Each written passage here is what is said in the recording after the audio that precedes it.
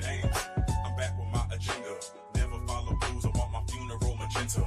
Just to piss off all my fucking homophobic relatives. Growing more imperative that I control my narratives. So I spit fire through this pop filter.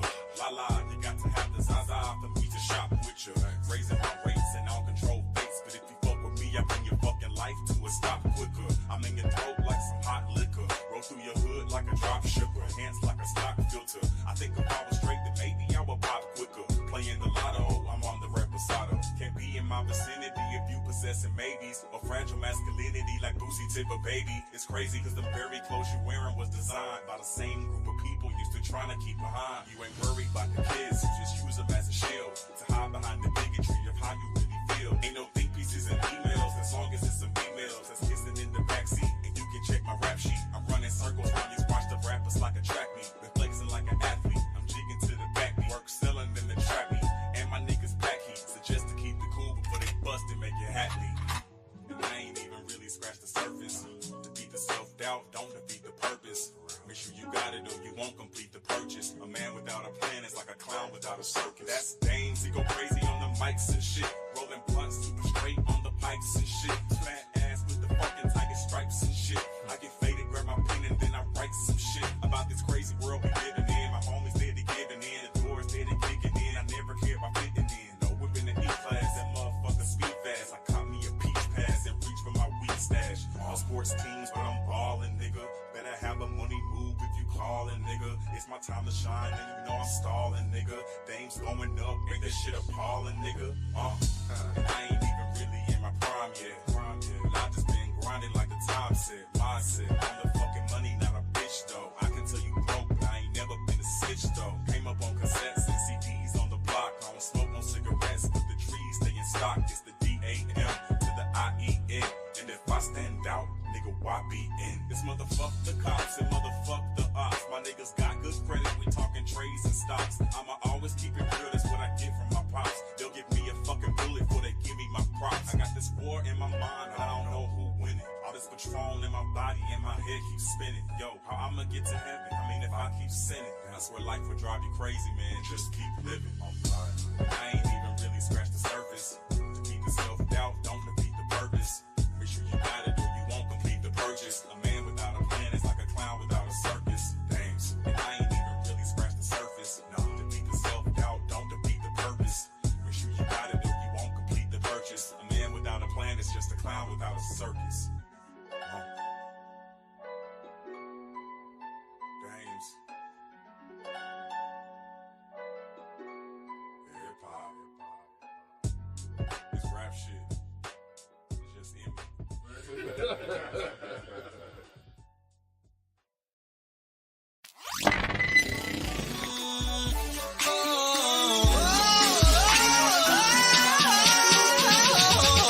I took a hit for the team. Took a bullet for the dream that we would one day all be free. Free from prejudice, free from sexism, free from bigotry. I die for creativity. I die for freedom to be free. I died and left a legacy. Oh, but baby, I still live through technology.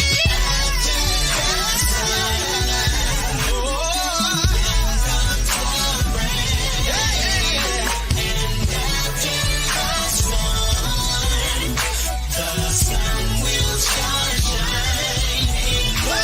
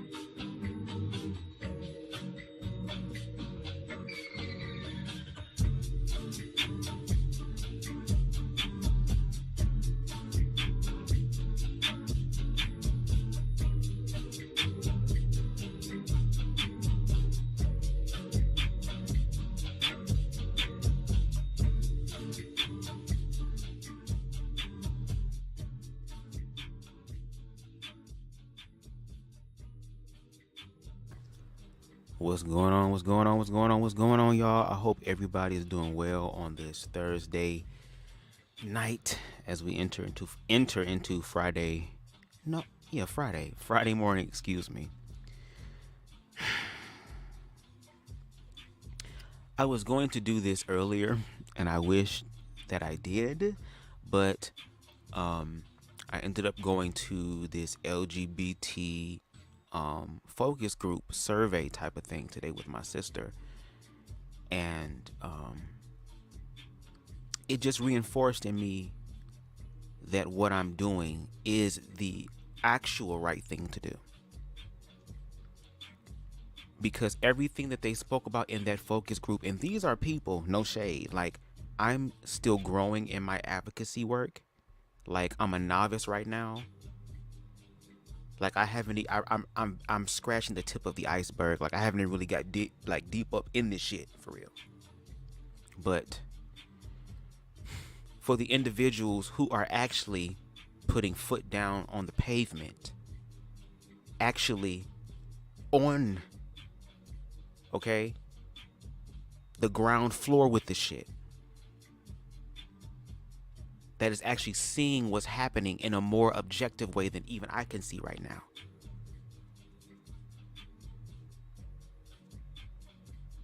The shit we talked about and the shit that was discussed in that focus group, it was like, wow. And if anything, spiritually speaking, I feel like this is an opportunity for me to be connected to people who are doing the exact same thing that I'm doing. Because even though I can sit here and admit that shit is scary as fuck right now, I'm also learning to connect with other people who are accepting that that's not the only motherfucking option either, to be stuck in fear. There are some individuals, and there are more and more of them every fucking day, okay, who are really waking up to the bullshit. To the point where even though we have our differences and our opinions and our beliefs, we can collectively agree that there is something fucking all of us up. And the only way that we're going to come together in true, genuine community is that we're going to have to do the hard work. And I'm sorry, a lot of y'all not ready for that.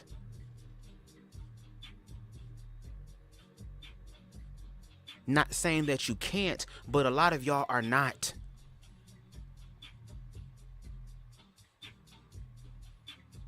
We are literally having the same fucking conversations for decades and probably even longer than that. And I'm just tired of the bullshit. And I'm starting to realize that y'all really like fake shit too. Y'all like the fear. Y'all like being subscribed to the fear. Or better yet, anything to distract you from the fucking fear.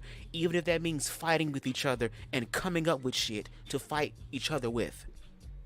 Or fight each other on.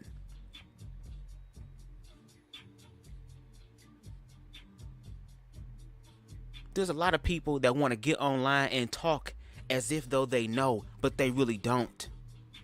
They want to use it as a place to vent their frustrations and find groups of people to judge. Some of y'all might say, well, Bubs, you're doing the exact same thing. And to you, I say, how can that be the case? With my commentary, I don't just talk about the issues. I also think of ways to solve them. I am the one, I'm not the only one, but in my perspective and space that I've been in, especially in heterosexual spaces, none of y'all really want to have the conversation for real. You even have people like Consciously, who's heterosexual, girl, who still likes pussy like you niggas, girl, who is not homosexual, who can understand the queer people's plight.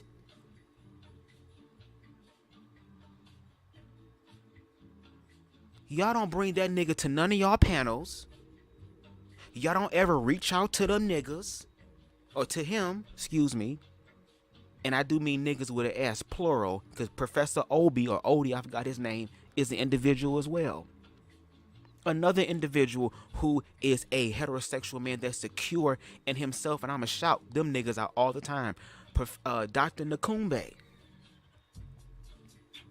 The only individual who came over here to have a conversation with me to understand. Yeah, there's some things he may not personally agree with, and that's fine. I'm not trying to change his mind. I'm talking about the way that he chooses to view people objectively. He has enough alignment within himself and actual self-love, and is in touch with his feminine side, which has nothing to do with being gay. Masculine and feminine is an energy thing above all things. It helps him to tap into the human experience. It's a lot of niggas who have been taught to be cut off so that they can't really show up as the kings that they so proclaim themselves to be. And just like how the black woman has always been there for black men, which we do appreciate you for that too.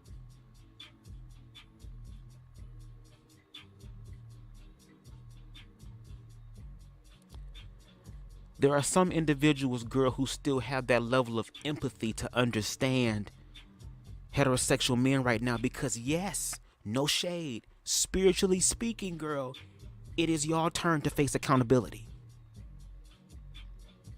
We are living in the age of Aquarius, which means that this is going to be a feminine age, an emotional age, an age when they talk about heaven and hell shit, this is my personal opinion, girls. If you're talking about opinions and interpretation,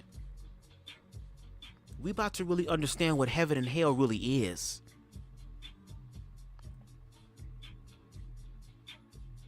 To the point to where a lot of things that we were taught to believe in, not to really make us better, not to really inform us and educate us,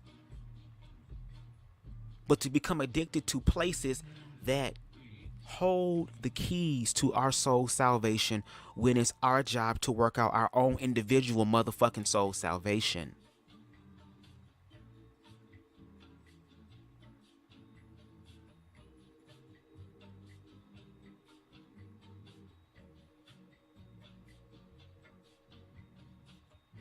I am sick and tired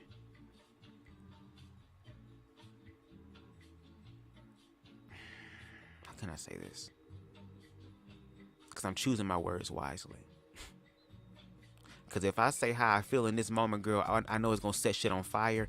And then people will try to transmute that and say that, oh, this is just another angry person. You're just trying to make up shit or whatever. And you wonder why the self-deletion rate amongst queer people is so fucking high, girl. Because when you live in a world that is making the choice not to understand you, bitch, but then wants you to understand them. Girl, what in the actual fuckity fuck is this? And a lot of y'all hide behind Christianity.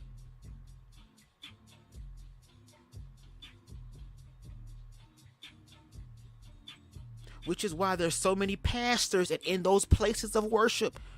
The shit y'all talking about the queer people doing, girl, they in there actually doing, bitch. It's just that they have the keys to your soul salvation, girl. So what you gonna motherfucking do, girl? They've been telling you all your goddamn life, girl, that you cannot connect to God. Only I can, because I am the shepherd.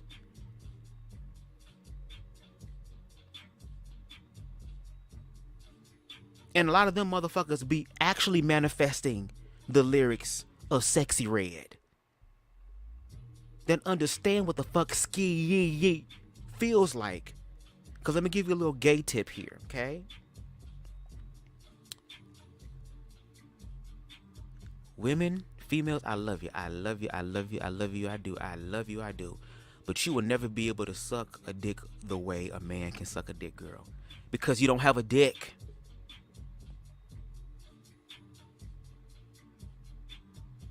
Now, can y'all learn? Of course, girl, but there's nothing better than the originator, girl.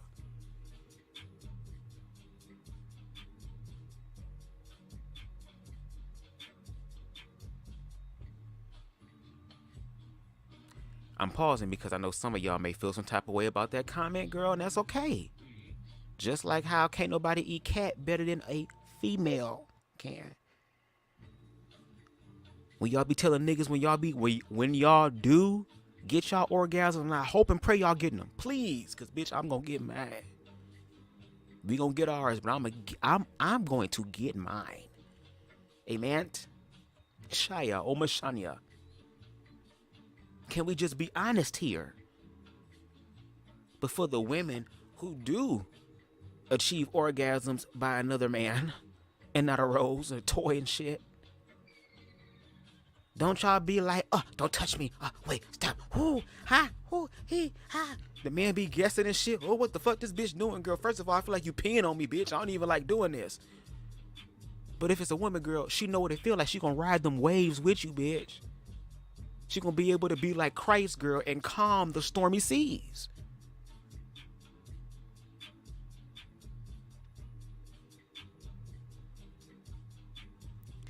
Y'all are not, girl, we talk about, oh, we're not having these conversations. We're not having these conversations. We're not having the conversations, girl. I'm talking about me. And this is not me bragging or trying to boast, but I'm just being honest. I actually care about community. I actually care about people. I'm learning to care about them in my own way, girl, because I have a very small social battery, girl, when I go out in public, girl. Just, it is what it is. I don't even really like small talk like that.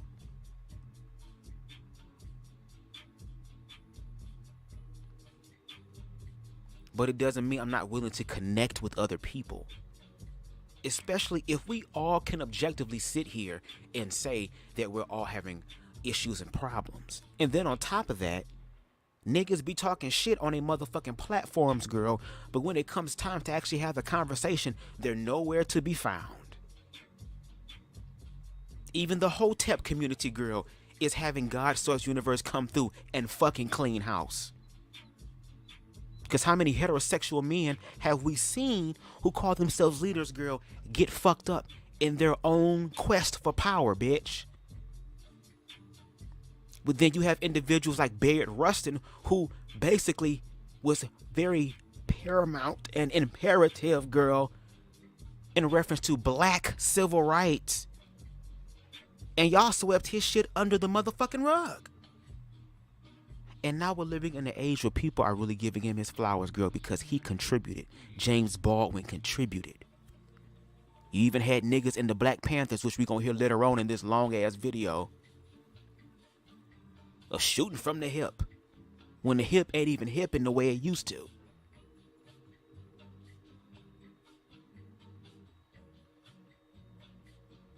Okay, girl, let me stop. I'm just ready to have these conversations about humanity and community, to the point to where it's like, now, girl, the universe provided me with an opportunity to really take that leap and not just be a armchair activist. Because yes, it starts with thought. It starts with a vision. Everything that has manifested in this reality started off as a thought. This motherfucking microphone, the fucking microphone stand, this goddamn audio interface, girl, my fucking iPhone in front of me, girl, the fucking underwear that I have on, girl, the shirt that I have on, bitch, the motherfucking weed that I just hit, bitch.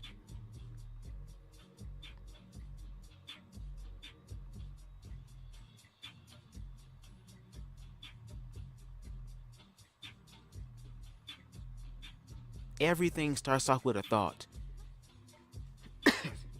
But there comes a point where you have to actually walk your shit out.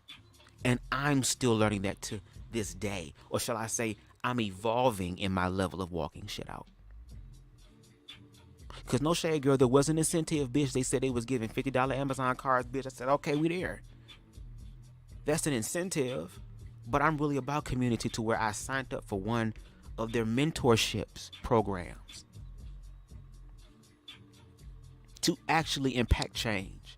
And yes, queer people are talking to youth, girl. They're talking to the youth that you motherfuckers don't acknowledge. Because y'all don't really care about children for real. Y'all just care about heterosexual children. But I promise you tonight, if any of you motherfuckers had some sort of health crisis where you needed immediate surgery, girl, and the only motherfucker that was available was a person that was LGBT, HD, TVC, BC, bitch, CNN, BLT, DVD, bitch, HGTV, BET, MTV, VH1 group who was able to save your motherfucking life, y'all will let that person save your life. A person who could have allowed their hatred and their vitriol and the right to actually, energetically speaking, be presented the opportunity to get your ass back like they know they can, bitch. They still choose peace just for y'all to disregard them, girl. Y'all gonna fuck around and manifest the hell that y'all say y'all want to fight in, girl, until it's time to fight. I'm tired of you niggas being bullies because y'all can't do the objective thing and actually be leaders in the community to make it the fuck better. Because when y'all sit up here and talk about women and shit too, understand that women have to deal with y'all niggas first. I use the example of Little Kim. Little Kim wasn't even really Little Kim's idea for real. It was an idea that was created from Biggie Small's thoughts, not his higher vibratory thoughts, bitch. Not, oh, this woman is gonna rap. Yeah, she's gonna rap about sex, but she's gonna do it in a poetic way to where it represents family and love and all this other shit that we like. She was a sexual figment of his imagination manifested into the earth. Because if we're gonna talk about real rap, y'all forgetting to mention Queen Latifah, MC Lyte. And no shade, girl, a part of me feel like they're part of the goddamn community, girl. And they was the ones. Even if they was motherfucking bisexual or lesbian, girl, they was enough in their fucking humanity to make a song for women too. All types of women. Because even lesbians get hit on by dirty dick ass, slew foot ass niggas too.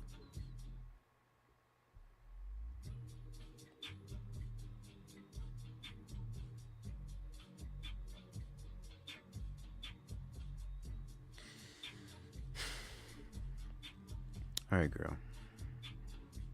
I'm just tired, girl. Like, I be putting myself out there to have a conversation, girl. Fuck the views. I followed the footsteps of Hope Giselle when she said, girl, I'm not doing this for followers or for fame, bitch. When you help people, girl, energetically speaking, that's going to come with the territory. I don't have to go looking for it. I don't have to lie and scheme and scam and project hatred on people in order to get it.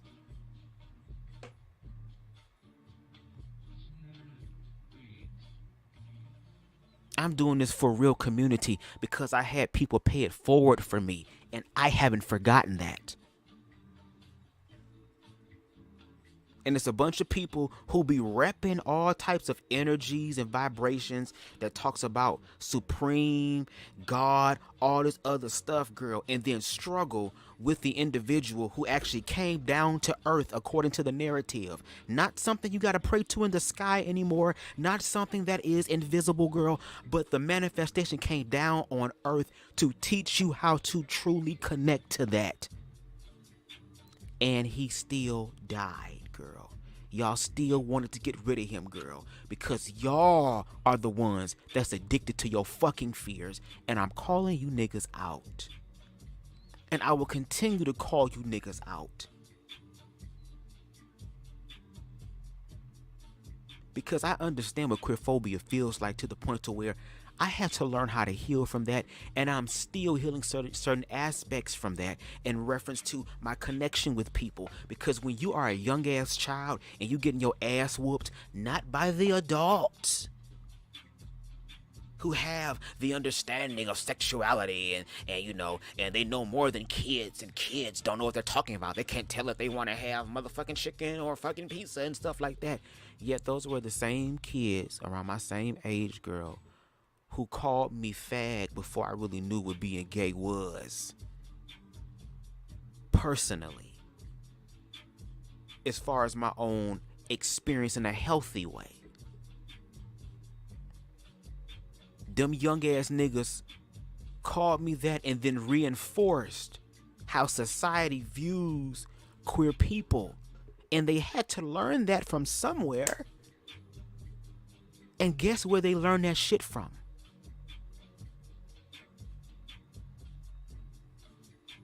A change is coming whether you want it to come or not.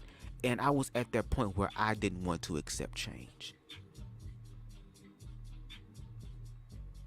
But I'm so glad that I let go, girl. Because that's going to be the part of life that's going to be very fucking difficult.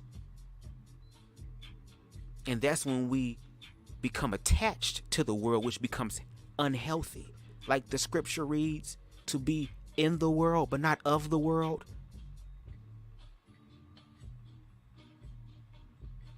And that a lot of us are living in fear, and we have cocooned ourselves because of fear.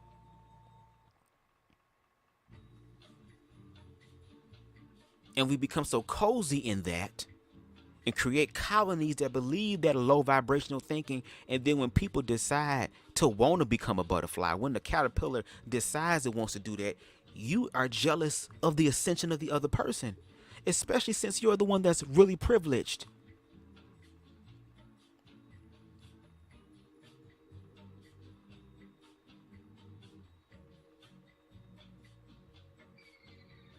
I am tired of heterosexual people speaking on queer people like they fucking know, because you don't fucking know. Or better yet, you don't want to know, girl.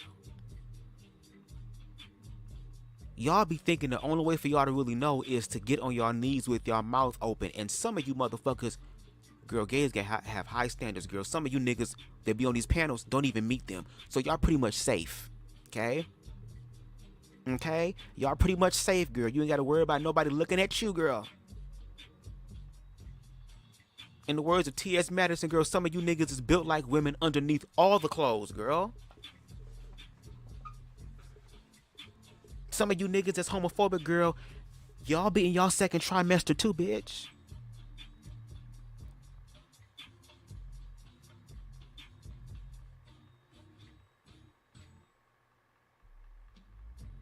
And we are going to manifest the hope and the dream of the slave girl. There's too much blood, sweat, and tears of the oppressed in this earth, girl, not for the karmatic debt to come back around. And that's what's happening, girl. It had to come back around sometime, right?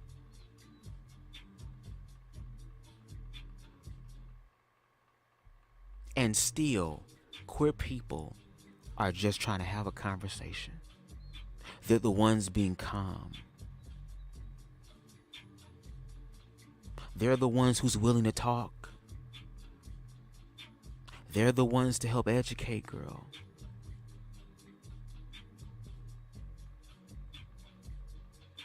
And y'all choose to ignore them, girl. And then y'all gonna want to manifest warfare and then manifest the shit like that's happening in Uganda right now. Because you've been taught to believe something that you can't even motherfucking verify objectively. Girl, we gonna see who up in the air or not, bitch. All that shit y'all talk about in y'all Bible, girl, we about to really see who is really motherfucking manifesting that. Because for a bunch of motherfuckers that sit here and claim that they are connected to the most supreme God, they acting like a bunch of, and I'm going to use y'all logic, bitches.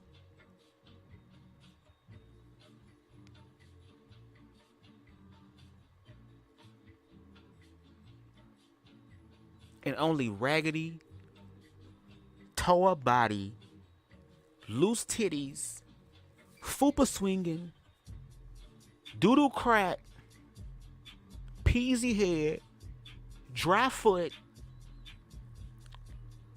motherfucking guap face looking ass, guap mouth ass bitches are the only girl.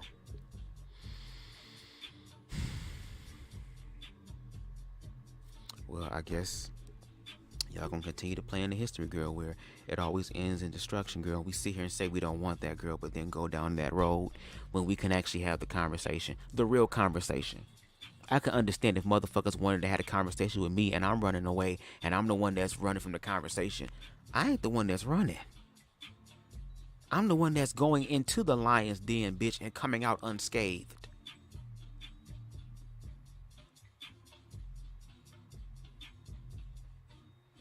The issue that y'all have with queer people is not even really with queer people. It's really with y'all selves. I hope y'all understand that. And maybe if y'all start working on your own self-love, you would not be in fucked up ass positions. What's going on, Queen Amber?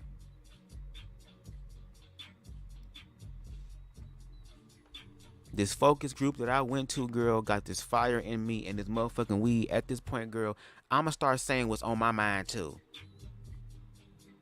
Because I've been trying to be very, very, very, very, very, very, very objective, and I'm still going to do that. But since everybody wants to be personal about their shit, let me speak about my personal shit too.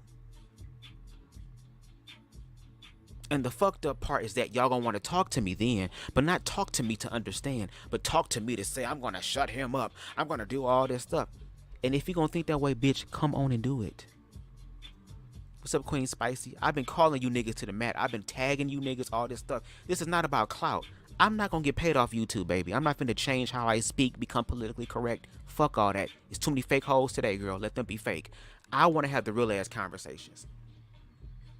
God's source universe will provide everything for me like it's been doing. And the upgrade is very close. I can feel it.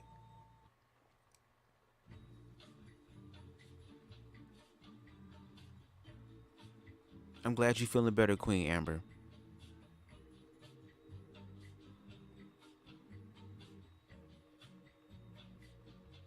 I'm gonna be a little lit tonight. I wasn't trying to go down this road, girl, and I really, before I do my commentary, girl, I listen to this stuff, and to be honest, I be giving my own commentary while I watch, girl. Now that's the shit that's gonna get me, is gonna have these niggas ready to come find me and do something to me. The shit that y'all don't get to hear, that be on the cutting room floor, girl. See, if I start talking like that, watch all the views go up, girl. Watch. Watch. And my thing is, why does it always have to take that? But since I understand that's where we are in the world, girl, it's going to be edutainment. Which means I'm going to entertain, bitch, and I'm also going to educate. Because I had a dope ass representation still to this day that showed up in my life as a very healthy representation of what a self-actualized and maintenance of alignment in reference through the lens of black and queer and male, girl.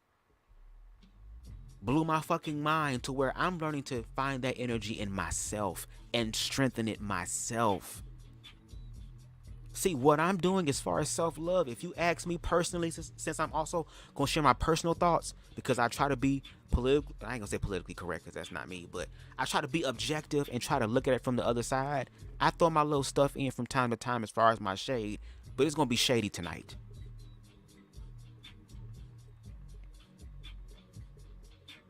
Girl, and again, watch this be the shit. They get the views, girl. It's wow.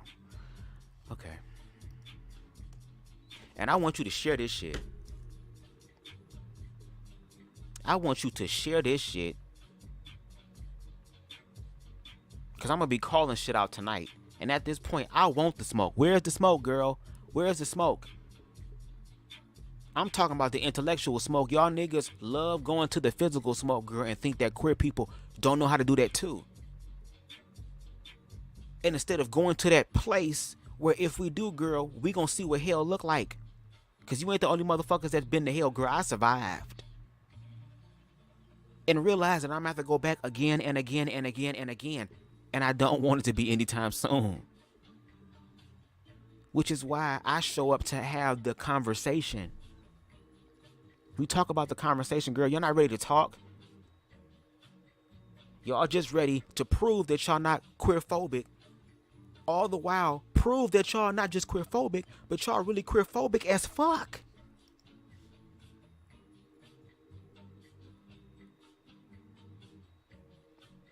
Matter of fact, at this point, Amber, I ain't gonna say you're gonna have to cut, but I want you to share that shit. I'm calling out Black Men Unfiltered. Any nigga over there, I'm calling them out that feel this type of way, girl. To my comment, I'm calling you out.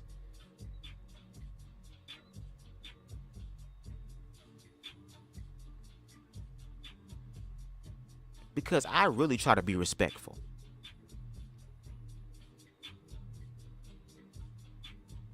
But what I'm also understanding, and to Hope's point, a lot of y'all don't really motherfucking care about queerness, girl. So if anything, it's just going to amplify the fact that we're going to have to care about queerness, girl, without whether y'all want us to or not.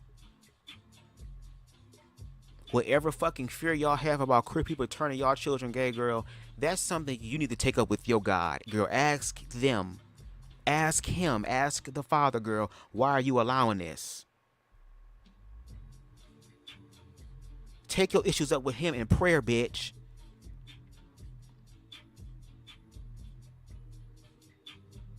And all it's gonna take, and when that day come, I'm gonna let y'all know as queer people, y'all better motherfucking accept the fact that, girl, shit has really just got real.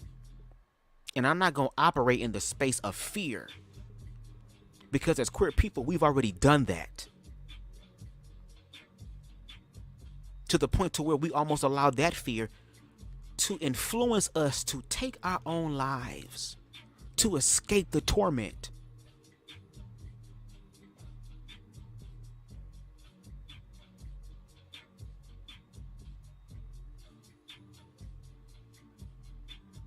And true objective accountability is coming, and a lot of y'all not ready for that. And I'm telling you that there's a way that you can get to a place, girl, and maintain a level of flow, girl. And not only that, girl, that when it's time to evolve and ascend, that you can do that as well. And you're going to have to face fear.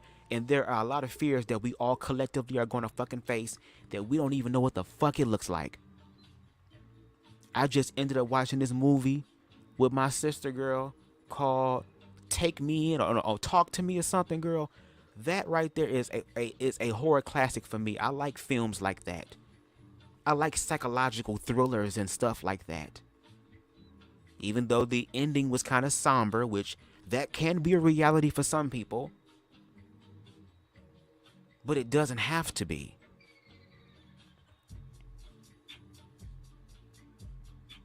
And there are queer people, girl, who are self-actualizing and don't need none of you niggas' permission, which is why y'all get on y'all lives, girl, and talk about people ascending and rising when you should be asking them, bitch, how did you do that? But see, y'all already came up with the answer. They had to suck dick to do that. They had to get fucked in the ass to do that. They had to sell their soul to the devil to get that. They had to be gay to get that.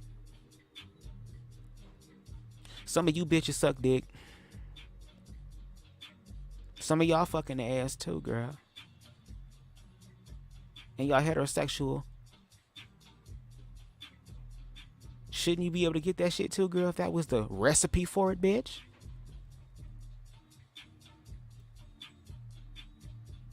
Y'all gonna stop playing on queer people's face who actually are making history.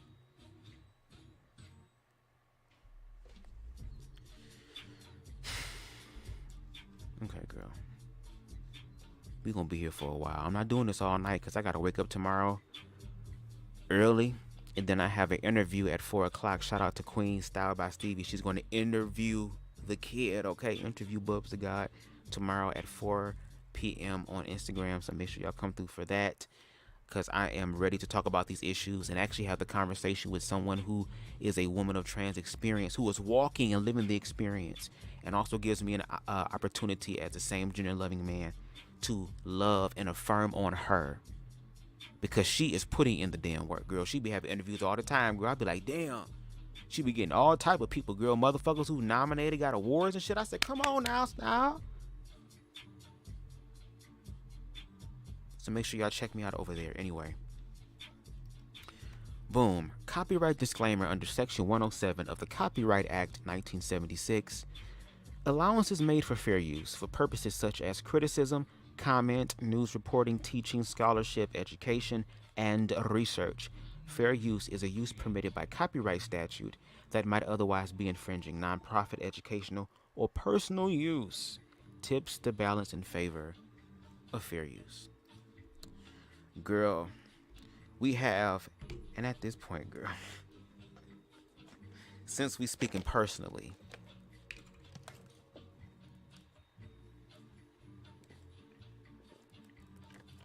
I drink water, y'all, sorry. Since I'm speaking personally tonight and giving my subjective thoughts as opposed to my objective ones, we have the guinea pig himself, girl, who is an individual who has a very large platform. And even though he does talk about things that do benefit the black community that I do agree with, that he can prove, that he can verify, okay, objectively, I'm cool with that. But when it comes to queerness, he subscribes to everything that is nefarious, okay, and evil and ignorant and fear-based, girl, when it comes to queer people. People talk and say that they're not queerphobic, but their actions speak it, and they're so fucking unaware emotionally that they can't even understand it. Because, sir, let's be honest. Do I watch your channel? Of course I do. When there are videos where you talking good, I like the videos. I'm not going to comment underneath your shit at all anymore until we have a conversation, if that ever happens.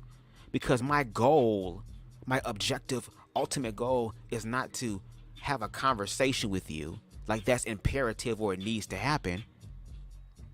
But if you're going to talk about queer people in a negative light and there is nothing fruitful or life-giving that you can excuse me, and give that is factual, girl, I'm going to call you out on that. I'm not calling you out in reference to who you are as a person, even though I am going to speak personally tonight. But I'm talking about your thought process. But now let's get into the personal. There's a lot of videos that you have put up, sir, where you speak from this place of hurt as if though, oh, these people, they used me and they did this.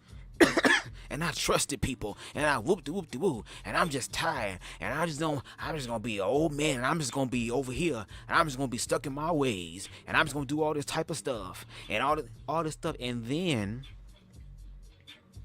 when you listen to some of my commentary, because I know a lot of it was triggering because what I was saying was true, I'm talking about your thoughts. I'm speaking personally tonight, which is true as well.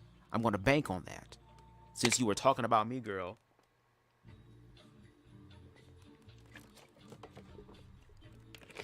Excuse me, I have to get some more water.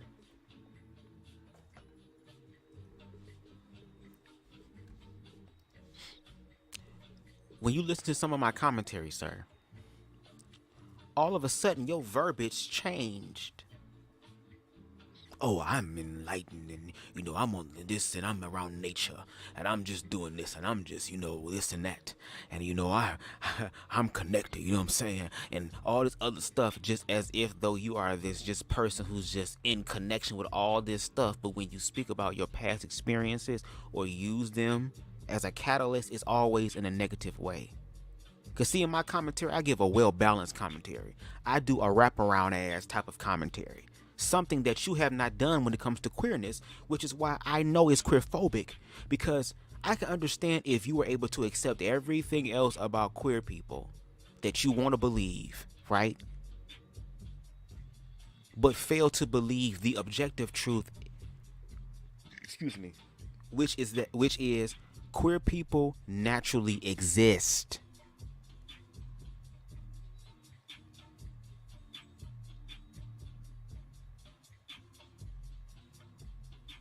There is too much information regarding y'all ignorance. Y'all say queer people are complaining, they're never satisfied or whatever. We just want y'all to leave us the fuck alone. Y'all talk about us influencing y'all kids and you. The queer education is there to help the young queer people who are just like us, because we are still connected to our child self, because we've been healing that motherfucker, unlike y'all. A lot of y'all.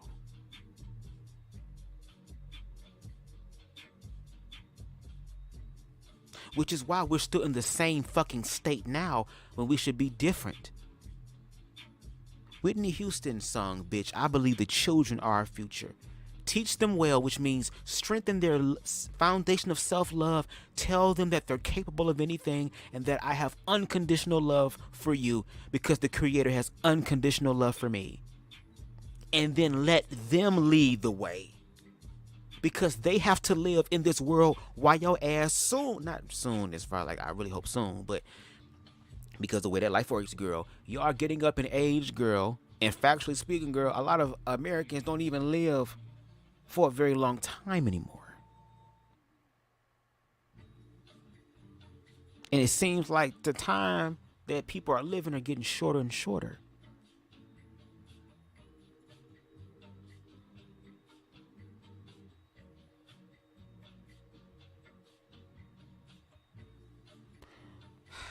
And again, I'm growing in my advocacy, but it's just not queerness only. I understand what the voice of oppressed people feel like, and I'm always going to do what I can to be a voice, or strengthen the voice, shall I say, or amplify the voice of the oppressed. That's what Christ actually did, girl. Girl? Who wants to represent the losing team, girl? The team that does not follow the goddamn plays. Memorize the plays, girl.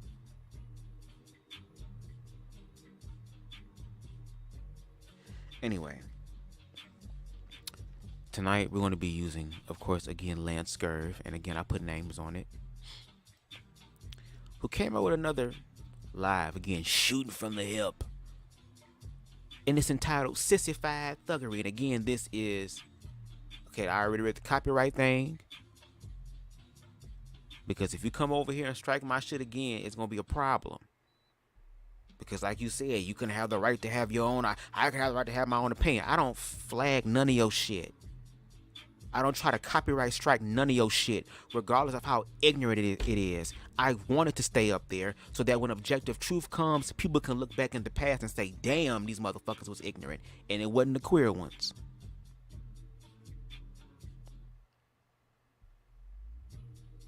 To where somebody gonna use this example in this YouTube channel in their possible presentations in high school or college, girl. To where people gonna actually learn from this. And I give the commentary because I care about community. And again, I'm willing to work out the ill shit or the lines of division that is between these groups of people. I'm willing to actually put in the work and help chisel that away. But it's a bunch of people who talk the talk and can't walk the walk. And again, I'm learning how to do that. So we're going to listen to his commentary called SISSIFIED Thuggery, girl. He is upset, girl, because AI has created these pictures of black men, girl, even in tribal markings, and just black men. This ain't no dick in the mouth. There ain't no ass eating. There is no teabagging of balls. There is no fucking poppers anywhere. This is not no X-Tube, Sean Cody, Belle Amy, okay, Stallion Productions, girl. What else, girl? Black Rain Productions. This is not an OnlyFans manifestation on these pictures. These are simply showing pictures of black men who are in intimate, erotic, how do I want to say this? Basically AI photos, but showing them in those embraces, being close to each other, looking like they're about to kiss, or they are kissing. And he believes that there are going to be children who are heterosexual, who start off heterosexual, because I guess everybody start off heterosexual, girl, and everybody deviates according to them, to where this imagery is so powerful, AI is so powerful in its imagery, girl, that it will influence these kids to do that. And if that's the case, why is it that people like me who were gay, knew they were gay at a young age, or knew they were different at a young age, and was surrounded was surrounded, with heterosexual content and stimuli. My mother and father, movies, TV shows, commercials, infomercials, at church, girl, at school, girl, around the world, girl, in the community, girl, all these things, girl. How am I still gay if that was so powerful? But see, when we use that logic, now y'all have the privilege to be able to create other shit, girl. Oh, it's a demon. Oh, it's a mental illness. Oh, it's molestation. Oh, it's all the type of shit. Okay, girl, let me stop. Let me stop, girl, because I'm gonna be personal tonight. Okay, y'all better soak this shit up now, because at this point, I'm not gonna think twice. I'm gonna just think one time, girl, and just let spirit flow at this fucking point. Anyway, let's get into the commentary, girl. God damn. Welcome back, everyone, to another episode of Scurv Live. Scurv.com is the site that you go to catch everything that we've done over the last almost 23 years. And it's funny saying that, because it was like yesterday when I said to myself, well, when I get online, I'm just going to be myself. I didn't know it was going to land me in a lot of trouble. It was going to earn me a lot of great people to meet and a lot of enemies. So I wouldn't do it any other way. I have to talk about this particular subject this morning. I have to go in with surgical precision, because, in the year 2023, you really can't talk about things on other people's platforms, which I have to respect that. But the funny thing about these social media platforms, in the very beginning, they were so nice and so welcoming to get you in. It's business. It's not about nice. I understand that. But now that they let it be known through their fine print that it's a business, if they don't like what you say, they can take things down. And I don't really even blame the social media platforms, because they're getting paid a whole lot. And really and truly, many people who use these platforms, they don't really understand how it works. It's all about those advertising dollars. The advertisers have more pull on these social media platforms like this one and every single other ones, unless it's set up to be independent. They have a lot of pull in what goes on. And I will say this. See, these are the things that we could be doing community building about. But we're not finna put the other shit on the back burner. We can't do that now, girl. This is the end games. Okay? We're gonna have to find a way to genuinely connect with each other in reference to building true, genuine community. Because I don't think the oppressed groups of people can handle another wave of what the fuck happened during the era where your ass was alive and you had hair, girl, during the 60s and 70s. So again, your passion for that is there. And again, I've even said this before, I love the 60s and 70s. It seemed like that was the era of the best music black people have ever fucking made to me, to where I'm learning new artists every day. I recently found out about like a few months ago about the Jones Girls, and I've been loving their music, and they're from Detroit. You probably know where I live at now, because you flagged my content, so you probably know where I live at. And I hope you don't be stupid enough to send anybody over here. Okay? Because guess what? You don't know me either, or know who I know, or better yet, know what I know. I'm all for conversation, but when it comes down to threats, okay, or any sort of idle threat or possibility of a threat, girl, some of us already been threatened in our lives multiple times and we survived it. We're not gonna let that shit happen again, girl. I know all forms of protection and learning more of that. It don't even have to go down that way. But anyway, I like the music. Okay? The first time I ever really fell in love with old school music, I mean, really, I'm talking about the Whispers. I'm talking about Kool and the Gang, bitch. Okay?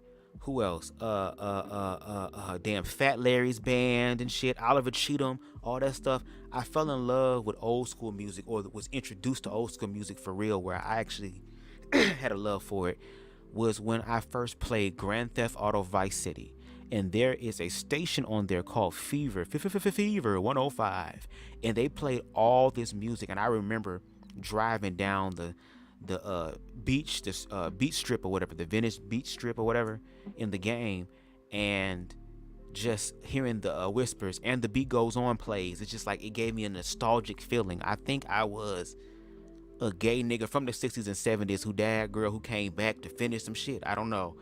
But that's when I fell in love with the music. The way that y'all were willing to sit down and talk to each other. There are videos on YouTube now that I've seen where there were black delegations of all different type of perspectives and ways of thinking who came together to really have a conversation, and they were consistent. It was a point in time where black people was really working out the flow of Christ before they got into this whole narcissistic, oh, we're going to bypass Christ or bypass love to get to God, girl, or power. And when they get to power, they fuck themselves up and other people in the goddamn process, girl. They utilize churches to be able to have conversations that benefited everybody. And then on top of that, I'm looking at my screen right now, girl, that they are doing a crackdown on censoring people's voices, or the possibility of people coming together and figuring shit the fuck out from all sides and all spectrums. I feel like my channel is shadow banned as well because I know I make hella good content. But the content that does help the people, a lot of times, in reference to helping the people self-actualize, they don't get the views, and that's sad. That's why we have to come together, work past our shit, and build a community where we acknowledge all groups of people who are speaking about a common goal that benefits the people. I recently did a live. I did a live yesterday. In reference to Hope Giselle, and how I learned about more trans women who are activists, and some who are they just simply want to be able to shine light upon someone's day and be fucking nice. And a lot of times trans women can't even do that, because I have a trans woman that I know personally in my life who recently went through a transphobic experience. And I'm gonna say a little bit of it, and I want her to come tell her story or whatever, but the place that she works at, there is a guy that she always said hi to, or a guy that always walked up to her to talk to her. Because my sister Kiki is beautiful. Okay? But when they found out that she was trans, and she said hi to the person, like she always did, they pulled her to the side and said, "Don't you ever say hi to me in public again." And then when she went to management about it, management told her, well, he's from New York, so, it's just how they talk or whatever. No accountability, nothing of the sort. So a motherfucker can't even be nice to a nigga or say hi to a nigga without a nigga sitting here and internalizing it as a sexual thing. But then again, those be the same niggas who say that shit in public, girl, but then hit your ass up in private trying to get you to send them they privates, girl.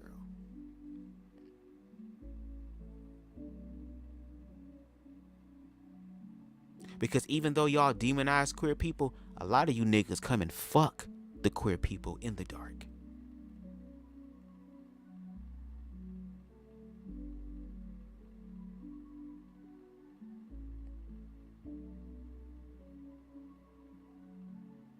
And baby, if people can tell their stories, oh, sorry, they are telling their stories, girl. Look out for Saturday, okay? Saturday night at 9. A little bit, probably after 9, girl, depending. We might be on CP time. I don't know. But I got a few people who are going to talk about their sexual experiences that they had with straight men who approached them, girl. As much as y'all think gay men are just cock hungry for dick, girl, it be niggas out here that love getting their dick sucked on. And like I said earlier, can't no woman suck dick better than another man.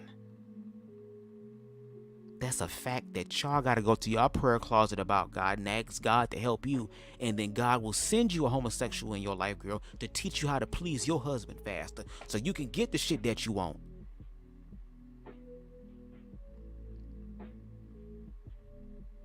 And it'd be crazy. These men want to be in control, but yet their kryptonite is women's pussy, which means that women are in control. I mean, we all came out of one. So, I mean, hey, my ass is free from vagina, bitch. I respect it, but I don't want it. No shade, girl. So it seems like y'all the one in the fucked up position here, sir. People, niggas. Anyway, girl, let's continue. Again, with this commentary that he's talking about now, that's something that affects all of us. I agree with that. And I feel like we can work to connecting to that point, but we have to work out the other shit first, because y'all not finna sweep queer people under the rug again, like y'all did Barrett Rustin, like y'all did James Baldwin. Y'all not finna sit up here and try to find a way to justify their achievements while removing the sexuality. No, girl, they were queer people. You can't take that away from them. Even in the queer community, girl, Marsha P. Johnson, bitch, was a black trans woman that spearheaded a lot of the movement today, girl, a black. So y'all gonna learn to put respect on black queer people's names as well. Because if that was the case, some of you niggas wouldn't know how to dress. Some of you niggas wouldn't know how to get your hair done right. And if you did your real research, you will understand that queer people, girl, especially indigenous queer people, they were reverenced, girl. If you're going to play this hierarchy game, they were reverenced, girl. Because they were able to dwell within those energies. And there are certain things that you can tap in that does benefit humanity if you know how to do it, girl. That happens because of queerness.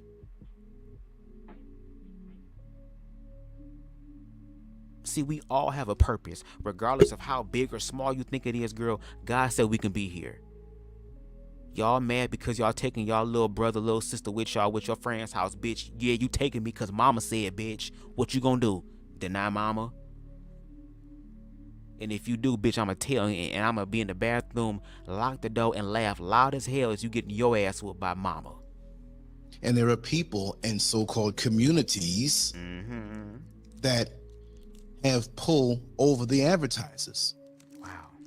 Well, there are communities out here that have taken certain letters out of the alphabet. Wow. And pretty much run things. Oh, we run things Is this a hate speech? No. I'm merely pointing some things out so we can know what is happening in the world around us and why it is so dangerous.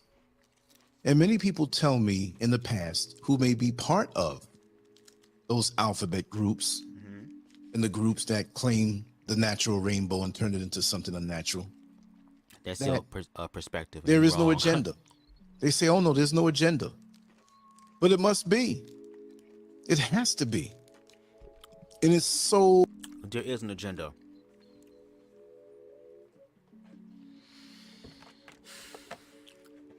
There's two agendas.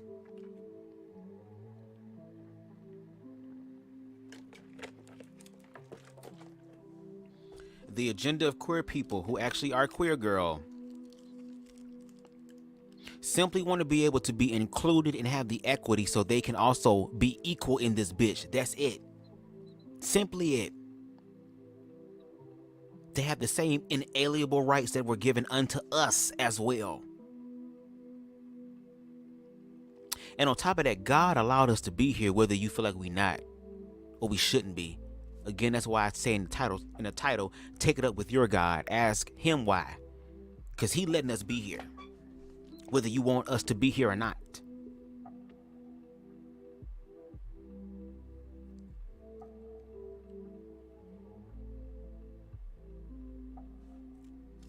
We are tired.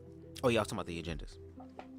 The second agenda is the agenda that affects all of us, which is they continue to control the narrative of other groups of people, not their real narratives, but the narratives they want to create, and then feed it to you through the news, feed it to you in a fear-mongering, fear-based way. And then for the people who are trying to help clean shit up, people who are really trying to establish community and change, girl, it disrupts all of that so that we can continue this cycle. New human beings can come into this world and they can continue the cycle, and new human beings come into this world and continues the cycle. And if it's any group of people who should have an ultimate, unconditional, perspective of love and self-love, it should be black people, because we know what it's like to fucking survive. And we ain't the only motherfuckers who's oppressed. We are the blueprint, but we're not the only ones now. And even niggas during the time when you niggas had hairlines even said that. There are audio recordings of Huey P. Newton, the leader of the Black Panther Party, girl, who on record stated and said that he wanted to connect with politically minded women groups, liberation groups, and queer liberation groups, because he understood that we are all in this together. No Zac Efron, bitch.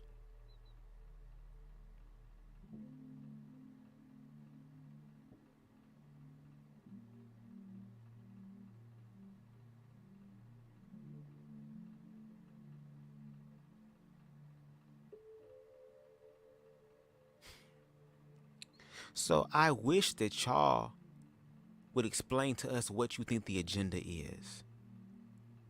Objectively, not in this way, walk around and shit, or just say how you feel, nigga. You feel like gay people are here to turn your kids gay, to fuck up your seed and your lineage. I know that's what a lot of you niggas think, because even my father, when he went through his goddamn mental breakdown, girl, thought the same thing. Now, first of all, I have a right on whether I want children or not, and I do. And God willing, I will. But I'm not gonna be like some of you niggas and just have a child with any motherfucking body. Or parent a child with just any motherfucking body. And until the right one comes along is when I will do that, because again, it's my life. And when my parents transition out of this world, their existence is going to be a memory. And I still have to live. And they're not going to be worried about what the fuck I'm doing here anymore, because they're truly, genuinely back at source.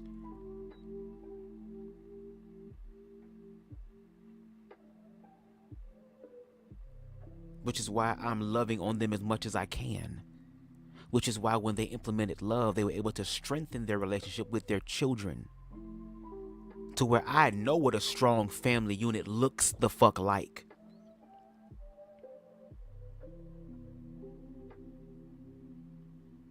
And it be different than what y'all believe it to be. But y'all don't want to ever acknowledge those people.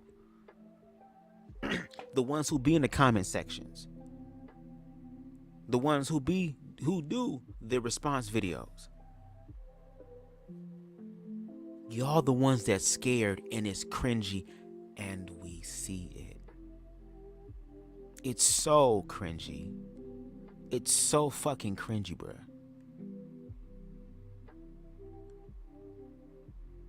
And if you want to think that way, that's fine, girl. But don't be thinking that way to where you actually affected my life, because I'm not going into you. I can understand if the government, or queer people, shall I say, because y'all problem is with us. Y'all just ingest the government's perspective of queer people instead of and then deny the existence of real queer people. And black people, they do it to us. Like, at this point, it's some jealousy shit, girl, that I think black people gonna have to also address. And then they take their issues and they gripes up with black queer people, girl, and the ones that are getting the awards, the ones that are being honored for real, are white queer people, girl.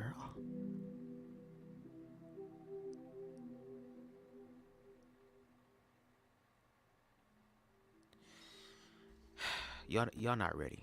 But goddamn it, we wasn't ready either for y'all bullshit, and we survived. So guess what? Y'all niggas will too, if you want to, bitch. At this fucking point. Shrewdly executed that the world has been changed upside down, inside out, in a way where it's like we're in a bizarro world. And now that they got their foot in the door, which happened many years ago, and now they got the leg in the door, the whole body in the room. Now they're running things in the room.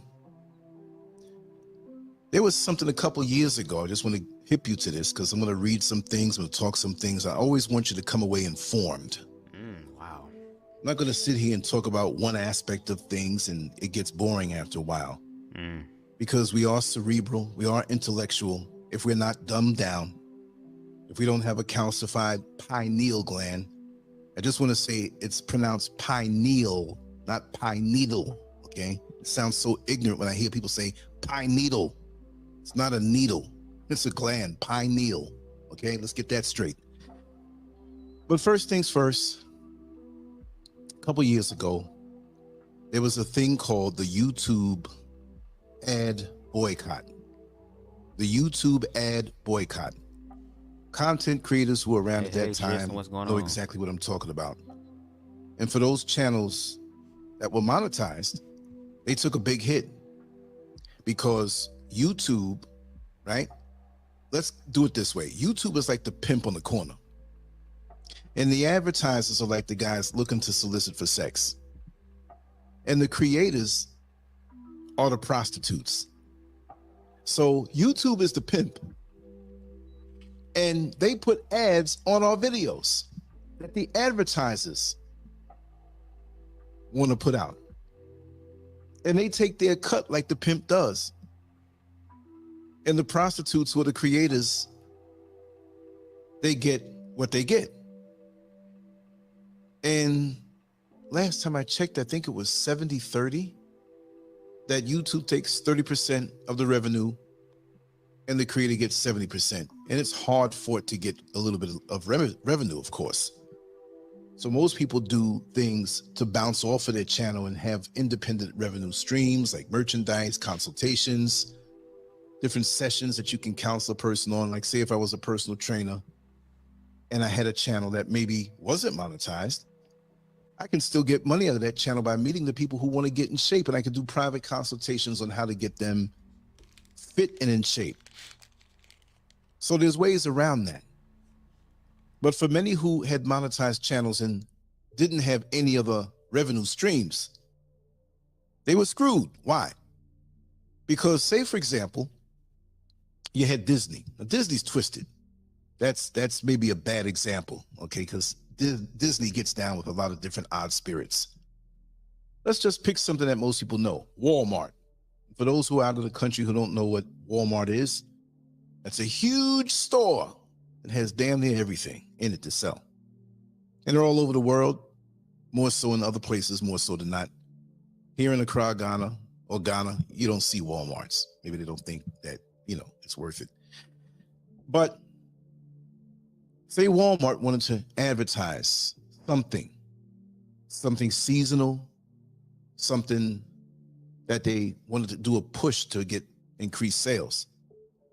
Well, they would go to YouTube and say, hey, YouTube, because YouTube's the pimp.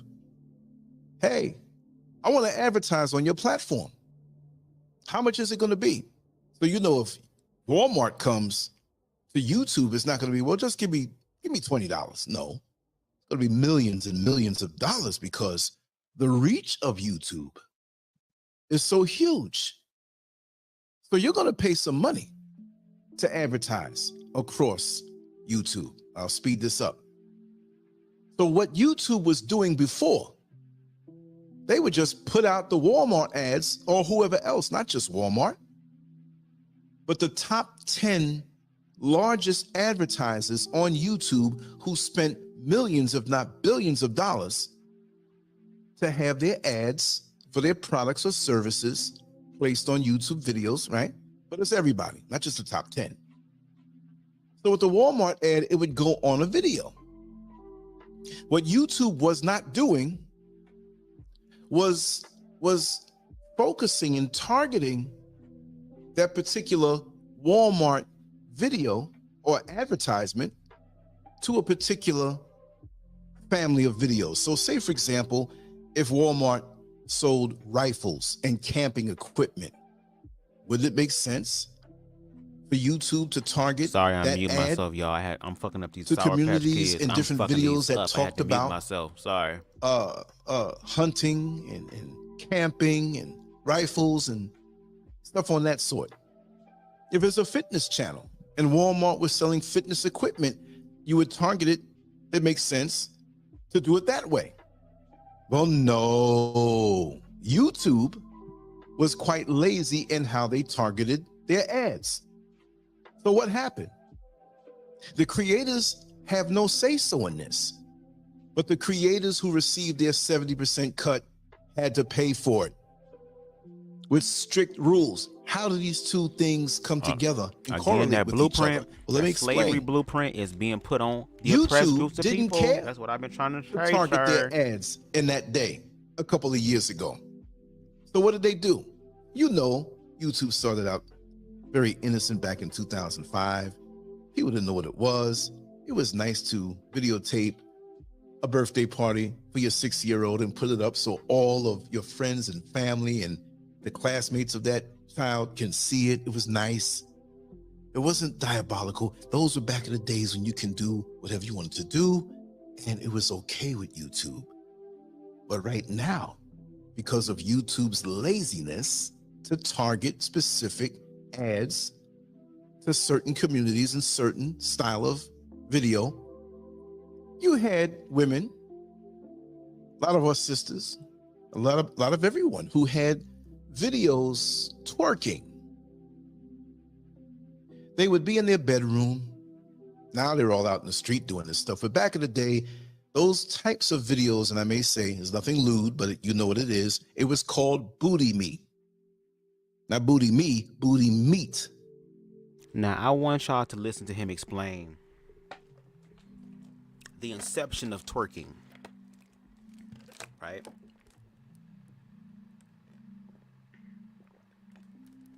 Excuse me, which Americans have perverted that dance because that isn't actually an African dance.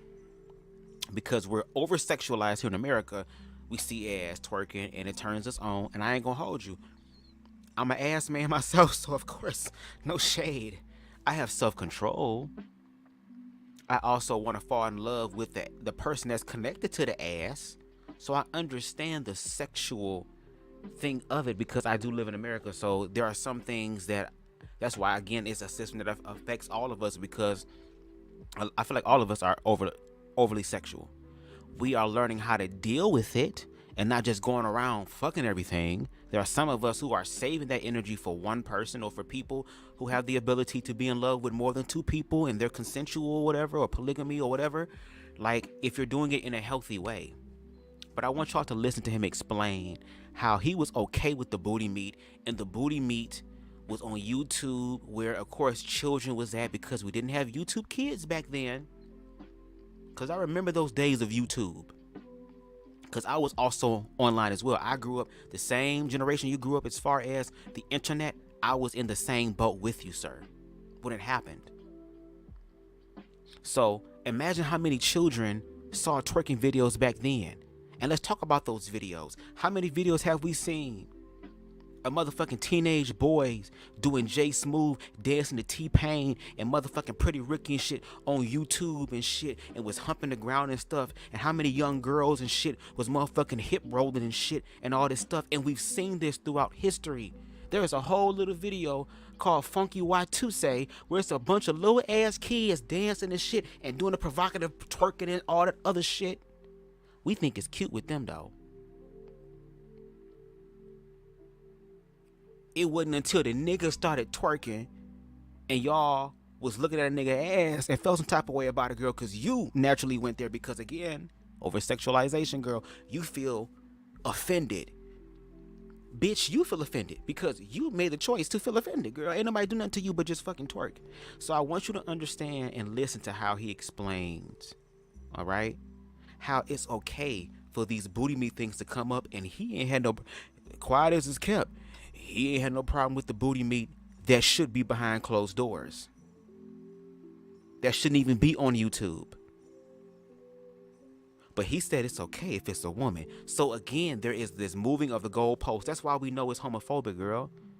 You're only speaking from an ignorant perspective when it comes to sexuality from your heterosexual lens and viewpoint.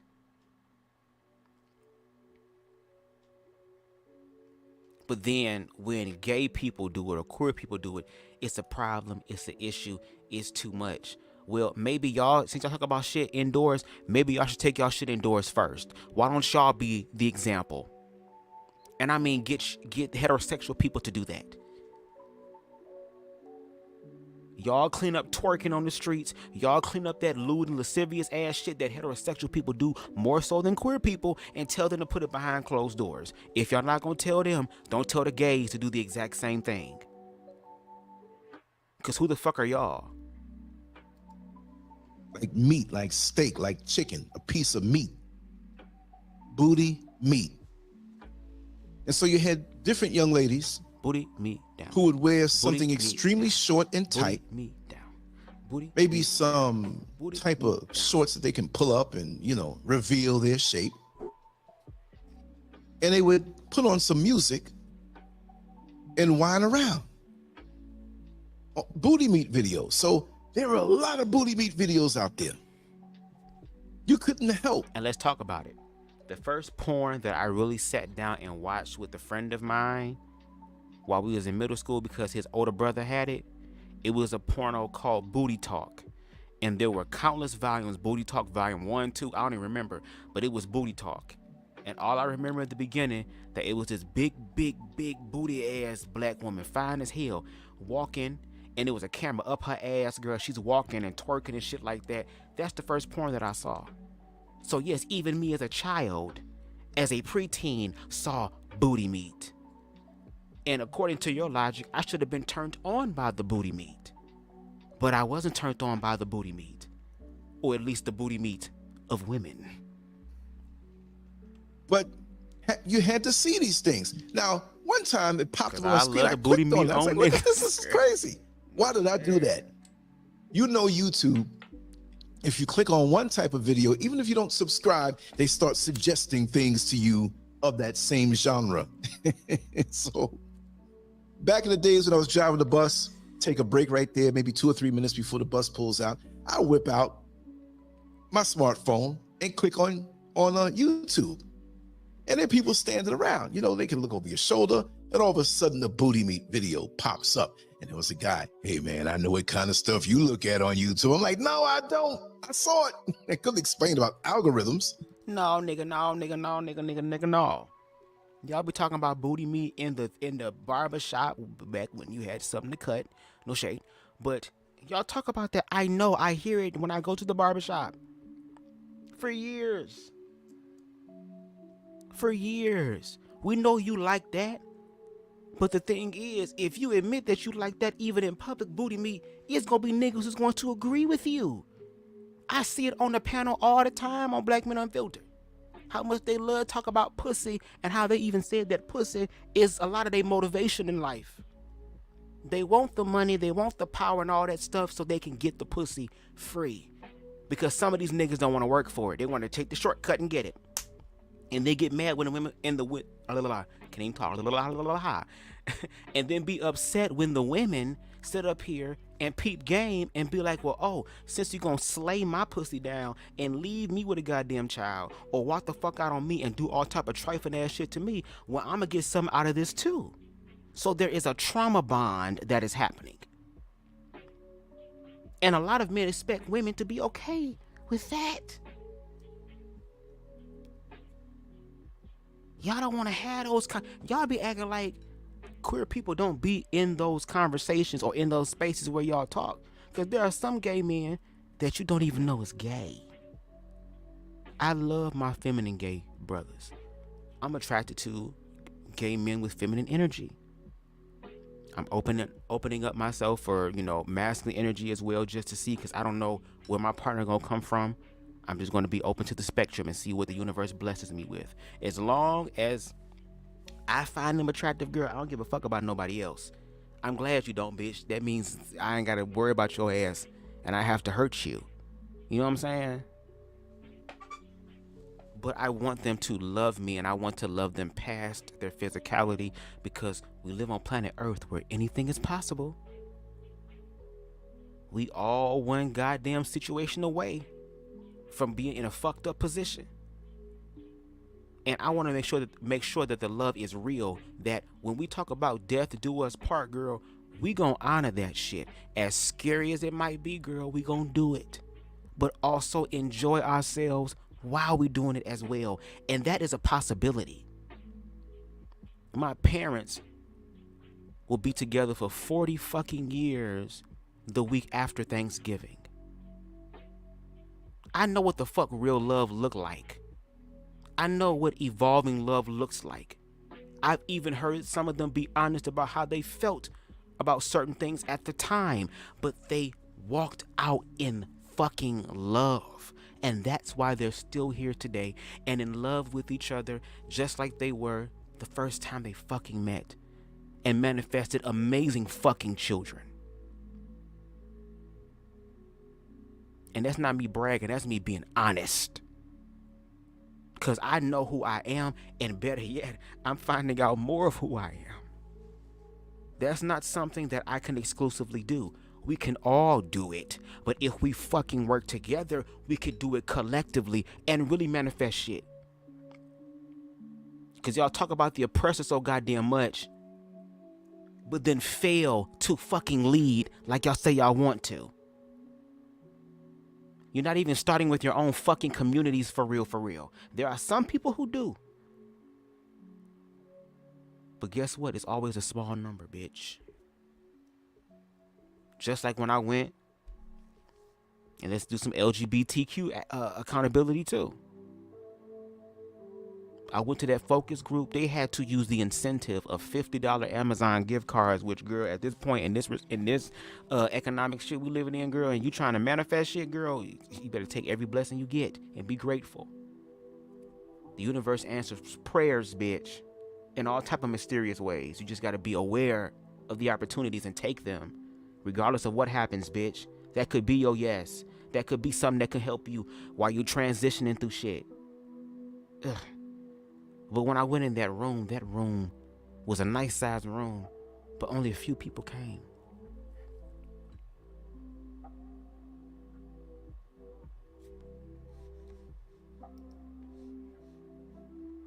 Only a few people came. But if Raheem Shabazz was gonna be there, girl, filming or was doing a motherfucking after hour spot there, girl, it'll be jammed the fuck packed, girl, to where everybody will be like fucking sardines.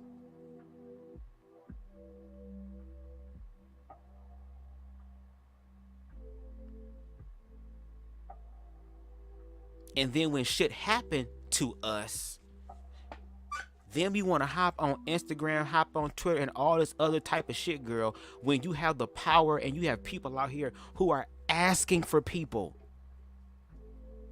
who are queer to actually help out with queerness.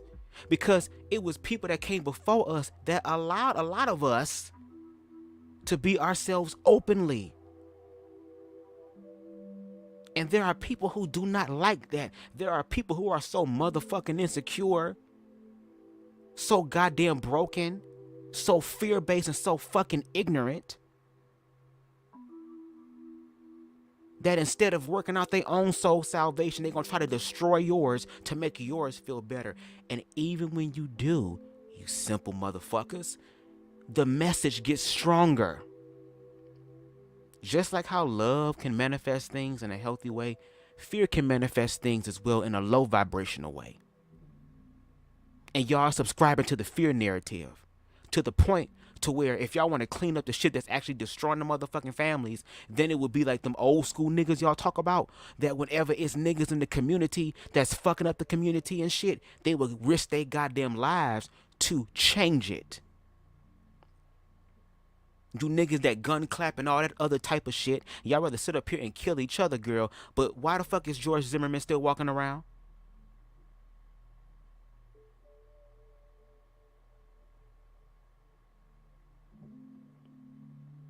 Because one quality of the oppressor, girl, that helps it to manifest its destiny, but girl, it's like, girl, it's a never-ending, horrible. It's kind of like the ending of Talk to Me, Bitch, for people who do that. There are people who are so hurt and so broken that they want to get back at that energy that all those people reside in to actually destroy them. Look at what Hitler did.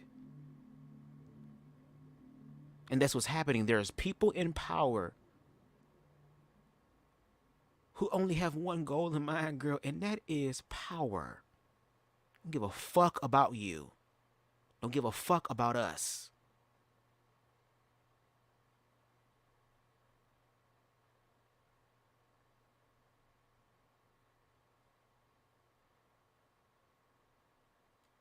And the people in the community are simply trying to have a conversation, not to add fuel to the fire like a lot of y'all do, but help to put it out.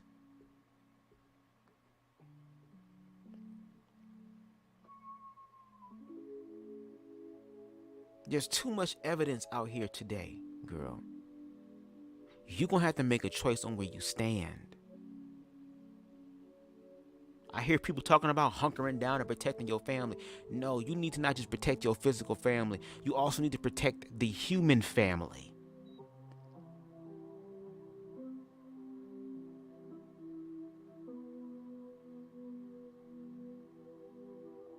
That's also your brothers and your damn sisters, whether you want them to be or fucking not. Here we are. You know how many black men have killed other black men? Oh, why he talking about that? Because y'all niggas ain't doing nothing about it. And then be on the until it happens to you. Then you want to be on television, crying and snotting out the goddamn nose, asking for somebody to bring justice for your goddamn son, your goddamn child. And a lot of times, it don't just be the niggas that's manifesting the shit and then it fucking happens because they out there playing dangerous ass low vibrational games.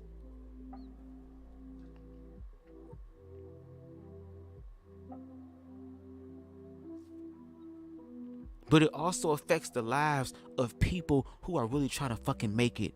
You know how many motherfucking people have been shot and killed who were simply doing what they were supposed to do? They were simply trying to manifest things in their life and shit motherfucking snatched from them.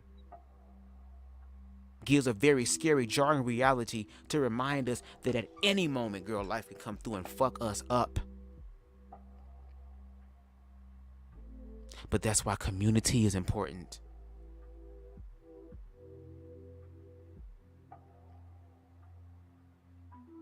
People say, oh, it's lonely at the top. It wouldn't have to be lonely at the top if you would help motherfuckers up. So you can have some camaraderie.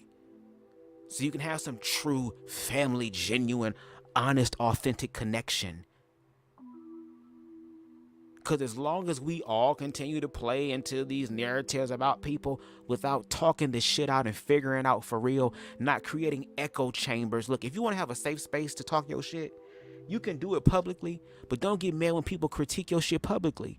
If y'all want to have the real ass conversation about what y'all really feel, have that shit on a private chat. Have that shit. Since y'all say about going to the closet, girl, it's time for y'all to go in the closet now, bitch.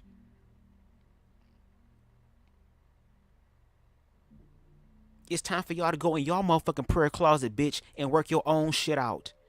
And if you love yourself, you'll survive.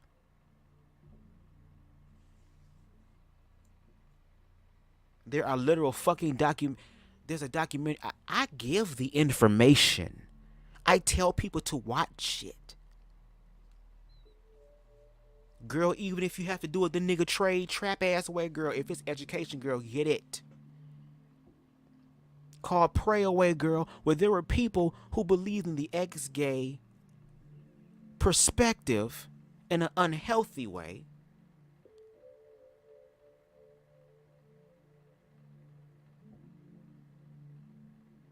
Or better yet, shall I say, that powers that be. Hold on.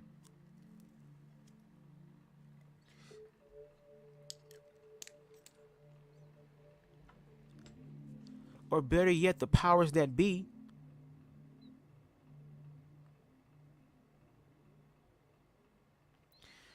girl, I don't even know why I'm saying this because people are not gonna want to listen, girl. What's up, Extra Smoke Dragon? I would love to hear your perspective, sir. I got some real fire weed today. I'm smoking on right now. I'm trying to save it. No shade. Cause this boy is good. What's this called? It's called Crew Boys Black Widow. Shit was $12. It's like a tarantula. It had like live resin. What did it say here? Girl, look at the light on. Let me see. Infused with TCHA plus live resin, coated in premium distillate, rolled in keef. Now, I would love to hear your perspective on that. It's from the dispensary, so it's something that I should continue to get because, baby, this the level of THC. It says total cannabinoids. I know I said that wrong, Andrew Caldwell. I'm sorry. It's 42.94%, but it says the THC level is 37.15%. So, whatever it is, it's opening up this pineal, according to Lance Scurv, pineal gland. Okay. But it's just like that's why for me, you say that's a moon rock. Oh, so is moon rock in that bitch too? Come on, Extra Smoke. Ooh, hallelujah. Okay, I hit that shit, and I was watching. We was finishing up watching.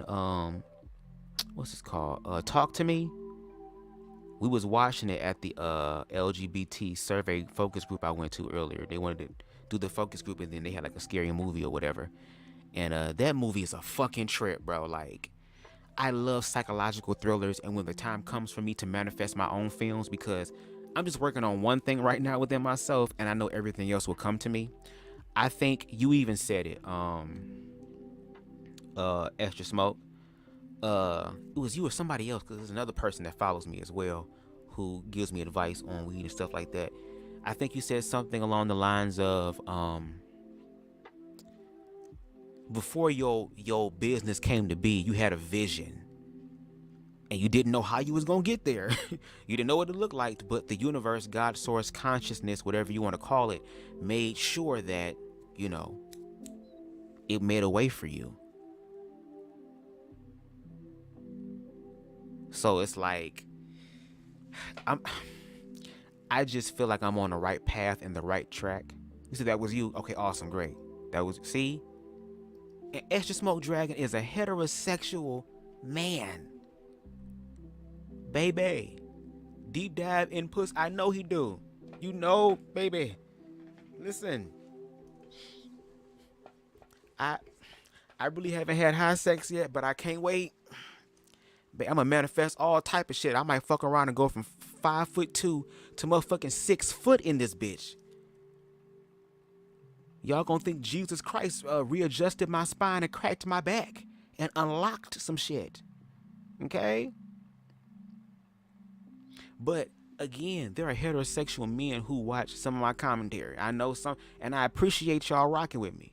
See, I don't come on to them. I don't be like, oh girl. I like feminine men, girl. I do. I like feminine men. I'm short, girl. I don't see myself being with no big muscle bound ass, big burly ass nigga. I don't see that. Because I'm a top and I'm short.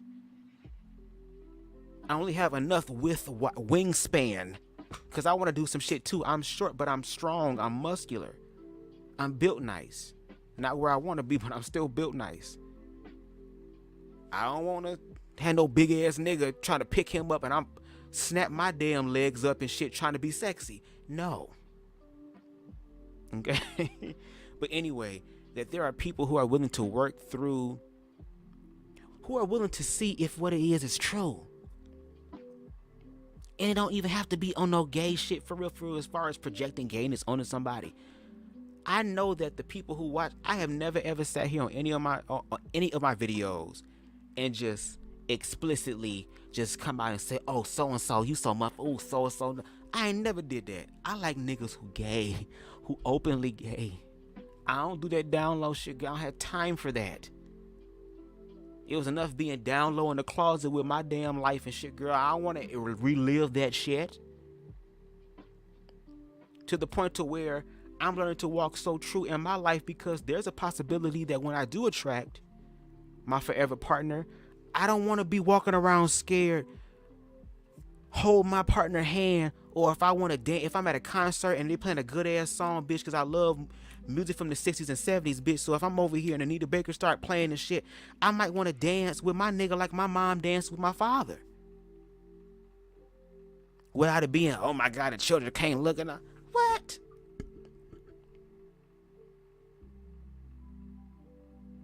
And then from a spiritual standpoint, y'all gonna stop playing on kids too.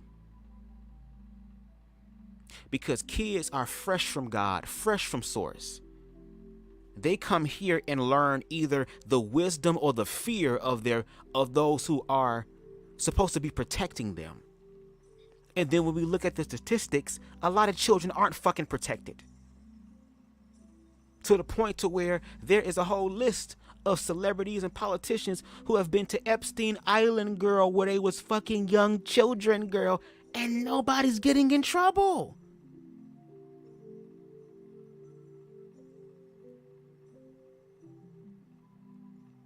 At this point, y'all gonna make Jesus tell Satan, girl, this matter of fact, girl, you go back for them, girl. I did my point. Y'all ain't finna kill me a second time, bitch. Happened once, shame on you. Happened twice, shame on me. And I'm God's son, bitch. I know it. Y'all God's children too, but I know it. So since y'all want hell, girl, let me give you that. And guess what? Even if hell come, I was already there before you motherfuckers. So there is a way out. And it don't have to be hell, but we slowly manifesting it. And then when it hit us, we gonna be sitting there acting dumb and stuck on stupid. Like duh. Then people gonna want to come to people who was telling the truth.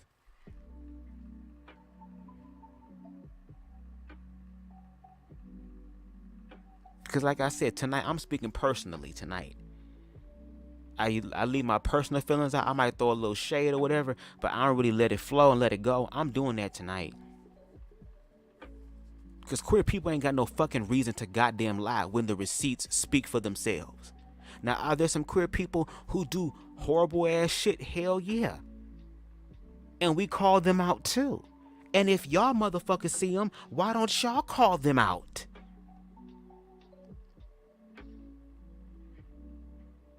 Y'all talk about the extremists, bitch. Who are the fucking extremists? Since you know them, since you have this infinite wisdom and you are on the natural side of life and the natural order, and you got God number and you went to lunch with his ass yesterday, so you know everything down to the future Powerball lottery numbers, bitch, to how old your ass gonna be when you die, girl. You're connected to the person who know all things, girl.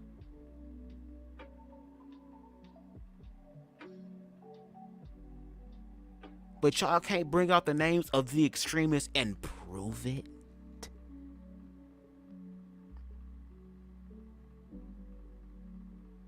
This is fear-based, and a lot of us who are trying to really just protect our families and live our best life are being duped. All of us. And a part of y'all low-key know that.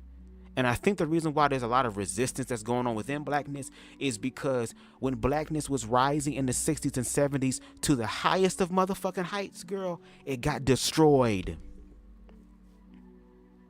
To the point to where you have all this information and people will deny what they actually fucking see. And won't be objectively truthful, because if they do, they now have to address what they have done.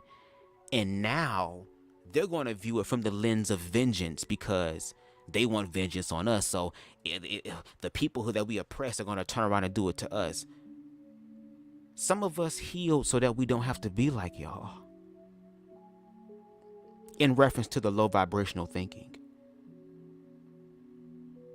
Some people made the choice to let all that shit go to become better.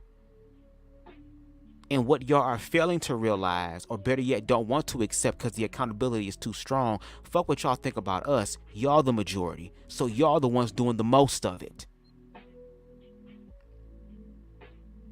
And again, I open up at this point, since y'all want debates and all this shit. I tried to be nice as far as talking. I'm going to do that with people who want to talk. For the niggas that want to have the dick measuring contest, for the niggas that want to motherfucking have these intellectual conversations and sparries and debates, let's do it. But see, I'm going to look at it from the lens of a student, to where I'm always learning and I can evolve with the conversation. Because I had a badass motherfucking representation of that in my life, to where it awakened the spark within me to find my own purpose in this world through the lens of BubzDaGawd. And no matter how long it takes for it to grow or get to the season where overflow comes, doesn't matter. I'm going to hold true to it. But at the same time, I'm going to encourage and inspire other people. And there are queer people that need the love and the encouragement. Because if queer people wanted to do to you what you have done to us, we would have been did that shit already. Because, no shade, we are backed by the universe because of all of this truth, all of the receipts energetically as well, to where, girl, y'all gonna see it as hell. Y'all gonna see it as judgment, girl. And we gonna simply see it as what it really is. Justice.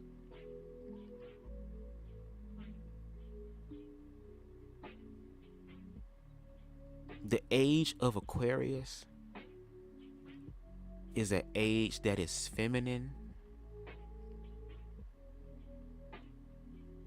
An age that is emotional. An age that deals with energy. Okay?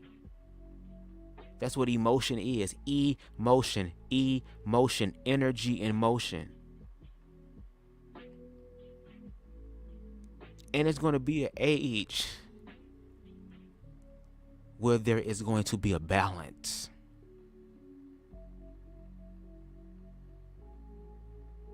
We've already dealt with an age of destruction. Tell me what great wars were caused by women that overshadows men. Tell me where gay people have overshadowed victories over heterosexual people at large. I'm asking someone to educate me as well.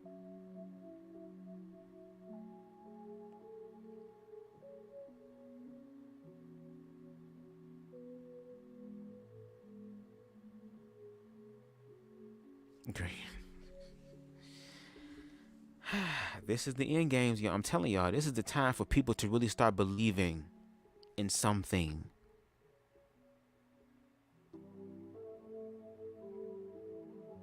But if I could suggest something that will never leave nor forsake you, that will be with you even if you make the choice to not be connected to it, is connected to you, and that is love. It's love that keeps all this shit together and not have chaos erupt.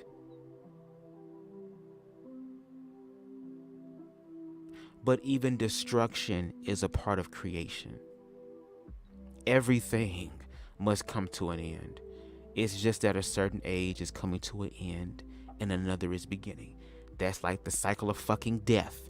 You're going to be here to live your life and do what you want to do. And then it's going to be time to move the fuck up on out of here so another person can come in, girl. That's the cycle of life. And there are people who are making the choice, despite how the system may be, to indoctrinate you to believe certain things so they can control you and have the remedy for everything. That you do have a right to be free. You have a choice to be free. That's where the free will comes into play. I am a same gender loving man who grew up dealing with toxic homophobia. Again, by my peers for years. And even then, I still had moments to breathe where I was able to go to, excuse me, what would I call it? Apprenticeships and all that type of stuff, girl, to be a peer mediator, to be an individual who can sit people down and talk things out, even at a young age. So even though I was getting my ass whipped, I was still, unbeknownst to me at the time, still learning how to contribute to society. A young ass child, bro. And not even at school. The kids in the neighborhood, I remember it was this one dude. His name was Lance. Okay? He lived at the end of my motherfucking block. At that time, I had my friend who lived behind me. His name was William, and he was the neighborhood haggy, girl. Cool person. I had the opportunity to connect with him as an adult, and it was dope. And it wasn't no fucking, wasn't no sex, wasn't nothing like that. It was just like how we was when we was kids. We was cool. Even though I did even express homophobia to him, girl, because I knew that I was gay. And what William walked in was something that I didn't want to walk in, because religion told me that if I was to do that, look at what happens to you. And when it happens to you, girl, that's because you chose that sinful lifestyle. So now the devil's going to fuck you up and drag you to hell now. And I had to apologize to him as an adult. He was like, he understood that because he felt that way. He knew that was the case. But it was this boy named Lance, again, at the end of the block. He was cool at first, but then he started to get on some very homophobic shit. Excuse me. To where I remember one time we were at home and we were cleaning the windows. So my friend William was getting bullied by him. So I went down there and was trying to figure out what was going on. Then me and Lance got into it. Then he said, I'm going to come beat your ass. Go to your house. I'm about to go get my shit. I'm about to beat your ass or whatever. This was back in the day when people fought. Not shoot and shit. They fought. So when that motherfucking happened, okay, me and William run back to the house. I run to the backyard, bitch, and get me a motherfucking stick, bitch. I don't give a fuck. I'm already short. I'm about to fuck you niggas up. I'm going to get you some way. William went to go sharpen some pencils, girl. He was about to stab a bitch. And girl, now I understand the energy. Because one thing about it, and two things for sure, when I do manifest my children, God willing, my children gonna know how to defend themselves, girl. You fuck with my kid, girl, your kid gonna be in the hospital, ICU. Leave my kids alone. Train my kids up in a way to where if they get kidnapped, girl, the kidnapper wanna give them back. Turn their ass into Dennis the motherfucking Menace on a bitch. But he came through, and back in the day, we had them super soaker guns, them busting nut jacking off looking guns, girl. And he came through with his friends and sprayed our fucking window that we just finished cleaning. My mom went out there. See, one thing about my mom, girl, my dad was more calm and cool and shit, unless shit really popped off. My mom was ready to fight. She didn't like that bullying shit, girl. She was whooping a dog ass and a child's ass, girl. What's up? So she came outside, and they was cussing at him. My dad came outside. My dad's about to beat his ass, bitch. You must not know about me, nigga. All of a sudden, their parents come down to get involved. You know, my child and my child. Your bitch ass child came down here fucking with the queer boy. Somebody tried to help the queer boy. He want to get his friends to come fight. He come down super soaking the window and shit like that. Then when the niggas came out there with goddamn motherfucking sharpened ass pencils and sticks and shit, was getting ready to rump upon these niggas and become truly psychotic and really mentally ill that y'all say we are, girl, really unleash the mental illness that y'all say y'all see but don't really want.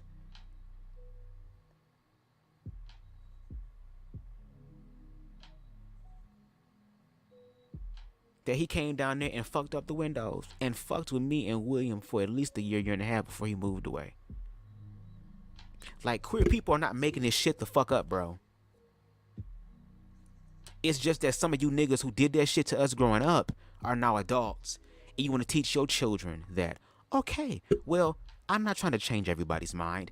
I would be a fool to think that's going to happen. So what I can do is set up measurements or measurements of defense, girl. Not just for myself, but also for my children.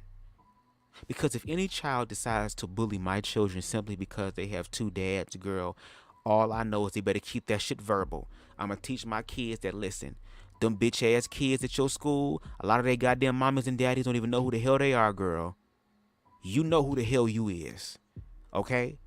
Now, if somebody say some shit about you or about us and all that other type of shit, you ignore them because you have a choice to decide, and decide whether you want to believe certain shit or not.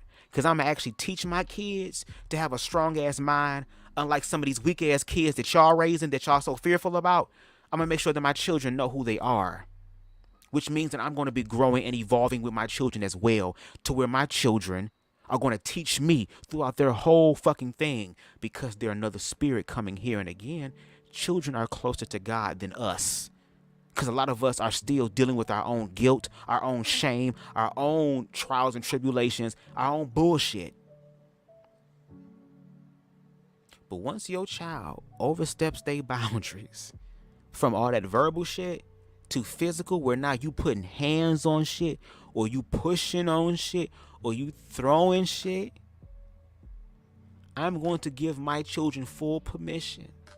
And I will probably reward their ass afterwards too, girl. That once they do that, you fuck them up. Prevent them from being an ignorant ass bitch like they motherfucking mommy and daddy. Let them know that karma has come. Let them know that the sins of your forefathers will find you, bitch. And it started with your damn son. So now that your son tried my goddamn son or daughter and tried to physically harm them, and now they in the hospital looking like that little boy off of Talk to Me, beat all the way the fuck up with bite marks and all type of shit on them, maybe you'll learn better. And then when it come down to the grown folk shit, me and your daddy gonna handle that.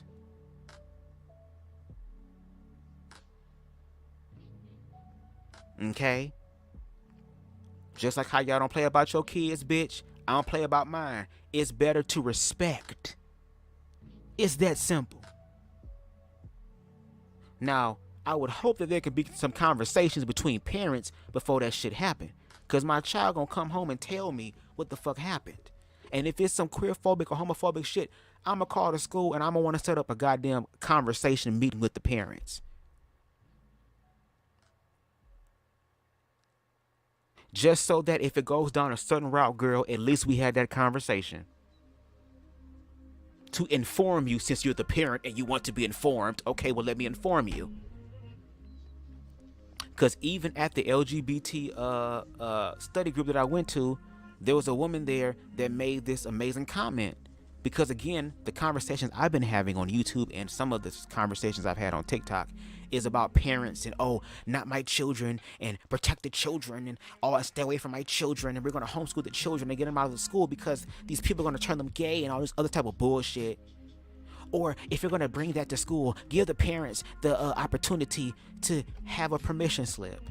One of the people there gave a pushback to that. And then she came with a better alternative to where I was like, I like that. She said, why not also invite the parent to come in as well? Have the parent face the fear with the child to even see what the hell's going on.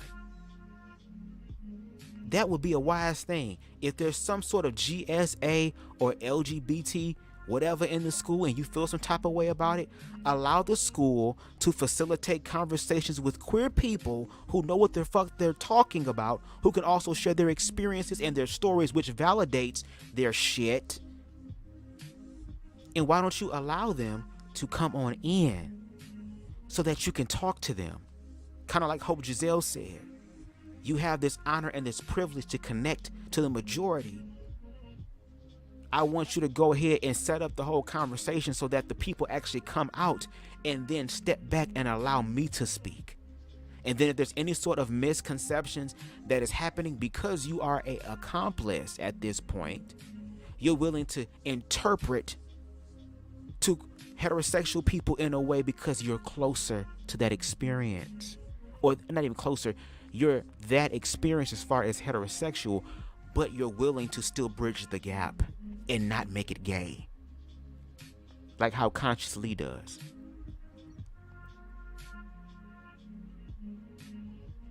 So if they were to do that, if those individuals were to say, hey, okay, well, let's go ahead and draft up a permission slip that also invites the parent as well, make it on a weekend or something, a Friday or a Saturday night or a Saturday evening or something, to where people done already motherfucking ate and shit and they well comfortable and shit. They ain't stressed out from work. They're well rested somewhat. And then go to the place to have the conversation with queer people, and all the fears and concerns that you have, you can now share it. And I guarantee you, if that was to happen, there would be little people there. But when it's time to be outraged, when it's time to be pissed the fuck off and mad, now we know how to show up, and show up dangerously. To where now y'all don't even want to talk, girl, because y'all can't handle the logic, because there was no logic there to begin with. So now it becomes physical and violent. And we live in the age of cell phones and shit, girl, and motherfuckers finding out who the fuck you is, bitch. Accountability and justice is happening, girl, and y'all don't like that. Because y'all grew up being able to do shit without it being caught, girl. Now we have cell phones and shit that solidify stuff.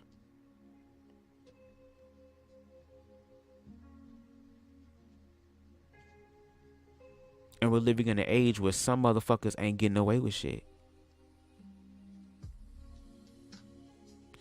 Anyway, let's get back to the video. This is going to be part one. I ain't doing this all night. You don't know about that. To make a long story short, Walmart ads, Disney ads, family-friendly ads ended up on booty meat videos. And someone at Walmart or Home Depot, like I can't tell you exactly who, but they found this out.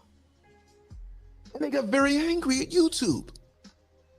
They said, hey, YouTube, we're giving you our millions, if not billions of advertising revenue that you're gaining from, you're profiting from, and you put my ad on this? But it was still heterosexual ads, though. I mean, you have people like Lil Boosie, who says that when your son is 14, 15, 16 years old, you need to be pushing pussy on him, because if he does not get pussy, girl, he will want to have a pussy, or he'll want to have a bussy.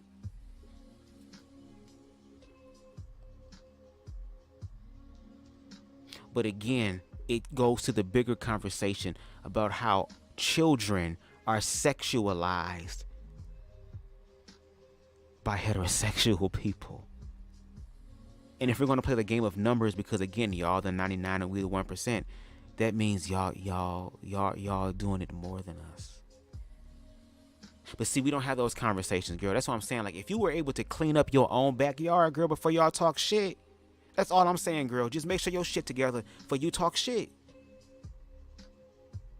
Make sure you got your facts and all your shit together before you talk shit. Because there's a lot of fake ass niggas in the world too, girl. And I understand faking it until you make it, in reference to, girl, I'm going to use what I got to get to where I want to be, girl. And I'm just going to have faith and then watch it manifest, girl. But eventually when you start making it, you're supposed to give up the fake shit, bitch, because you manifested something real. And what happens is y'all start to believe in the real fake shit, which is all this tangible shit outside of us that we're not going to be able to take back with us when we die.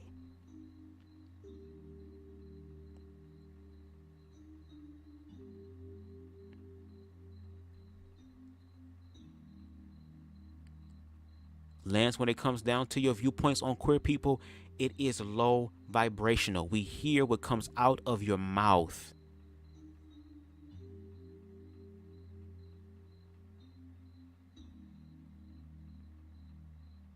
So you can sit up here and say this stuff is unnatural, it's nasty, it's all this other type of stuff, but then feel some type of way when people give commentary about your perspective, which is really nasty,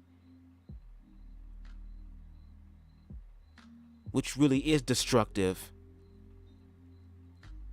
towards queer people, even to the point, sir, that you made a video praising Uganda for them choosing to do the one thing that you wish they would do in America. And you live in Africa. And you hoped and prayed that more countries within Africa would adopt that same type of ideology. And now queer people who are actually fucking queer, girl, who are living the real experiences, now they face the threat of imprisonment or death, which means that any form of queerness. So it's like a forceful way of pushing people back into the closet, and then having the audacity to be in the motherfucking closet to sit up here and blackmail goddamn people while you getting your dick sucked in the closet, girl. Like, it's a form of self-hate that is so crazy.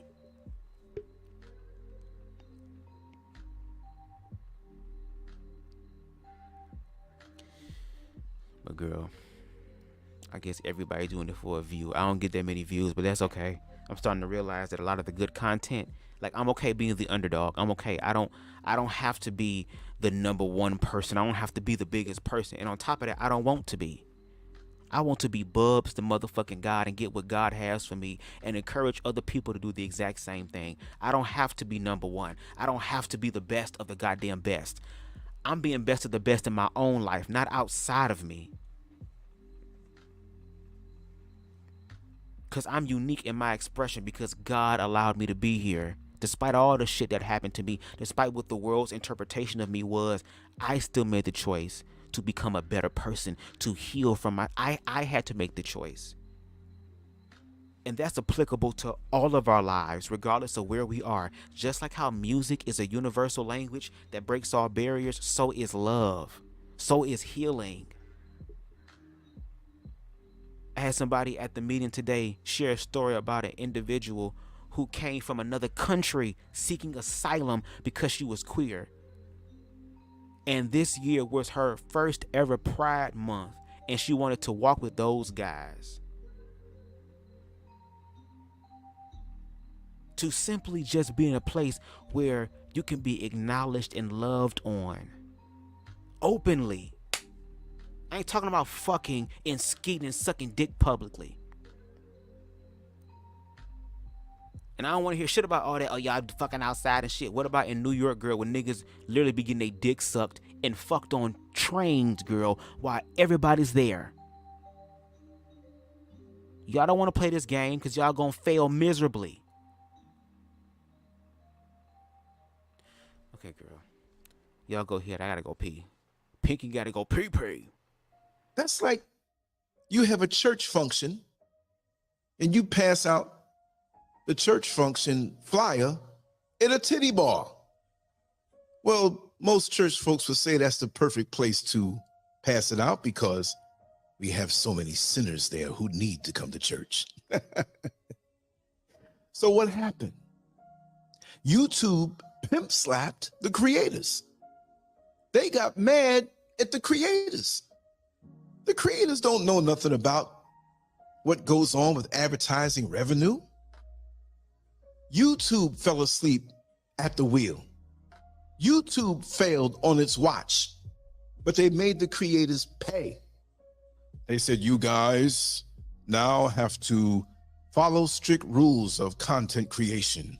And there's certain things you cannot do and certain things you cannot say because this is terrible what you all are doing. They didn't do nothing. You told them to come and upload stuff. I'm not against the booty meat videos. As long as it's a female. I'm a man. Joking, y'all. But I don't hate booty meat videos, I'll tell you that much. But here's the thing. They made them pay, and not only that, YouTube hired thousands upon thousands upon thousands. I'm not saying it's a 50,000, but it was a couple of thousand monitors, real live human monitors, to look over the videos one at a time and make sure that everything that the creators made were on the up and up.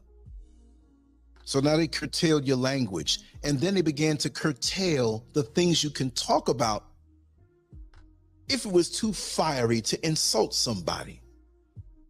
So it wasn't a fair cross-section of people who were hired. They had the protocol, as it was explained, for them to operate and know to find the bad apples, but anybody in their right mind would see something and know this is not appropriate. But my question is, from the hiring pool, who were they, right? If you go to court, you have the right to be judged by your peers.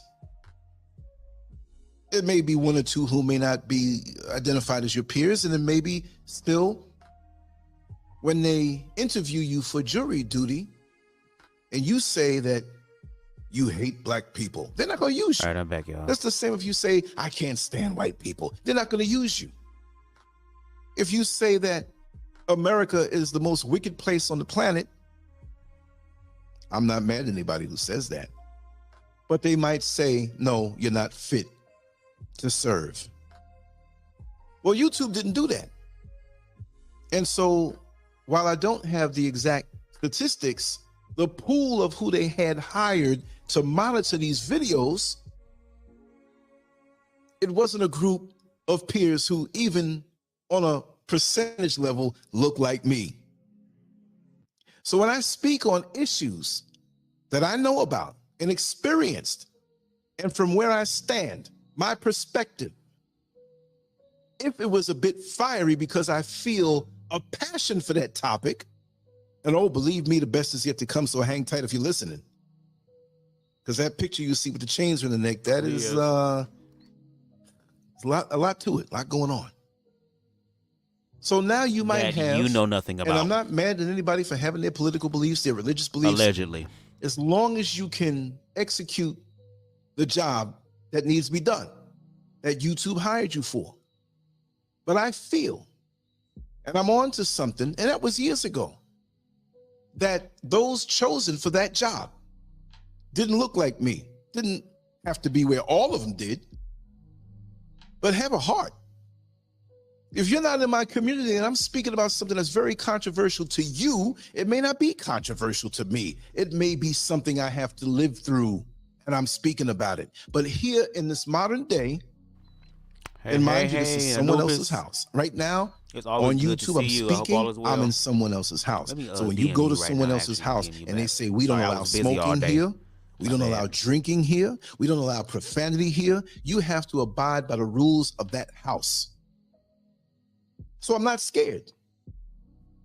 I want to continue to be able to. No shade. No shade. I agree with you about not being scared.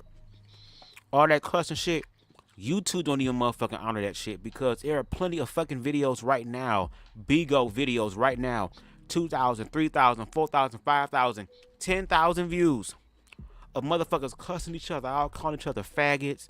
You got HIV, bitch. Your mama dead hoe. I'm about to go piss on your brother grave, girl. I'm gonna call the CPS on you. All type of docs and pulling up. All type of, I'm calling your mama and saying that you died and shit. I'm about to pull up the video of your brother's motherfucking crime scene, girl, and make a whole music video about it and shit. That get the views and is not taken down.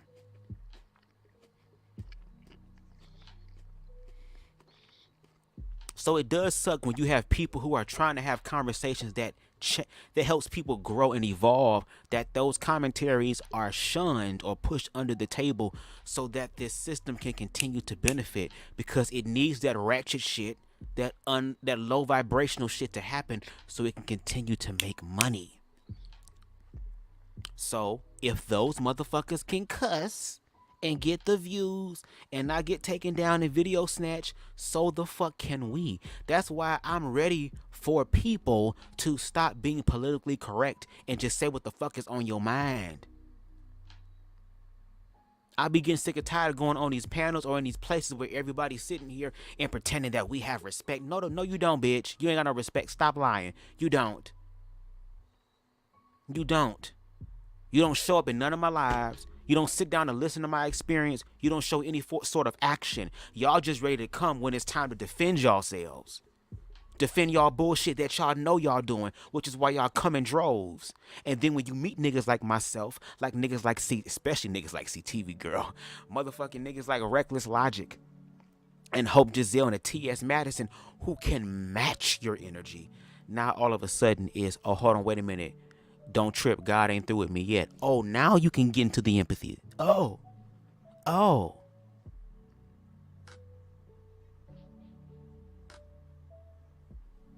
Girl, it seems like we know exactly who the scared niggas is.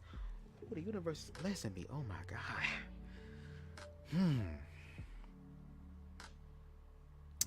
Girl. I just got a text message from somebody I haven't seen in a while, girl, that I've been thinking about. I'm sorry, y'all. Y'all go ahead and listen, okay? Speak to my people through this platform and other platforms. So I'm going to respect what they say. But then when you have monitors who are hired on a temporary basis, we're not talking about a couple of weeks, but maybe it was maybe for a year and a half, to corral in and straighten up how the ads are dispersed and how the content is there. Don't get mad at the content creators. We're here to express ourselves. But you have to understand it goes higher than that, which is a different subject. And the bottom line with that is you have to know that there are more strings being pulled than you can see. But what does a general consumer of YouTube know or even care? I can't even get mad at that. You go on, you want to see the content that you want to see. You want to be entertained, you want to be informed. You have certain people that you enjoy, that you follow and support. I'm not mad at you for that. I'm just hipping you to what really is going on. So that being said, they started to come after certain content creators. And the government got involved. This is more than just the YouTube ad boycott, because those advertisers boycotted YouTube and YouTube's overall revenue fell. It was still there, but it fell. And they passed on the hit to the creators because we didn't have anything to do with that. YouTube fell asleep at the wheel. But they passed that on to say, now we're not making as much money as we used to, and you all are going to feel it. So if you all don't do right, then it's going to be hard for you to make a little bit of money on the platform. The advertisers didn't care about that. For YouTube to look good in front of the advertisers, blame the creators. And then they hire these people who may have been some Republican, some right wing, some KKK, right? To look over videos, and they may have done a good job for general videos, but when you see me, I agree with that, and people like me speaking on things that they may not like about, to hear about, guess what? We gotta strike this video. We gotta strike this channel. Because black anger, black male anger expressed in a very passionate manner is threatening to certain factions of this community. And how dare you have a voice on this platform where we have the power to hit a button and silence you. And the government is involved in that, because they try to label you as one who is a terrorist. And they had a term, black identity, not terrorist, but black identity something the FBI came up with. And they scoured social media platforms for people like me who are passionate about the things that I see that are done wrong to my community. I've never called for the deletion of anyone, but they see that. We gotta be real. Again, in your Uganda video, you was happy that they was getting ready to put this bill that will imprison and possibly kill queer people. You was happy. You was happy, but see, you said it on your platform, which is the only time I've ever been to your actual private website, because you shared it on your community wall, and I clicked the link and it just took me there, and I listened to the video, which is why I didn't use the audio from that video up here, because then you would have every right to snatch it, because that was on a private thing. Anything public, girl, through the Copyright Act, it is what it is.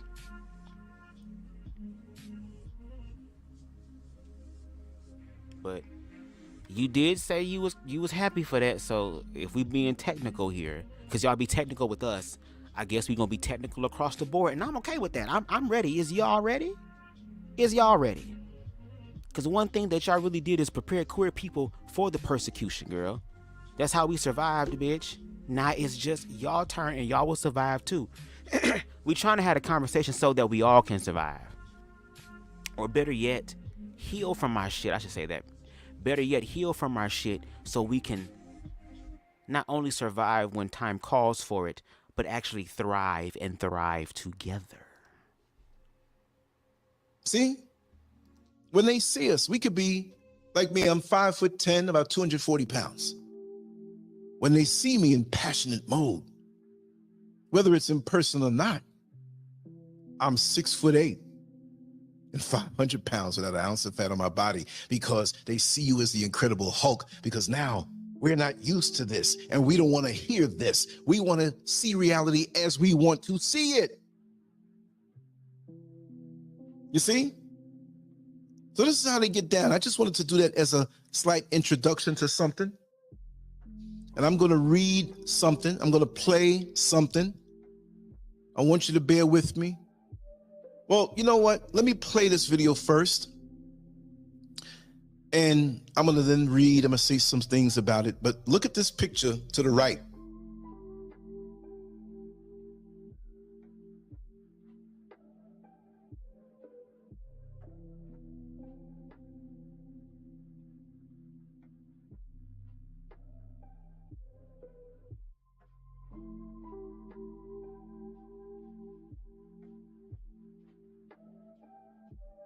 On the banner, over thuggery, we see two black men with chains around their neck.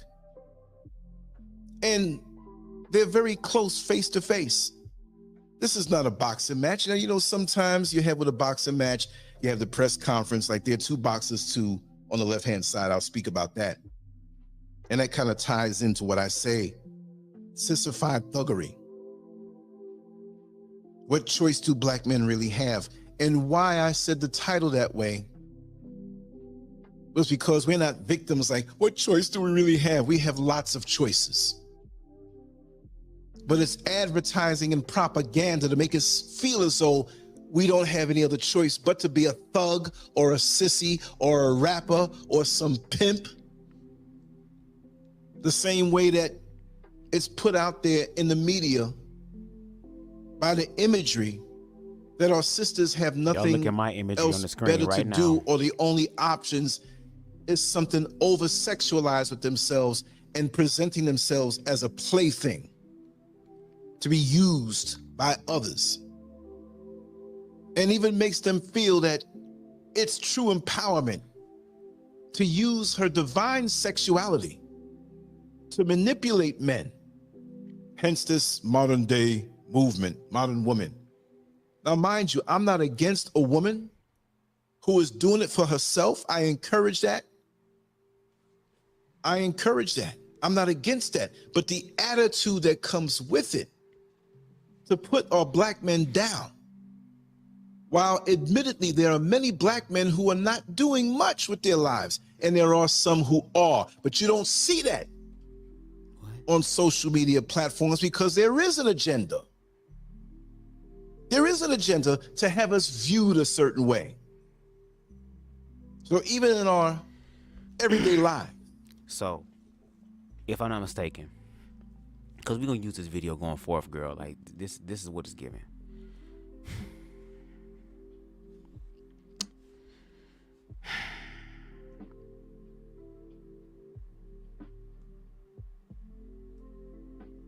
Wow, this is real life. This is real fucking life, bro. This is real life.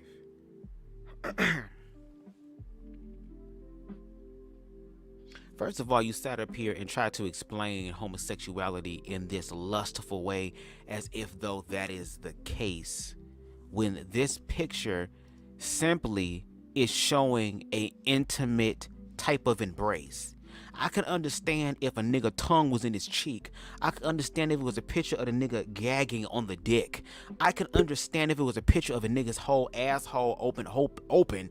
I can understand if that was the case. This is a picture that could be seen as intimate. Just like how later on in the commentary, Lance, what you're gonna do is you're gonna share your experiences about women and how you use sex, but you use it in a passionate type of poetic type of way that you say it to make it be like, oh, this is making love, as if though men can't do that with other men either. And let's stop acting like heterosexual people are having sex exclusively to bring children into the world, because if they were, the motherfucking adoption rate would not be where it is now. There wouldn't be broken families now. But a lot of niggas fuck, a lot of people fuck simply because they feel it feels good. And there's nothing wrong doing that when you're doing it in a healthy way, meaning that I'm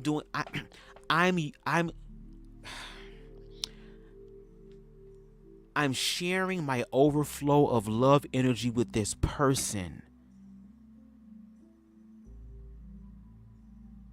I'm not just trying to use this person as a cum receptacle. But in the act of this, I am loving on this person. I am loving on their mind. I'm loving on their spirit. I'm loving on their soul. I'm loving on their body. And I ain't gonna hold you. In a lot of some of the cuddle sessions that I've had in the past, when we would be cuddled the fuck up and I'm rubbing on booty and shit like that, I still wish good things on them. Because my chest, I have a nice chest, so people laying on my chest, and no matter how tall you is, you just like laying on the chest. And I would rub their heads and I would just pray over them. See, but not pray, P-R-E-Y, bitch, because when you pray, that means you getting somebody that's unsuspecting. You have an ill intention. I mean pray, P-R-A-Y. Wish the best for them. Want them to have the best, even if it doesn't include me. That I'm not no jealous, bitter ass motherfucker who feels like a nigga needs me to self-actualize, but that I'm going to enjoy you in this moment in a righteous way. And there are people out there, contrary to what you believe or what you want to believe or what you've ignorantly been taught to believe. There are people out there who are doing that, and I'm one of them, and I'm not the only one. But see, you don't have to be worried about what gay people do, because ain't nobody trying to invite you in their bedroom, and I sure as hell am not. I don't even think of you in bedroom in a simultaneous type of way. I don't even put y'all together. That's because my mind, girl, no. I would become straight and diving pussy before I do anything with you. And that's on life. But damn, queer people can't have any sort of erotic things or things that cater to them as well without y'all feeling some type of way about it. Then y'all must be the weak beta males, because if you knew who you were, you wouldn't be pressed. Because again, you have choices, right? To be whatever you want to be. Then don't get mad at people who choose to be who they want to be that look like that. You don't have to do it. And at this point, ain't nobody asking you personally, since I'm speaking personally. we happen to go into maybe a small mom and pop supermarket as a black man. Well, they have security cameras and mirrors. But why is this man following me around? Why me? Well, maybe he's been robbed a couple times. But this is what happens when the mind is indoctrinated with this propaganda. Wow. So let me play this video. I turned the sound down. See the video. It's not a long video, but let me just tell you. Fair use doctrine enacted. Well, okay? I'll tell you after. I'm going to play it first. So let me remove this banner. Look at it. And I'm going to hit this video so you can see. And I'm going to tell you a little bit about what this is. And people are running with it, and it's wrong. Wow. Here we go. This is only 43 seconds. Check it out. Look at the video. Again, fair use enacted. Don't be trying to strike my shit down, nigga. This is fair use. You put it up on a public platform. I am not getting paid for this shit. And I barely am getting any views from this shit. So you're really not as lit as you think you are in reference to me using you for clout. That was an insult to my intelligence. But as far as the bullshit that you speak, that's what's popular. The queerphobia, that's what's popular. Girl, where the dick at? Where the dick at? Where's the dick? Where's the balls? Where's the explicit sex?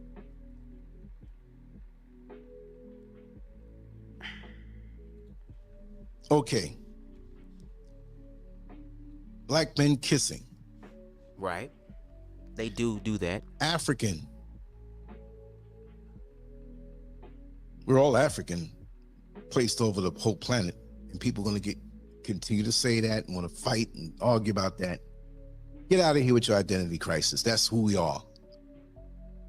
But who made this video? Where did the pictures come from? Why are they pushing this on us? Are these pictures real? Let's go back to the banner.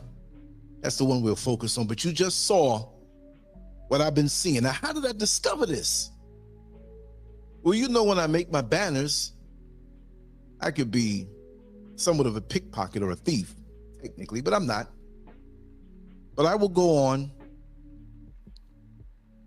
Google and search for photos that are available that have no copyright restrictions on them and use them for my banner depending on the theme of what I want to share. And so I was looking for African faces created by artificial intelligence, which I can use it that way because you see a lot of the banners that I use with Dr. Ade, and we'll be back on tomorrow night. Okay, so you're using these pictures to emphasize a point that you want to talk about, even though the creation is artificial. You use those banners and symbolism, which is a very good tactic, because like you say later on in the commentary that you do, or that you have studied marketing. So you know how it's played and you use that to your advantage, and that's dope. And again, you're not the only one.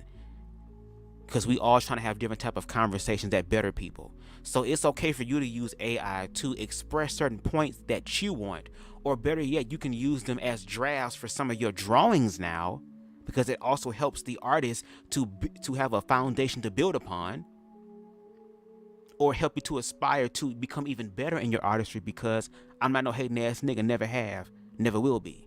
I'm gonna call your shit out, but never hateful. Lance does have a knack for artistry in reference to drawing. He has that skill. I ain't gonna never downplay a person's talent, because I'm a creative person myself. Me downing somebody's creative energy is like me talking about myself. Again, I'm connected to the human experience. But it's okay for you to use that imagery. But when we see this imagery that also inspires healthy black love, that is queer as well, that doesn't involve the porn, that doesn't involve the OnlyFans, that doesn't involve all the other low vibrational, overly sexualized things, but learning about the intimacy of sex, not just your penis being stimulated until you orgasm, but the sense of touch, breathing on someone, the body weight, the heat, and that if you know how to use sex correctly, you and your partner can work in what is known as sex magic, which means basically that you guys come together with a common goal and y'all use the art of sex. If you guys want to create a business that is booming and stuff like that, use your energy, because we are creators. Our creation is not just limited to bringing life into the world, because life is going to come into the world regardless, because heterosexual people, or shall I say, the parts of male and female coming together is going to be necessary to bring life into this world, at least naturally. And even in other ways, I would still consider it natural because it happened in the natural realm. It may be a different reality, but it's natural.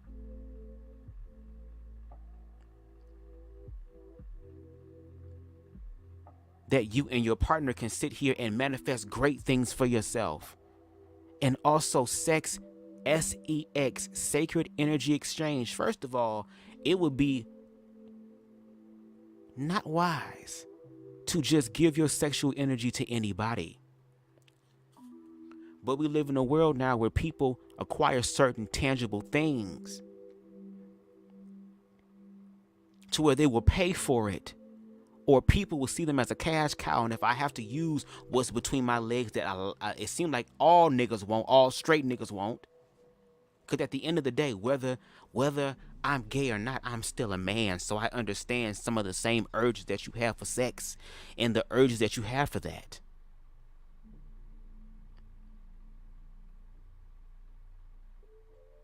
And just like it's heterosexual people having passionate sex, baby, it's queer people who doing it too. And I'm going to be one of them. I say it all the time. Whoever my future partner is, I hope your body is ready.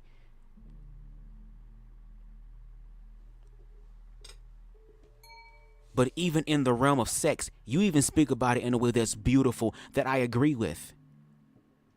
But then for some reason, queer people can't do that. And you talk about knowing this from experience. Okay, we're being personal tonight. Is there an experience you had, sir, that maybe you had when you was drunk or something that was so motherfucking good it snatched the literal follicles off of your head?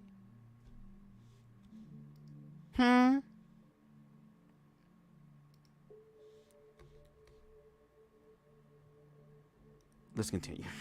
The one, Dr. Ade, don't forget that. I haven't made the link yet, but I'll put it out there. But the AI created ones have an impact.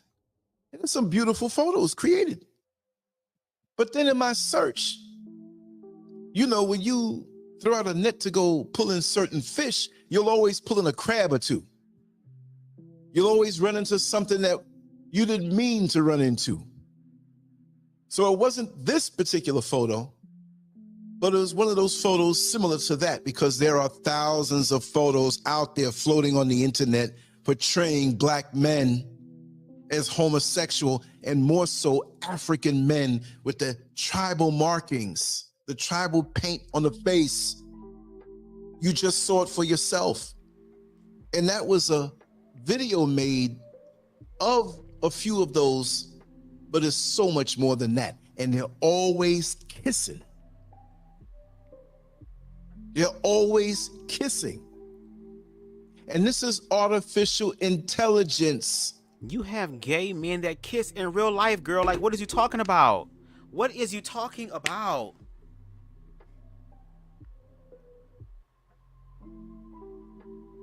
AI takes things that it sees in real life and creates an artistic expression of it. You act like men are not kissing, and this is trying to promote men to kiss more. Even when men kiss their young sons,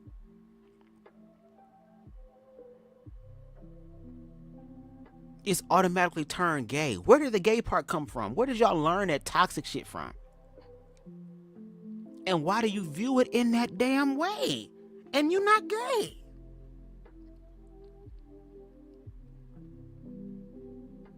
Shouldn't it be the gay niggas that think that it's gay, girl?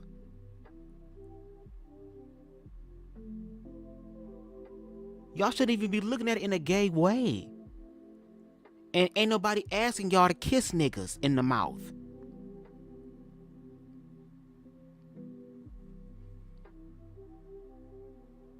But you get mad at men who kiss men. Okay, that's a part of reality in life, whether you want it to be or not. There's nothing you can do to get rid of it. Just like queer people have to live in a heterosexual world, y'all gonna have to realize that we are part of this world too. We're not trying to take over. We simply trying to live our life and get our equity and get our equality. That's simply it. And it seems like a lot of the black community has issues with the white gays, girl. But because they afraid of the white gays canceling them because they're the ones with the power, girl, you're projected onto the black gays. And again, what happens when the black gays start giving y'all smoke back in all the ways that y'all want and low-key need? The fuck? That someone ordered, and they came up with a whole bunch of these photos that are not real. But they'll want to strike me down for speaking passionately on the lies that I see. But the lies put out, they let it flow because it goes along with their agenda. And just like how you did to my video, where I tagged you in both of them, and even though they're going off of YouTube, they're on Rumble.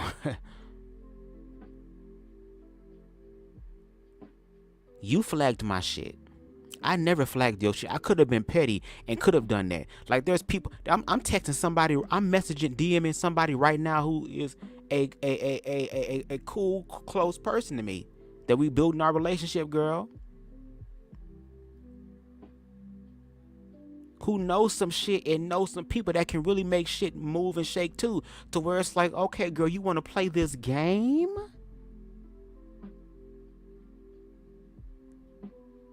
An individual who I fuck with their energy, because sometimes, baby, you ain't got to rise above it, girl. Go to hell sometimes. Sometimes. When it calls for it in reference to self-defense. Not offensively, but self-defense. But I didn't. I let that shit rock. And then I wish I never would have filed that counterclaim, because again, now you know where I live. And like I said earlier, I hope you wouldn't be stupid to send somebody over here or try to do some doxing shit. Because once you start doing that, then I'm going to start making some messages. Then I'm going to start making some calls. And basically, they're going to be calls to let your ass know to leave me the fuck alone when it comes down to this other shit. I'm just like how you calling out the lies, I'm calling out your lies. You lie a lot when it comes to queer people. To where you bring up hypothetical situations and none of the statistical stuff. And it's not just you. It's a whole bunch of other people on YouTube who doing the exact same goddamn thing. And then when they call it out, it's quiet. Don't nobody want to say nothing. Where's the niggas at and the women that was talking that rah-rah shit before? Where was y'all at? Now that we on the panels, now that we in the comments, y'all don't even address a motherfucker in the comment section. None of that shit.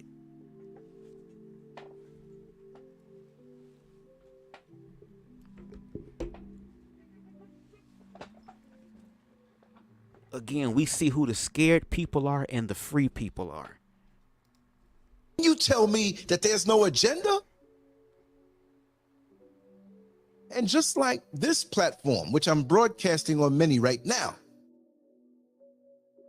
they have their monitors to stream through and filter through on what's right and what's wrong. But they let these go through, targeting African males, portraying them in a certain light, so that someone unsuspecting will see one of these photos or several of these photos and say, oh, this is commonplace on the motherland. Wow. And some people would say it's only a simple photo and it's got to be gay men over there in Africa. There are. Unfortunately, there are some. Wow, unfortunately. That y'all get They ready don't walk to around and kill off. sashay the same way they do in America, feeling as though they have rights. Of course not, girl, because we see the law in Uganda where they killing motherfuckers over there, and y'all like that shit. Y'all like that shit. Unfortunately, that's the energy a lot of black men are vibrating on. Violence and death and destruction and wanting to destroy shit. To where y'all projecting that same shit onto your own community and even queer people. And then when we ask you for the statistics that literally demonizes the entire community, which means you can verify that every motherfucker that's queer is doing this shit. And over in Uganda right now with that bill being passed, guess what? There is nobody who's fucking exempt. If you are showing anything that is queer, or if you are standing in any sort of queerness or walking in your truth, it will cost you your life. And they can't even prove that these queer people are doing this collectively at large. You got ignorant ass motherfuckers who don't even know nothing about queerness but want to judge it. Okay then, bitch. All right, that's fine. Do that. But when karma come through for you hoes, bitch, don't be mad when the motherfuckers you oppressed are sitting and having a front row seat, eating popcorn like Michael Jackson, bitch, because now it's your motherfucking turn. And we ain't had to make it that way, but y'all made it that way. The days are gone with y'all talking y'all shit and not being held accountable for it. And that's for all of us. We're going to have to learn how to honor and respect each other. We're going to have to find a way to honor and respect each other for real, for real. And if you're going to be a fake ass person, I'd rather you just wear it. Like, I don't mind y'all calling me a fag. What did Eminem say? Bitch, I am whatever you say I am, girl, because you believe it, ho. But since we going to play the game of what we believe, it's the queer people's turn now. And I don't want to hear about, oh my God, y'all. But no, bitch. No, y'all started this. And then feel some type of way when queer people finish it. And they're far and few between. Right? They're everywhere. But this is a recruitment visual. What? For those coming up who may be seduced into something, and now they see this as a viable option to live a certain way. Because with that, it's multifaceted. I don't have to make this shit up. See, it's a spiritual thing, and we know that. We're not the ones that's mentally. You see, there are forces at work in an unseen manner. We're not the ones that on our psyches, on our mind, in our spirit, idle time, things that are suggested called propaganda, that we have it in our mind as an option. And we know, as we spoke about child predators before, here we go, that they are in every race, every ethnicity, every level of financial gain, no matter what religion. I think Catholicism got their fair share a little more. Or maybe I said it now. This video might get taken down. But you know what? Sometimes you just got to say what you got to say. I wish I would do that more. But that type of thing, it's across the board. And I can believe that that type of thing with these dirty old men. We have some dirty old men here in the motherland also who see young girls as nothing more than a sperm receptacle. They'll give them a couple of bills, money. Depending on what country you're in, you're going to call it something different, so I won't even say what it is.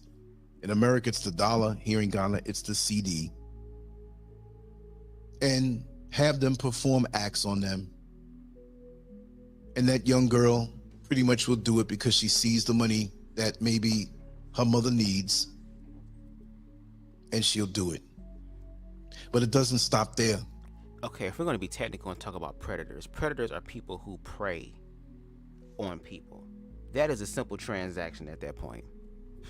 And it's sad that she has to resort to that way because there aren't other avenues that are available for her to actually do it in a better way. Because a lot of times the people who have to resort to those things, survival sex, is because their realities are being denied. Maybe if the community cared about those people, they wouldn't have to resort to those desperate measures. And yes, it happens everywhere, which is why I want y'all to have the same motherfucking smoking energy for the individuals who have done it. Meanwhile, a lot of you niggas still playing Step in the Name of Love, and it's evidence to prove that R. Kelly did it. And a lot of y'all be mad because y'all like that shit. Y'all like that energy. Y'all was doing that shit in the motherfucking past, girl. And now you don't want your past to come and bite you in your goddamn ass. Yeah, we live in a different era now, the information age, girl, where children can learn about their parents. Because there's a lot of parents walking around acting like they know what the fuck going on, girl. But if we look at your history and your past, we see that some of y'all haven't healed from it. And y'all projecting that same shit on your children.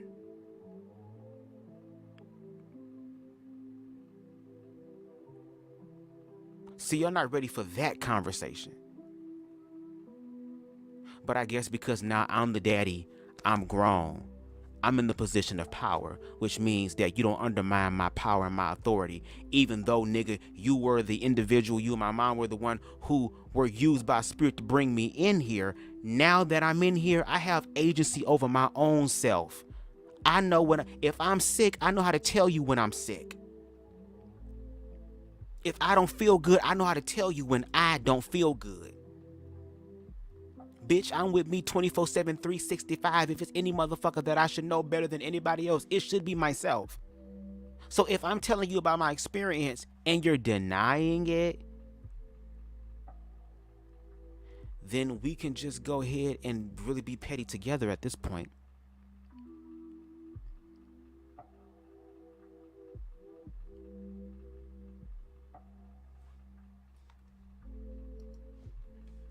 There are a lot of dirty old men, and again, and it's not just in the motherland. I'm only saying this because these photos that you just saw on that video portrayed men in the motherland in that light. There are a lot of young boys out here who want and need money. There are a lot of dirty old men that do not care who it is servicing them. So they'll slip the young boy some money. And the young boy will begin to service that dirty old man. When I say service, I'm not going to say it. You know exactly what I'm talking about. Performing an act. And that young boy gets used to doing this. And it's not something that's off the table now. He's a teenager. He likes women. But now he's engaging in certain activities with men because it was not taboo when he was younger. But as he gets older, he begins to have this struggle now because he knows that it wasn't proper to do. And that was an improper situation that put a seed in his mind. But again, if the community were able to affirm him, because if you're talking about boys servicing older men, are there some people out there who are pay for gay? Yes. There are people out there who value the dollar and the money, and at this point, don't matter who give it to them. But a lot of the boys that you're talking about that service these older men, they're younger gays who end up adopting the same sex ideology of sex survival that heterosexual people do as well and do more of.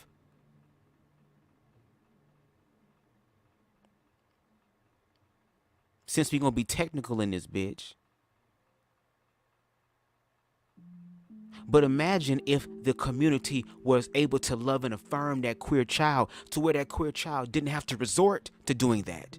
Because again, it's survival. And one of the easiest, unfortunately, the easiest and oldest traditions of making money is selling the body. I mean, hell, like you said, the pyramid. There are niggas who spend thousands and married to women for millions of dollars because the pussy is that good.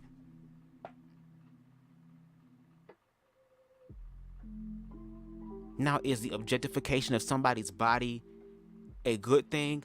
I don't believe it is.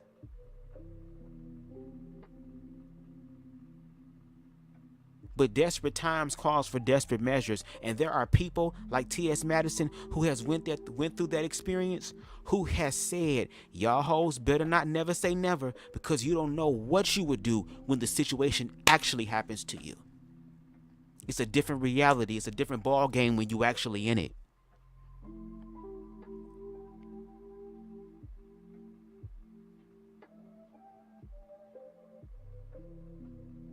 Y'all not ready for this. Y'all not, or better yet, I think it's time for y'all to get off the Gerber baby, the basic instructions before leaving Earth, the kindergarten,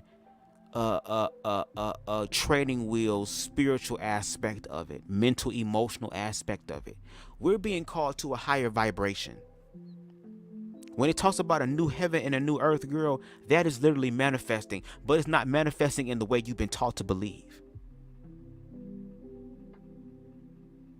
And on top of that, a lot of us don't even know how to control our own thoughts and our own emotions, or better yet, talk our way out of bad times, forgetting our power.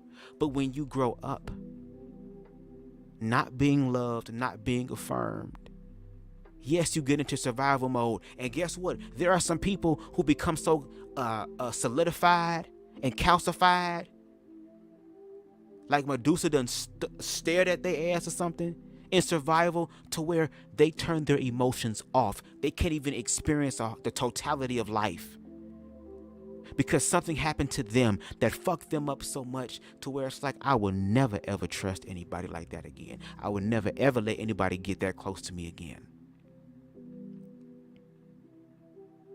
And what happens is, because they turned their emotions off, they're not going to be aware of the opportunities that can benefit them and actually walk it out, because even though they turn their emotions off, they really just subscribe to fear.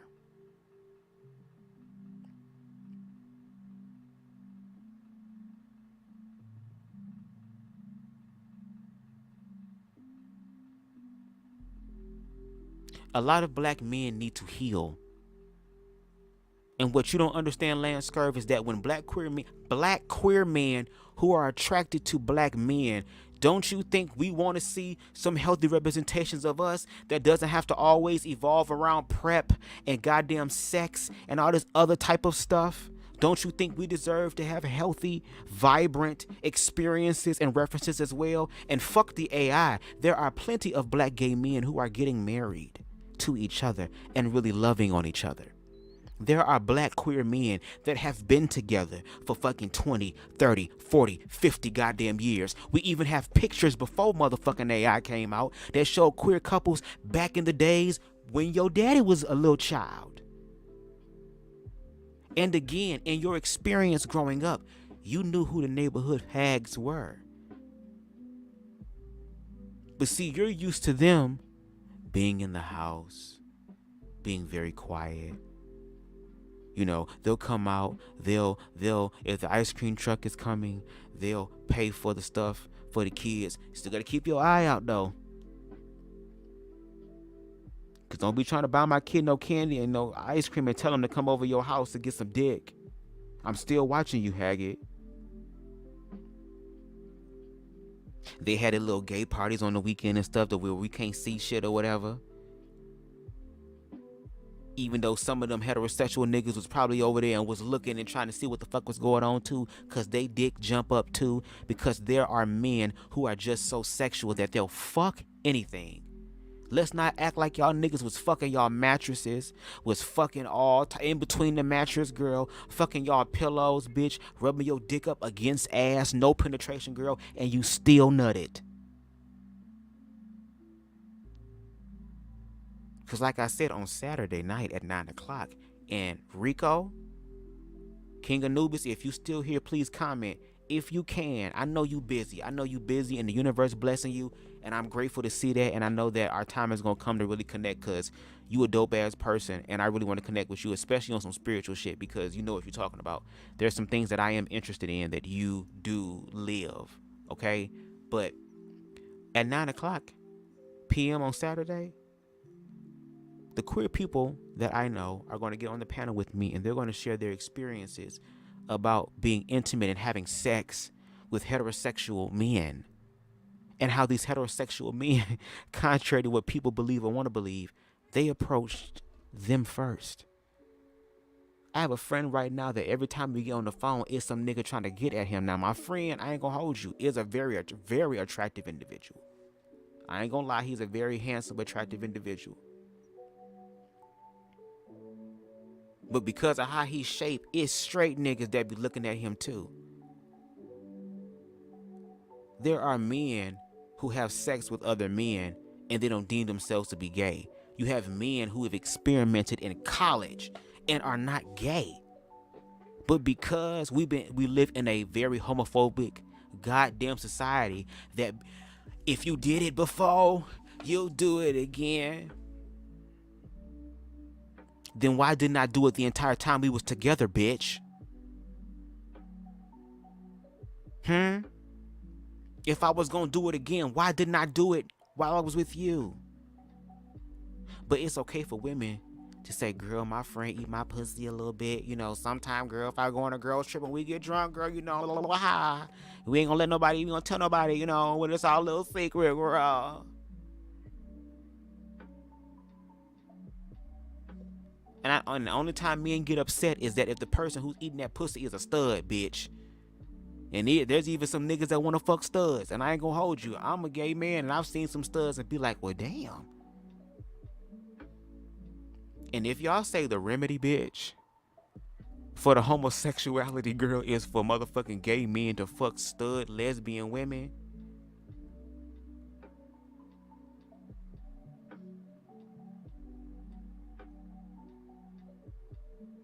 I'm over here laughing, bitch.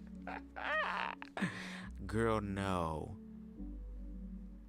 Cause I still like a dick and balls attached to my shit. Even though I'm a damn top, I still like that.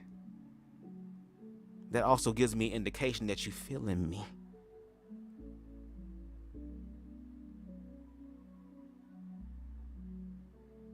That lets me know that you know what's up, if that is the case. If your shit don't get up, you don't have to worry.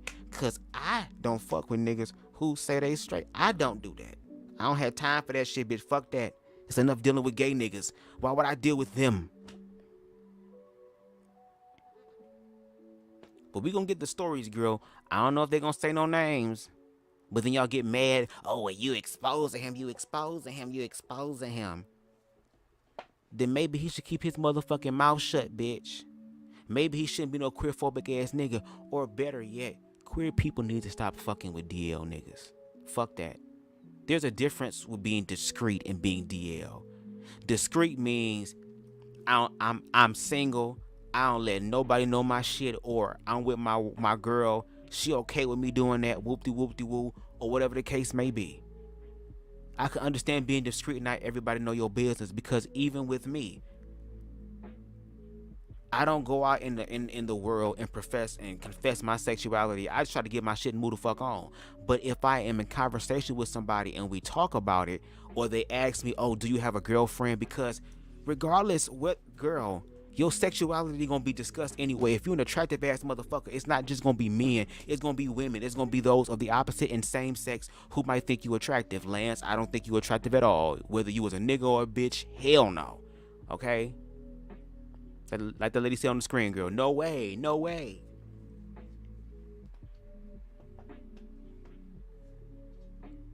So with people being attractive, they're gonna inquire, do you have a girlfriend or a boyfriend? I remember when I was in church, girl, a lot of church girls was trying to get with me. I was dating this one girl. Here's a tip, girl. No shade. I hate to say this. Oh, I hate to say this, Lord. No, I ain't gonna say it. Anyway, I was dating this girl, whatever, and her mom loved me. We all went to the same church. Oh my God, she was already calling me her goddamn son and shit. Oh, you gonna be my son and whatever. Oh yeah, I'm so happy you dated my daughter. I remember the first girl I dated in high school, girl. Oh, girl. Forgive me, Lord. She was this, I think she was this Mexican girl. But no shade, girl. She was built like the Mucinex mascot, bitch. Y'all remember that song back in the day? I forgot who made it. Take a look at my girlfriend. She's the only one I got. Da da da da. Not much of a girlfriend. It was like a kind of half-ass, backwards compliment ass type of song, girl, and I dedicated that to her. I just felt it in my spirit, girl. Even my spirit was like, bitch, tell the truth. I didn't even realize it at the time, but you know. And I went to visit her a few times to hang out. We never kissed. She wanted to kiss. I didn't want to kiss. Her father was a pastor, so you know she was on some freaky shit. I'm always attracting these pastor women.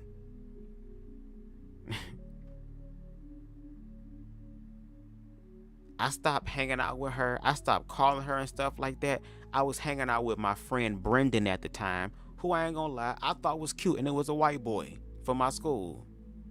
The first time we met was in drama club, and I was like, damn, you kind of fine to be in drama club or whatever. We auditioned and shit, and he was like, you want to come to my house? Hell yeah, this shit moving fast. Hell yeah.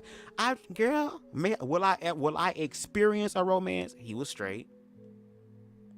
Or at least he was good, because he did some questionable shit, girl. I'm like, what the fuck, girl? Like, why you showing me your booty hole, bitch? And you don't even wipe your ass. That's a turnoff.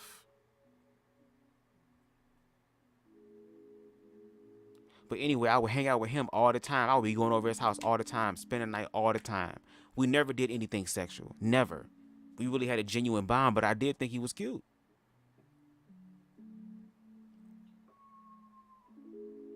But we was chilling. And it was a cool relationship. Girl, my dad got upset. My goddamn girlfriend that was supposed to be my girlfriend, bitch, called my father and told him that I wasn't calling her. My dad called me, Bubs, you better call your girlfriend. She calling my phone. Matter of fact, I'm taking you over there to go see her today. Get your shit together. Let's go. Then he took me to church, girl, when I was just looking a hot ass mess. I was leaving my friend Brendan's house, girl. I had an afro at the time. My shit all matted in, girl. I got slob on my face. I didn't even wash my face. I'm going to this goddamn storefront church. And the pastor keep looking at me. Come on, give your life to God. Doing the altar call, extending that bitch. Looking at me, judging me, assuming there's something wrong inside of me. And I went up there, and when I finally did, he laid his hands on me, girl. I'm like, get your sweaty palms off of me, bitch. You expecting me to fall out and pretend? No, bitch. You ain't got no power.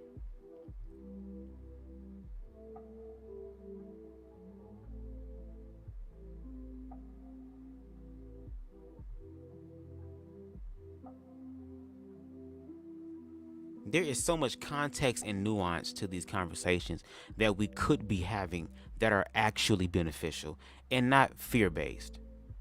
And I don't give a damn what anybody say or think about me, bitch. My work speaks for me. I don't give a fuck how many people see it, bitch.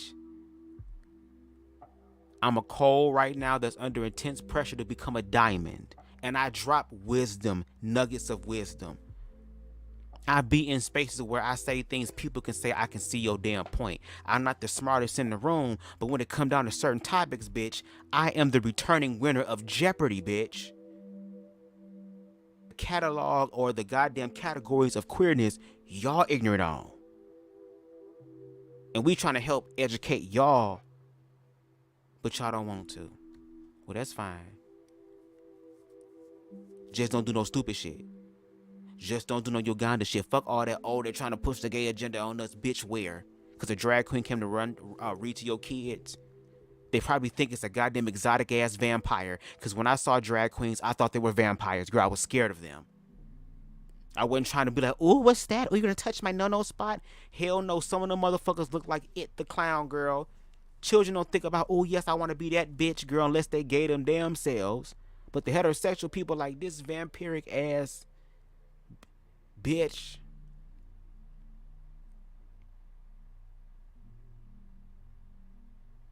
Girl.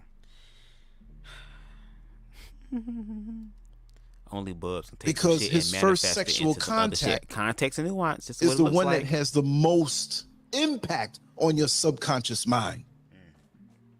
This is something that I know through talking to thousands of people in the various jobs that I've had that dealt with lots of people that I got to know, and especially here on social media. And long before social media came around, I had a chance. I've always been that guy that people can talk to. I would never put your personal business out there, but I tell you, this is what I know. Your first imagery of sexuality, your first experience with sexuality, your early experiences that was so impressionable to your mind, has a big effect in molding what you become. It doesn't define you, but it's there. Okay, so let's use the example that that is the case. There are people who have been SA'd by individuals of the same sex and the opposite sex who have transcended that pain, and they're still attracted to whatever sex they are attracted to. If that was the case, every man that was SA'd by another man would be gay. Every. And as we see with evidence, it's not every. Now, for those that you believe who have become gay in that way, a lot of them were gay to begin with. And if impression is so important, fuck just a sexual impression. Because again, there are heterosexual men that just bust nuts off of inanimate objects. Let's not act like people have some sort of attachment to this shit. How many heterosexual men have sex with women and bust nuts with women and don't give a fuck about them? If that was the case, they would be in relationship with the first motherfucker that gave them a nut. Since it was the most impressionable, bitch, you gave me this, let me be with you. Again, it's the basic Neanderthal logic for me. It's the low vibrational. And at the same time, I'm not mad at it for real, thinking about it, because again, you're ignorant on queerness. So what do I expect? If anything, my commentary is here to help you to take a more objective viewpoint on queerness. Because out of all those thousands of people, you're going to sit up here and tell me that all the queer people you talked about has said that they have been through these experiences that made them gay. And again, if you know these men, ask them to come onto your live anonymously. I don't want to look at their face. I don't want to know who they are. If they're really queer men, not men that you just come up here and try to troll and pretend you gay, but for the gay people that you know who agree with you and understand you, they're also obligated. If what me as a queer man is going through is a lie, they're obligated by the universe to correct me, right? So why don't you have those people come onto the panel or to your channel or your podcast and speak about it?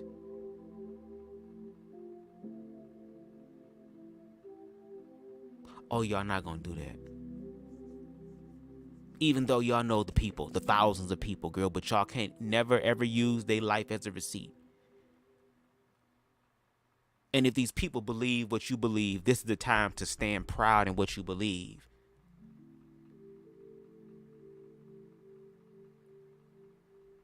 But to make that broad generalization to say that that is one of the low vibrational ways to become queer, but you can't even honor and accept the experience that queer people are in fact and indeed natural. Because again, if the impression is so important and it's years and years and years, fuck just one experience. We're talking about years and years of enforced, consistent impression. Because what makes an impression is a habit. And if that's the case, since that's your logic, me growing up seeing my parents slow dance all the time, kiss all the time, be all types of corny and dress up the same color, gotta coordinate all the damn time, sung love songs to each other all the time. Whenever we was at a party, my father would have to dance with my mom and get her on the dance floor even though she didn't want to be there. Anniversaries. And then on top of that, I grew up in a household where I saw them be affectionate with each other. I almost walked in on them a few times. Jesus help me, Lord, no. Okay? I didn't want to see that.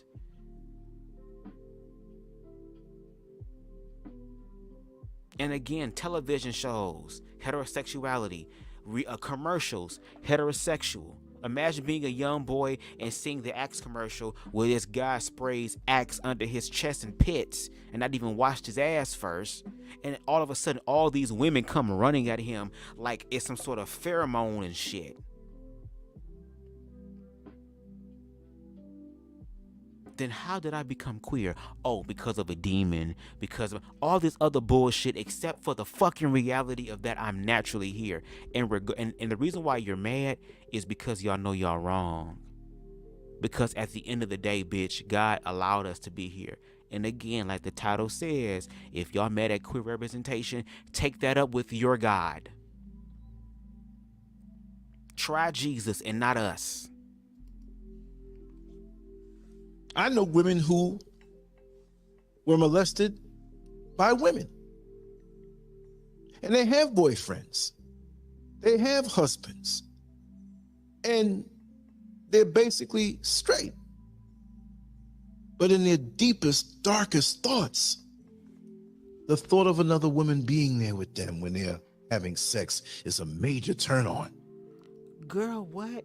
If anything, I thought it would be more wise for you to say their deepest, darkest thoughts is that if they haven't healed from that experience, it will harm their relationship with their partner, because now they have to figure out how to trust. Because now when it comes down to sex, it can't be a healthy and beautiful thing because someone distorted that for me in a way that was not beneficial to me, in a way that was not consensual with me, in a way that not treated me gently like it should be.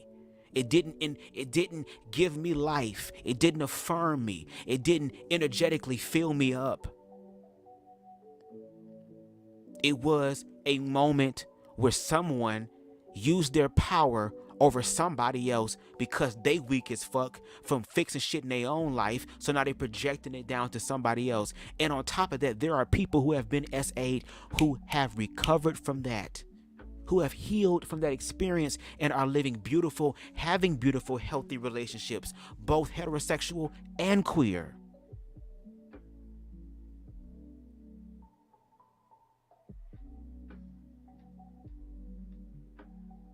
I would prefer y'all talk about the shit that y'all know about and stop talking about the shit that you don't know.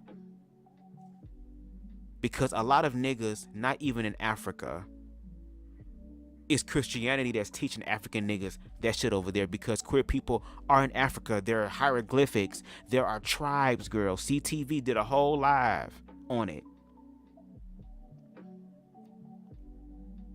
Y'all just can't take. Maybe it's time for y'all to figure out what a strong black man looks like for you. Instead of trying to persuade people to look like how you want them to be so that you can finally believe it because someone else did it, how about you do it for your motherfucking self? It's a bunch of heterosexual men that are comfortable with who they are and are not pressed by queer people at all. And because of that, they're able to have better, healthier relationships with their wives and their children. Because men are going to need their emotional awareness, especially if they're trying to build with their woman that y'all consider is purely emotional.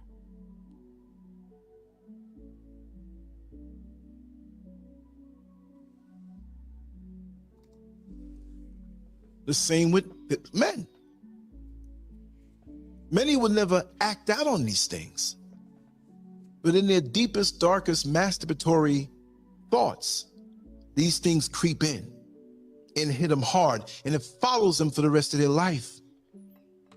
Although they will never tell anybody. Is this a personal feeling at this but point? many At this do point, act is it a on personal feeling, girl? And then it opens the door for different things. Oh, wow. So, this is suggestive programming to keep putting these images out. Because as you well know, the focus now is to push this agenda on Mother Africa. See, it's almost like Star Trek. Africa, the final frontier. These are the voyages of the LGBTQ enterprise, a lifetime mission to explore strange new countries, to seek out people who are not down with the agenda, to boldly go where no gay agenda has gone before. What the fuck? The same thing is being done here. What? And with the population growth and the young population of Africa, no matter what country it's in, pretty much, we're going to overtake the world. And as they wake up and get away from these politicians who are compromised by Eurocentric desires to give up the resources of gold and diamonds and cocoa and all the other things, once they wake up and get these people out of position and say, wait a second, we have everything we need right here. Why are we, as an African, depending on what country you're in, so poor with so much resources underfoot? And not only that, but no matter how lucrative the resources can be, the biggest resource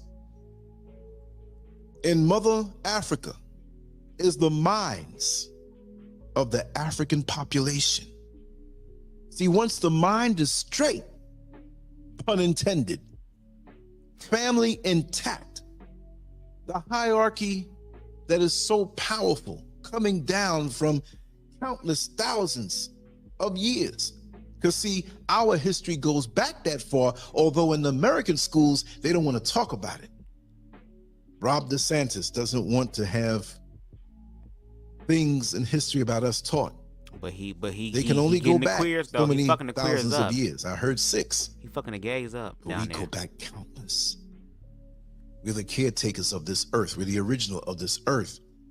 But the perception must be changed so that we appear to be something that we are not.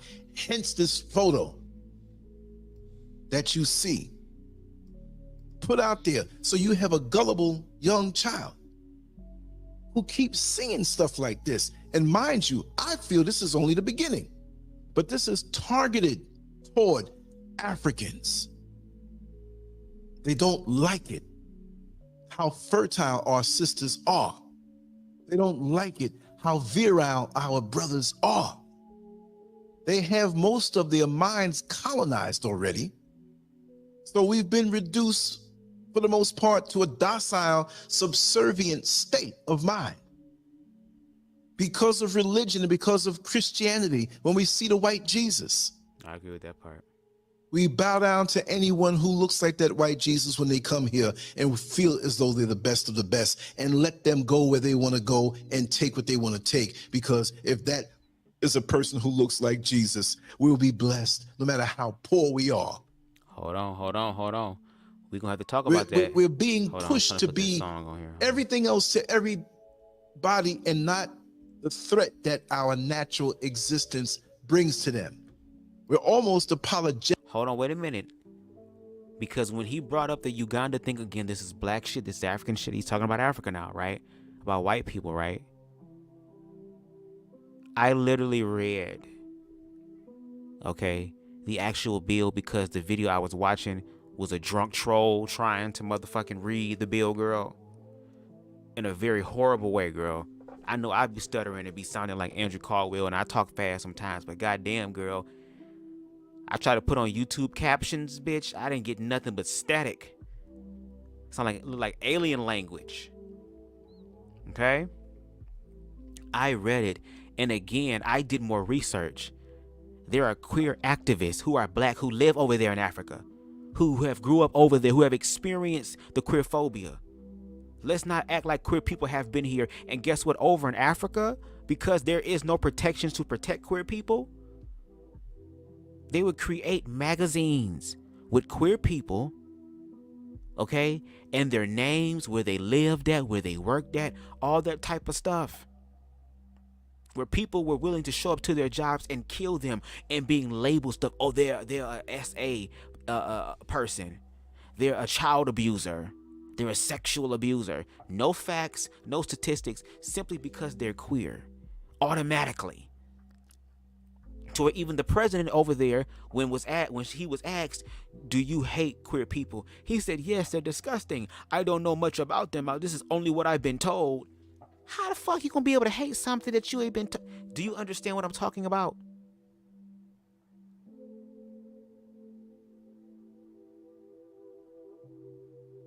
And again, that bill, what inspired that was the white Jesus that you're talking about.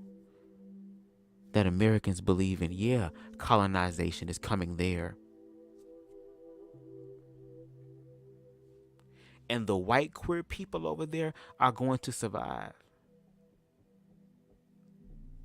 It's the black queer people who end up being the collateral. And we've seen that time and time again. Even in America, with the rights, you would think there would be no hate crimes, but hate crimes happen. A man ran up inside of a goddamn gay club with gay people minding their own gay goddamn business and shot it the fuck up. And you had pastors that next Sunday thanking God above and saying that's God's judgment and God's wrath against the queer people who deny him. Meanwhile, you had queer people who were so afraid of that experience that they was willing not to go to God in love, but in fear, and sat up there and go to conversion camps, and a lot of them unalived themselves to where there's a whole fucking documentary about people who said they were ex-queer who years later down the line had to come back and apologize because they understood the blood that was on their hands. And how their traumas was used against them to manipulate them for profit. And to use it as a tool to shut up queer people who actually live the goddamn experience. Girl, I don't think you want Jesus to come back, because didn't the scripture say when Christ come back, girl, he gonna come back before hell and destruction? If that's the case, girl, a lot of y'all talking about that Simpson episode, girl, a lot of y'all gonna gag at who's still here, girl. Some of you hoes gonna be going to church for all your life, girl, and still be here if that is the case. We gonna gag and see who really here to deal with the aftermath of the bullshit.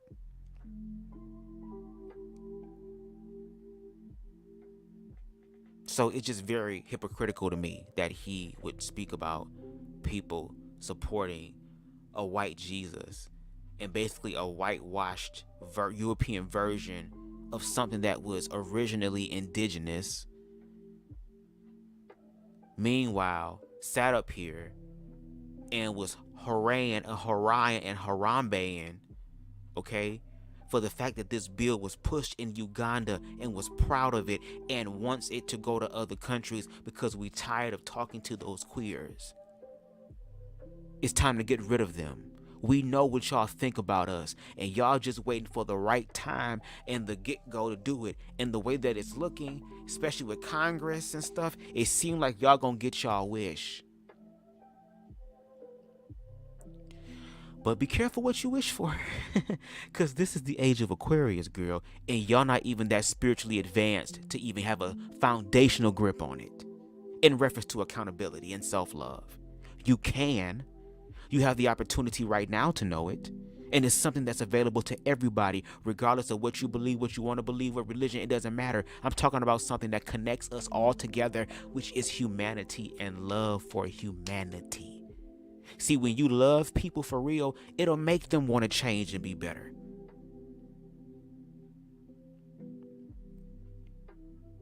If you love people and they're open and willing to receive the love, it will change their life.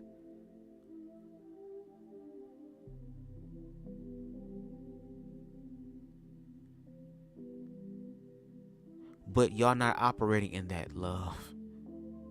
You only pretend to operate in that love when it supports your talking points.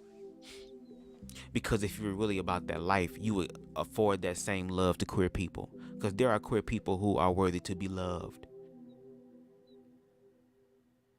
And regardless of what you believe or what you want to believe, there are people in the world who don't give a fuck about anybody being queer. They judge them by the content of their fucking character.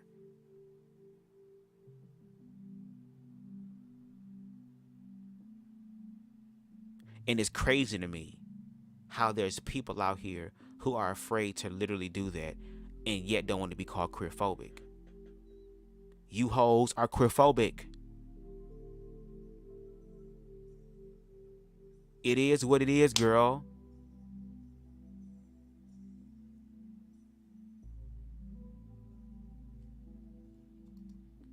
Because of that. Many Caucasian women come down here as a tourist, and they have their pick of the black men here who feel that that Caucasian woman is the creme de la creme, and that yes, the high value it's men. a step up to be with them. The high value men. No matter how cottage cheese looking their thighs are, the high value how men. pale they may look, the high value how men. scuzzy their teeth look and green. The high value men. No matter what they look like, they automatically spring into action to treat them like the queen that they're not. The high value while men. overlooking their own beautiful sisters. The high value men. men. A lot of beautiful African women out here. Oh my God. I agree. It is. Yes. I don't want to fuck them, but I ain't got not to fuck even them. wearing no. Don't even beautiful. look at what you see on social media. Not even wearing no makeup with nothing on. Right. Correct. No makeup on. And I said it all the time. Even though I'm not sexually attracted, even though she's very gorgeous, Tough Topics Podcast is a naturally beautiful woman. I will give her 10s all the time. She is naturally beautiful, no shade. She ain't had to get no enhancements done. She reminds me of them pretty face girls from the early 2000s, girl who was just naturally pretty, beautiful, radiant smile, beautiful, gorgeous woman. My sister is a beautiful, gorgeous woman. Beautiful. I say all the time, girl, because we look like twins. Just she's a female version of me. But I say all the time, girl, my sister got all the looks. I got a little bit of it. I say that all the time. But she's gorgeous. She's a beautiful woman. I can still honor women and think that they're beautiful and respect them and give them safety and comfort and not want to fuck them, which is why a lot of straight women feel comfortable at the gay club because ain't no nigga trying to fuck. Now you have some people who are predators who will go to the gay club and pretend to be gay just to get pussy. I mean, have we forgotten about the movie Boat Trip? Where Cuban Gooding Jr. pretended to be gay just so he could fuck some chick? How there's some niggas that would be smart and literally get invited to have sleepovers at their girlfriend's house, girl. Oh, this my friend, and he whole fucking this bitch. And then when dad come around, oh yes, bitch, and girl, oh yes, hey zaddy, oh how you doing? You know you looking good today. Playing the whole role, bitch. We seen this. But if you actually go to a gay club, a lot of women are comfortable. They be telling gay motherfuckers, you want to touch my titties? Touch my titties? They be in there twerking and stuff, and men be slapping their ass and shit, but it be like, yeah, hyping them up. They don't feel no sort of, oh, he trying to fuck me. And then on top of that, there'll be some women. Let's talk about it. It be some women that be going to gay clubs because they want to test the power of their pussy on a gay nigga, because you hear straight niggas talk about the power between the legs. Now they want to put it on the goddamn gay nigga, girl, and be mad as hell when they fail. Again, I've had very beautiful women approach me inquiring what's going on with me, and I tell them that I'm gay, and it'd be a whole different energy. And it always be religious women, because they be like, oh well, the Bible said Leviticus. Girl, you weren't even talking about Leviticus. You was talking about how you want your pussy ate and all type of shit, girl. But now that that's not a reality for you, now you want to bring Jesus in to help you get your pussy ate by me? Girl, get the fuck out of here. No going to the gym. They're eating natural foods, beautiful shapes, beautiful demeanors. Yes, beautiful. Pretty teeth, pretty eyes, yeah, warm. The agenda is to break up the black family worldwide, and especially the foundation of the African family, and turn it out into something else. So if they can take the man and turn him out to go after another man, there goes the family. But see, when the enemy plots and plans, you got to understand that it's not something for the next weekend. The foundation is being laid on our subconscious minds so that years from now, if they have it where there are no men for the women, right? And those who are outspoken, the propaganda machine and the wheels will turn to come against them. And the women will eventually turn to the women or turn to the other men and turn into booty. Like I said, go ahead in the dictionary and look up the word booty. And I've done it before, but if you're the first time here, let me just go on ahead and Google booty definition and explain why. What is the meaning of booty? From the Oxford Languages Dictionary. Valuable stolen goods, especially those seized in war. I got to say this over and over again because if you heard me say it, you heard me say it. But there are people here who are new. You see what I mean? Example, something gained or won. The company has still got warehousefuls of money in the bank thanks to the booty from earlier capital raising exercises. Okay, girl, this is reaching. You're trying to equate that to booty in reference to ass. Because again, you spoke about booty meat and how you was okay with booty meat as long as it was a woman's booty meat. And let's not act like nobody. Were we having the same conversation when Uncle Luke came out? I wanna rock, doom, all that type of shit. Let me ride that donkey, let me ride that donkey. They knew they was talking about fucking let me ride that ass, bitch. So it's okay for y'all to talk about booty and ass and all this stuff publicly, in music, in all these things. And even with Lance Scurv, with his artistic way of explaining it, which I appreciate because I'm also a fellow creative person as well, that knows how to put words together, girl, and use it in a beautiful, poetic way, whether it be long-winded. Even though I'm not long-winded, bitch, I give educated and nuanced responses, girl. That's why there's some hoes that have higher levels of education than some who don't. No shade. It's just some people have the ability to master their mind, girl.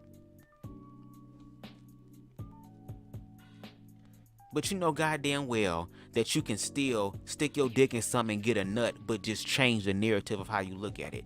And queer people can do that as well. They can look at sex in a healthy, beautiful way. You are taking a image or images that show black men being intimate with each other, because there are some black men like myself who desire those experiences, who are not just sexual only, even though it's not exclusive to homosexuality. That's a human thing. But to give hope and inspiration to black queer men that love is real and you can have that. Maybe even inspire some people in the goddamn DL that y'all talk about all the goddamn time and that y'all have a problem with all the goddamn time, to give them the courage to walk in their truth.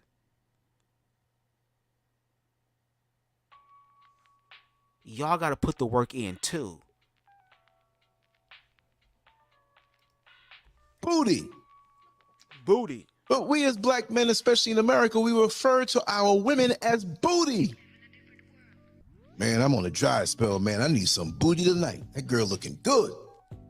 Booty. I found you, Miss New Booty. So what are you subconsciously training yourself to think and say? Valuable stolen goods, especially those seized in war. Our sisters are being seized in the war of our separation. The propaganda in our mind placed by the enemy through their advertising and social media campaigns to see them as less. And let's play that game and say that's the case. They probably wouldn't have shit to work with if y'all actually learned and built community. Maybe they wouldn't have to take the narrative of the broken and the people who trying to find them goddamn selves and control the narrative that makes it more destructive, if the community was willing to do its ego death work and actually help those people. Just like the old African proverb says, and I'm going to paraphrase it a little bit. You can Google it for the verbatim one. I'm pretty sure you know it since you're over there in Africa. Correct me. But it's along the lines of, if a child doesn't feel community growing up, that child could become so bitter that it could burn the village down just to feel its warmth.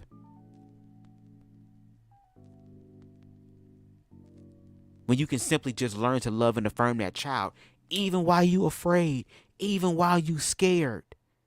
You think motherfucking Dwayne Wade and Gabrielle Union is over here just, oh, we're one big happy family? I'm pretty sure they have moments where they're fearful, especially when they see laws being put in place in America that can affect the life of their trans daughter.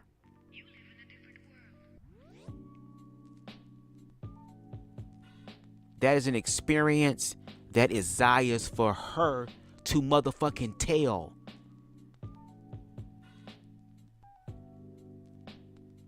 You brought children into this world, but just like how you are their parent, you're on borrowed time, and so are they. Because when the time comes where you leave, they still have to live their life.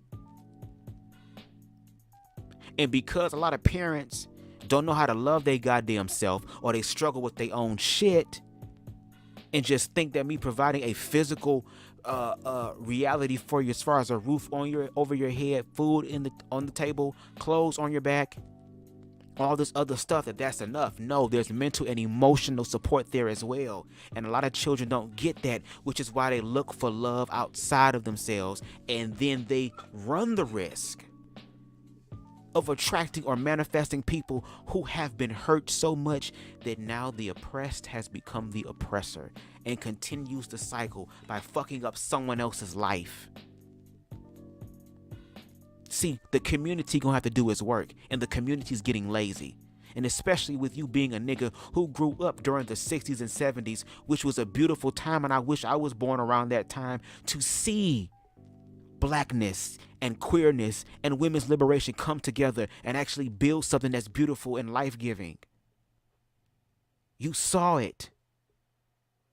So if you tired, if you full of fatigue, then go ahead and change your station and find a way to contribute in the way that you can. But what you're not finna do is sit up here and demonize black queer people, especially black queer men who know who the hell they are. I don't give a fuck what you think or what you say, nigga.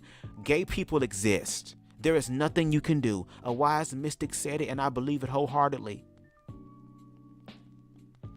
If you were to gather all of the queer people in Africa, girl, even those with an inkling, girl, which a lot of y'all hoes who talk all this shit gonna gag, girl, because they gonna probably assume you too, and unalive all of them.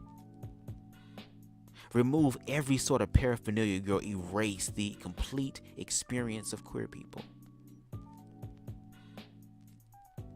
And was able to build a Wakanda vibranium shield over Africa. Queer lives will still be born. Because again, we are on the spectrum of humanity. We're not trying to replace. We simply trying to find our space because we belong here too. Whether you want to or not, we are here. And y'all gonna have to deal with it.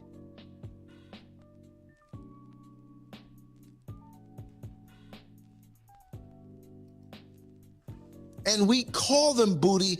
Subconsciously, we're admitting that we're in a war that we're losing.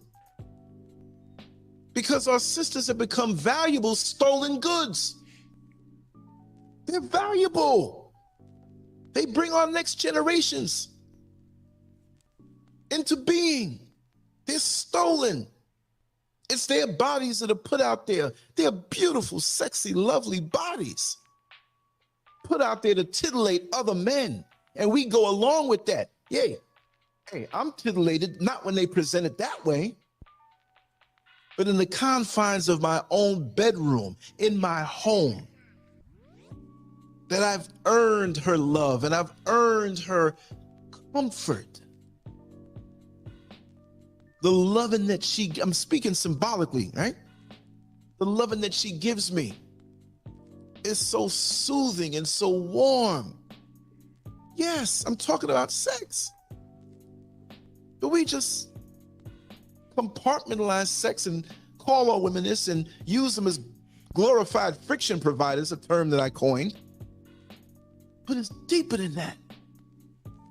When you as a man who worked hard all day, whether as a cerebral person who uses their mind to earn, or someone who labors, whichever way, as long as you're gainfully working and earning, There's no shame in anything that you do. And you had a rough day. And you're coming home to the designated place. That's like the charger for a cell phone. It's like that plug to the battery that charges the battery up. Home sounds like womb. When you're in the womb, you're being fed, you're being nourished, you're being protected, and you're growing and you're safe. But when you come home, that's home base. And it sounds like womb, but it's not a womb now. It's a home. And you as a grown man and woman and children come home to be fed, come home to be protected, nourished in many ways, not just food. So when you as a man, you're coming home to your wife, oh man, the comfort. And I'm not chauvinistic saying that all women should be barefoot and pregnant in the kitchen and just serving up the meal for the man, because I have to take my hat off to all of our homemakers who are women and the brothers, right? The situation is different. That is not an easy job.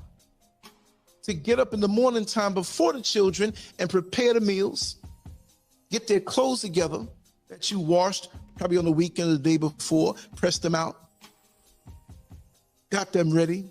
Usually you took them into school, whether you drove. If you don't drive, you get on public transportation with them, take some here, take to the schools, come on back home, maybe take a nap and prepare that dinner for your family.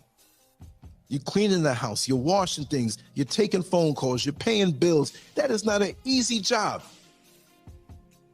But that is not even valued anymore in our world. We look at that as something less because that homemaker may not be making or earning money.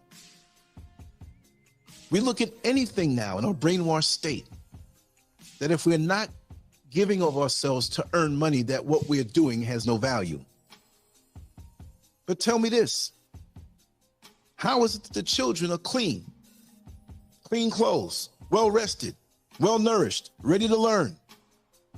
How is it that that husband can go out there strong and deal with the demons out there that come at him for being a successful, clean black man? It's because of that homemaker, that wife. But they don't want you to believe that that's good anymore, that you have to be separate and against each other, hence the other agenda of turning us in on each other, which is sickening to me. Right. And any one of you who get on YouTube with that bullshit, I can't stand you. We're always going to have situations in life where we deal with somebody and it's not favorable. But for you to get up on YouTube and demonize all black men, there's something wrong with you. And you working for the enemy. And if you get up here and talk about all black women like they're so bad, there's something wrong with you. But at the same time, all humanity is given the opportunity to rise and ascend, and that's what's happening right now. It's going to be a lot of ego deaths, which means that a lot of realities are about to shift, and some people are not ready to let go of their reality. Just imagine the queer people who had to hide in the closet because of the fear of the world, but had an experience that has motivated them to actually walk in their truth. Because to be honest, and I'm going to be all the way real, if it wasn't for my first love, when I was 18 years old back in 2009, that started off as a long distance relationship. He was in Massachusetts, I was here in Michigan. 6 months of talking. And he was already an out and proud gay man living his life. And he told me, he said, look, I'm not going to be with anybody who ain't living in their truth. And I had a choice to make then. I could let go of something that could be possibly beautiful, or I could allow the fear of what the reality really was prevent me from moving forward. And I'm grateful for that experience. I'm grateful for him saying that. And I never regret him saying that, because if he wouldn't have said that, if I wouldn't have manifested him in that experience in that time, I would not be the open, proud man that I am today. But it was love, Lance. The love that you talk about after a long day and all that type of stuff. When it all falls down, even though the world is fucked up, I know that there is somebody at home who loves me and affirms me and cares for me. I experienced that from another man. It was healthy and it was beautiful. Was it sexual? You goddamn right, especially with it being my first. I experimented with a lot of things that I now know is not for me. For example, that's how I know I am a real life true top. No shade. Because I've had my bottoming experiences before and it was more than what I desired. No shade. But I'm grateful for that experience because now that I've experienced it, I know what I desire and what's good for me in the realms of sex. And because I've had that experience, now I know both the verse experience. I know now. I now know how to, in romantic, sexual, passionate experiences, how to actually care for that person. Because on both the queer and the heterosexual side, a lot of porn, a lot of people are doing this shit now, just fucking up all type of things, as opposed to having sex in a healthy way that benefits both partners. And the energy is so overwhelming, it benefits other damn people. That is something that queer people experience as well. And that's one of my lived experiences, since you talked about lived experiences that validate stuff. But unfortunately, even though this picture on your screen shows intimacy to where men ain't gotta fuck and stick their dick in something and bust a nut in order for it to be achieved sex, but they know how to arouse and stimulate the other facets of humanity as well. Like I said again with touch, they understand the art of foreplay, being able to fuck your partner's mind, titillating all their senses, acknowledging all the totalities of God expressed, girl, regardless of whatever the sexual orientation is. A healthy and high vibrating sexual experience where I'm loving and affirming on my partner. This picture gives me that passion. I would prefer this picture than the pornographic shit that I see.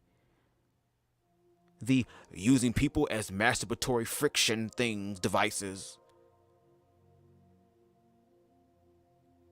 And imagine a kiss like this or an embrace like this for two men on their wedding day. And you ain't got to be in the gay wedding. You ain't even got to come to the gay wedding. Just a lot of people to have the gay wedding and live their gay ass life. It has nothing to do with you. Especially if you are a secure heterosexual man. It's really not that fucking difficult. It's really not.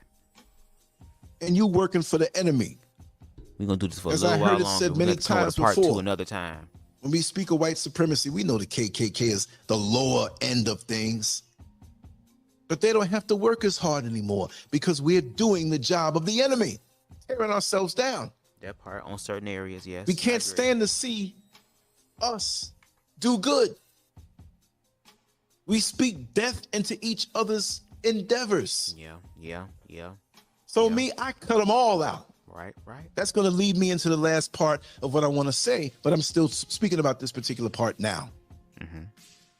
It's sickening. I want to read something quick, and I'm going to drop this in the bottom of the description area after this is over, so you won't see it now. I'm not going to read the whole thing because this is a lengthy article with a whole lot of points, but maybe I might go on a roll. Maybe it's not that. Maybe if it's something that I see. I read a little bit of it, but I'm going to read it now. So there might be some words in it that get me. I don't know. This is a article on a site called pagetraffic.com. But you got to understand with old Lance Scurv, I may talk about certain things, but my interests are vast. And from a child at single-digit ages, I was always interested in advertising. I can't say that I said I'm interested in advertising, but I was always intrigued by the magazines because I was one who couldn't stop reading, and I love magazines. And I would see the ads in the magazine and think to myself, who are they trying to get to buy this product? I would really think that. I wouldn't say it that same way because I was a child. I'm 6 or 7 years old. I'm not going to say it that way. But I found it interesting that I would look at different types of magazines because, you know, I love the sport of boxing, bodybuilding. I used to collect other comic books. But whenever I would go to a newsstand, and I used to love to go to the newsstands in Manhattan, Midtown Manhattan. There was one on 42nd Street that I loved. And I would always pick up 5 or 6 magazines that I wanted to see. And then I'd pick up 2 or 3 other types of magazines that had nothing to do with any of my basic interests. Because I wanted to learn. I wanted to see different worlds. I wanted to see what was going on. And with these different types of magazines, I would see different ads targeting certain people. Right.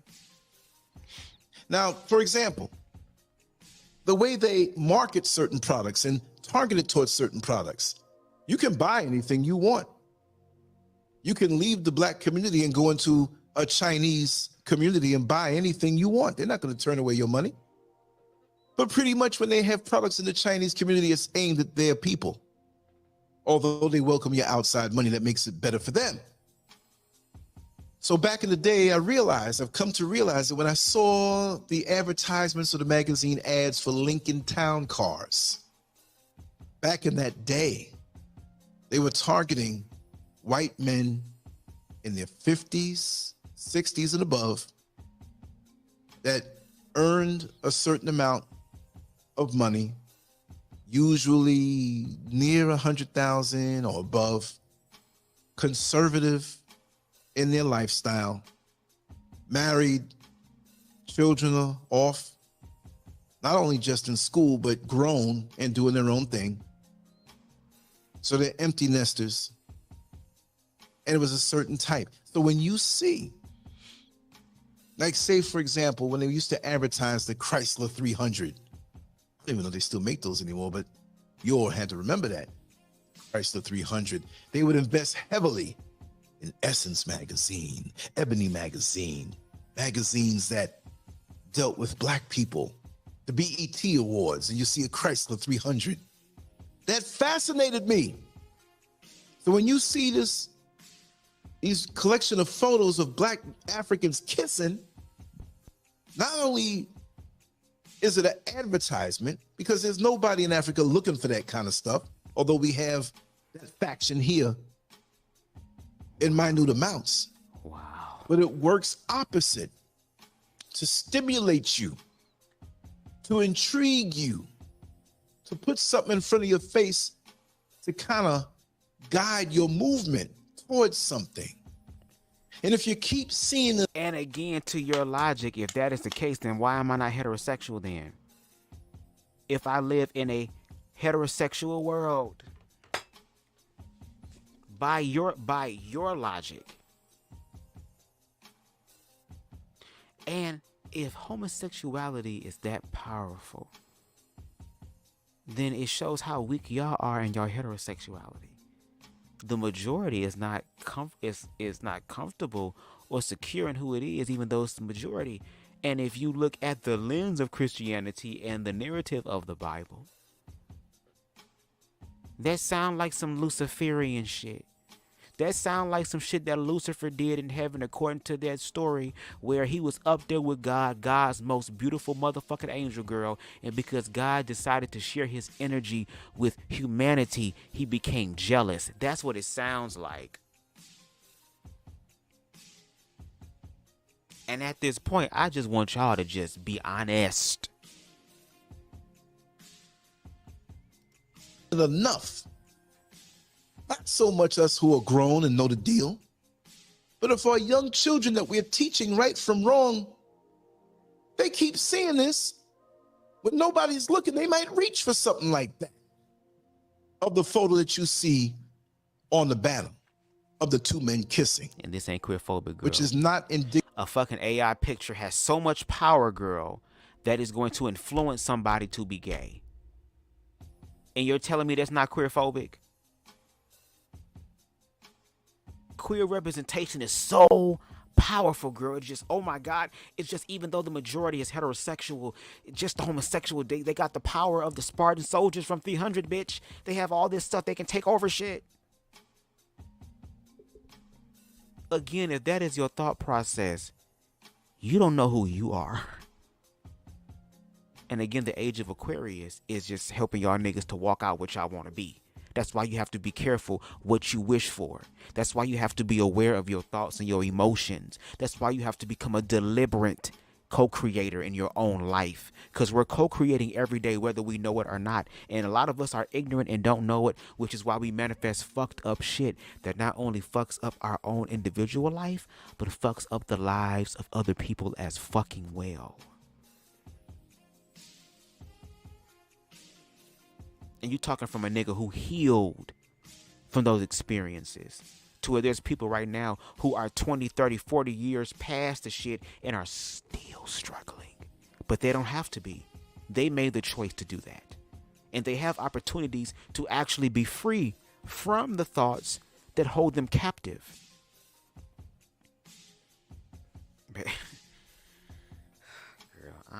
Girl, this GMO type of motherfucking philosophy. What's going on? Indicative of what Africa is all about.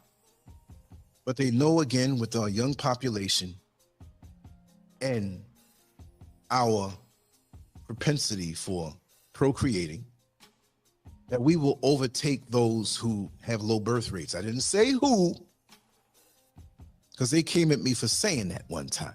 I'm not saying who. There's some who are having these issues with their birth rates, and they're importing in others who look like them to boost up the numbers. They've been doing this in countries all over the world to whitewash us out. But they ain't whitewashing Africa, okay? The ground is fertile, the women are fertile, the men are virile. Girl, wasn't there people from Africa who were sold in slavery, girl? Again, white Christians came over too. You know how many goddamn white Christians are over in Uganda right now, in those countries right now? Even the old documentaries that I remember watching during the early years of YouTube, before they did scrub all the Illuminati, all the truth-telling, thought-provoking shit down, where they would be up there worshiping Jesus and literally speaking about serving a European white god. It's been there. What are you talking about? They've been killing queer people over there because of that ideology and belief. What are you talking about?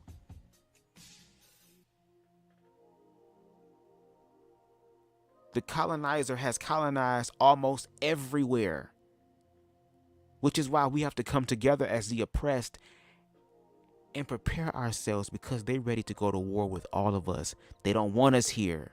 We're undesirables to them. They've been telling us that. And the ignorance that we put out, well, not me, of course, but a lot of other people, continues to feed into the fear that keeps us divided, that keeps us doing the work of the oppressor, while the oppressor can sit back and then interject when they're ready, when we're really weak. And then you're going to wish you had people to stand with you then and connect with you then.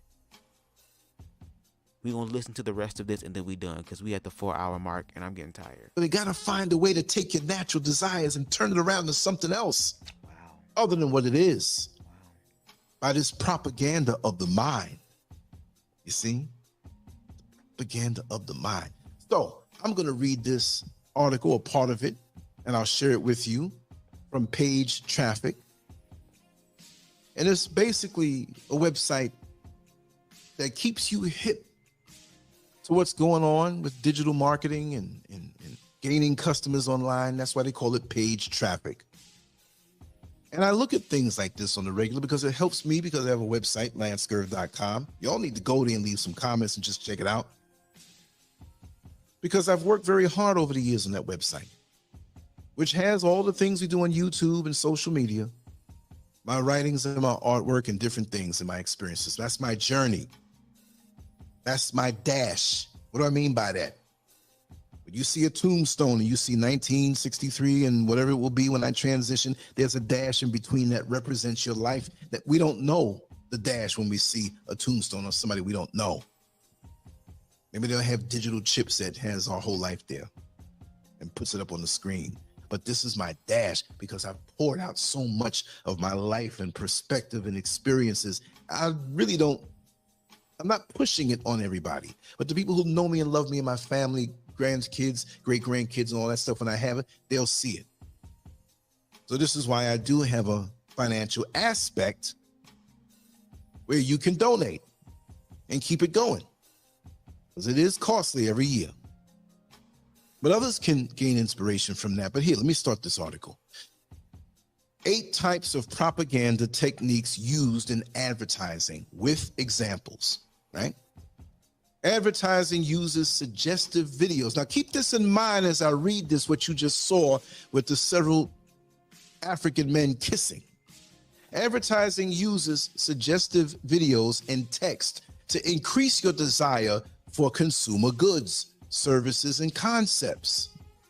The belief propagated by propaganda, however, might be the driving force behind people buying what is marketed.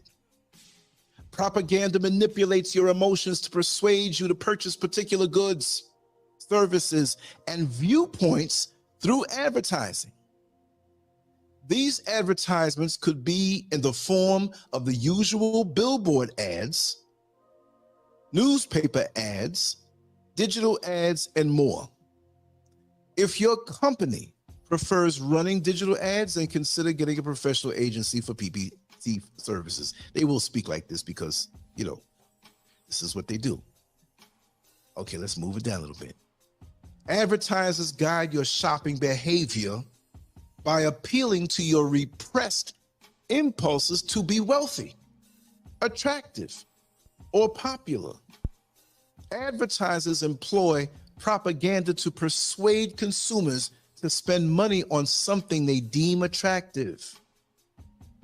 These strategies may sound lame, but they are very effective when put to use.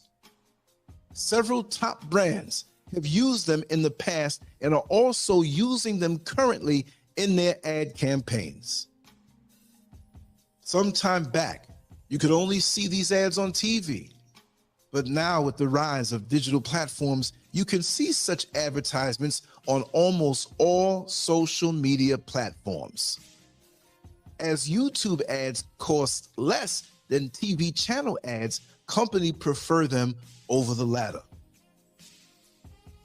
And mind you, keep in mind what you saw with those 2 Africans kissing, and understand how they use this stuff to get to our minds. What is advertising? Advertising uses multimedia techniques to spread the word about goods, services, and concepts in a variety of settings. Advertising is structured to entice its audience to try the products, even though the consumer might not be eager to do so. Newspapers, magazines, the internet, billboards, television, and shopping centers all have advertising that penetrates our thoughts and shapes our mind about a particular product or service. Let me say lifestyle, or rather death style, because ain't no life coming out of it. Advertising promises people that consuming the items, services, and ideas given will improve their lives through dramatic graphic presentations. Exaggerating the truth in advertising is a tactic used to sway consumers' opinions, alter their purchasing patterns, and increase profit. Additionally, propaganda adverts frequently employ a lot of techniques to intentionally shape public opinion and mood. What is propaganda? Propaganda and advertising are both potent media tactics that are frequently difficult to distinguish. The enormous amount of consumer data that is currently available forces traditional advertising to evolve its strategies. Because it uses the same multimedia formats as advertising to disseminate its message, propaganda in advertising is similar to advertising. Contrary to advertising, propaganda does not aim to promote the purchase of a good, service, or viewpoint. Propaganda is a visual presentation designed to alter public perceptions of a specific person or subject, more like a sales campaign. Two African men kissing. The long-lasting impact of propaganda on educational systems and consumer perception is a widely debated topic among the advertising community. You get where this whole ad is going. I'm going to read a little more. Why advertisers use propaganda in advertising. The purpose of propaganda is to spread a message to a large audience with the intent to influence or change their opinions. Two African men kissing. Wow. Depending on what the propagandist is trying to promote, these influences may be skewed or downright false. Are you listening? I'm going to say it again. Depending on what the propagandist is trying to promote, these influences may be skewed or downright false. Not you reading yourself. Sometimes the concept of propaganda is used to inspire or motivate people, Not you reading yourself. while other times it is used to give the impression that the propaganda. Let's talk about propaganda. You're saying that propaganda is false, right? It is not true. Again, we are the 1% according to y'all. Y'all should have all the facts on every single one of us. You should be able to prove that queer people across the board, since it's a death style, across the board, are y'all gonna be willing to put in? Y'all not gonna put the work in on the 1%. So I know you're not putting the work in for the 99. I know y'all not putting the work in to really truly see what the 1% is giving. So I know y'all definitely not gonna do the 99 if you can't even do the 1%. Y'all bring up the oldest shit that is in the fucking past that you cannot verify today, and y'all use y'all conclusion shopping things as opposed to actually doing the research. You the one that's reading the article that you haven't even motherfucking read all the way through. You just read some shit and said, I'm gonna use this. That's half-ass work, and no shade. I took some classes, okay, in high school and in college when it comes down to doing your research, whether it's journalistic research, because I like communications. I love talking to people. That's how you get to know shit. That's how you learn. And because of those communication classes, I know how to look for stuff. I know how to pay attention to the things in between the lines, the gray area.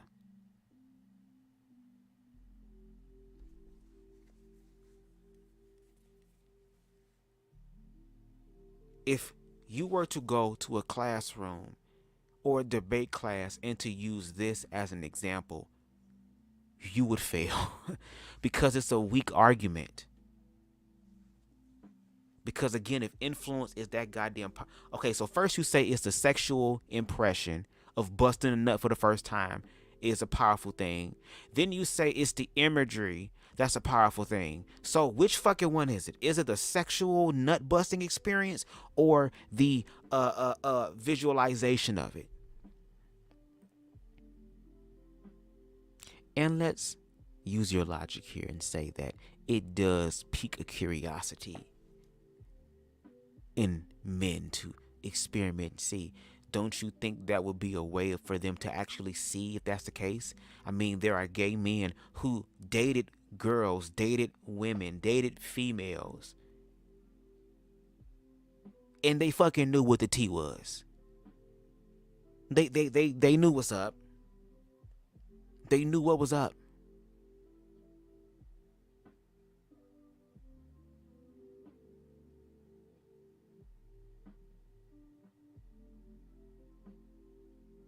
And see, when people talk like this, a lot of them be participating in the shit in the dark and then get some type or feel some type of way when their truth comes out in a way that they can't control.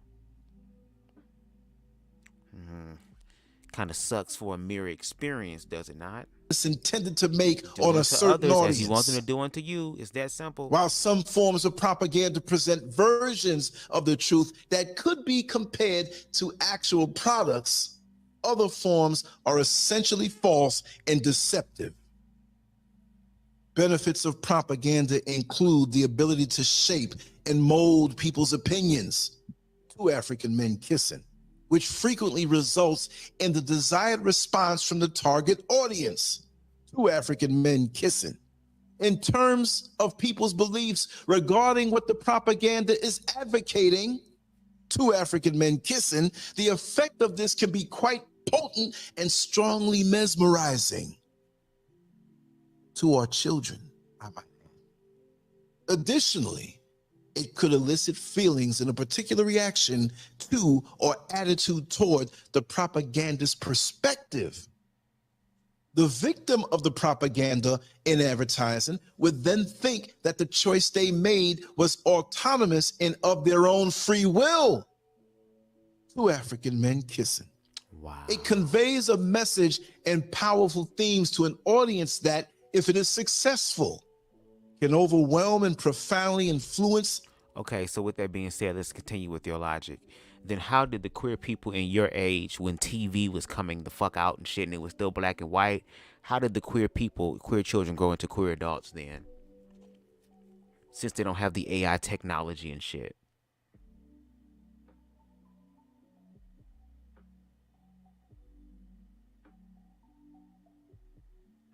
How? Because they were still there. Y'all knew they were still there.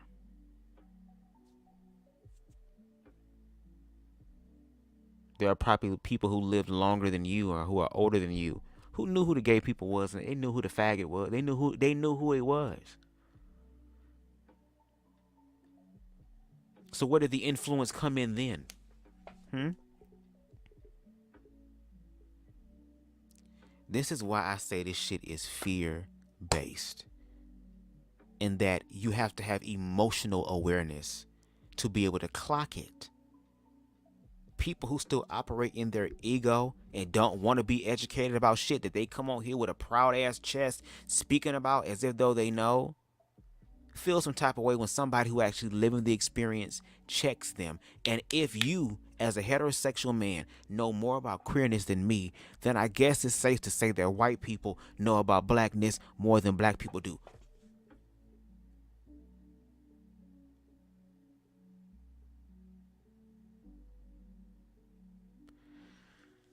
We have to come back with part 2. Because I'm getting tired. And I'm not about to let this nigga blow my high. Because this weed is good. And I'm riding on the waves, girl. But sometimes just what he be saying, it just knocks me down notches to where it's like, I'm going to get angry. Because when I blow my high, I become very angry. I'm like the Hulk. And I'm already speaking personally, girl.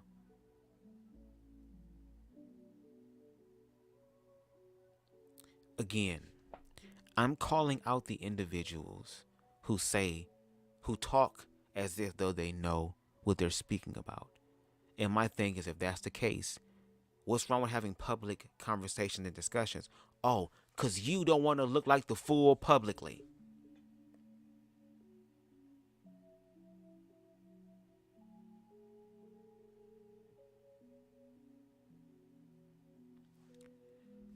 Girl, the ship going down, and I'm not about to be the band on the ship, girl, going down with the ship. You know, black people, if they was on the Titanic, girl, they would be surviving. White people would probably be happy because we innovative. And we're not finna act like queer people, especially black queer energy, is not powerful.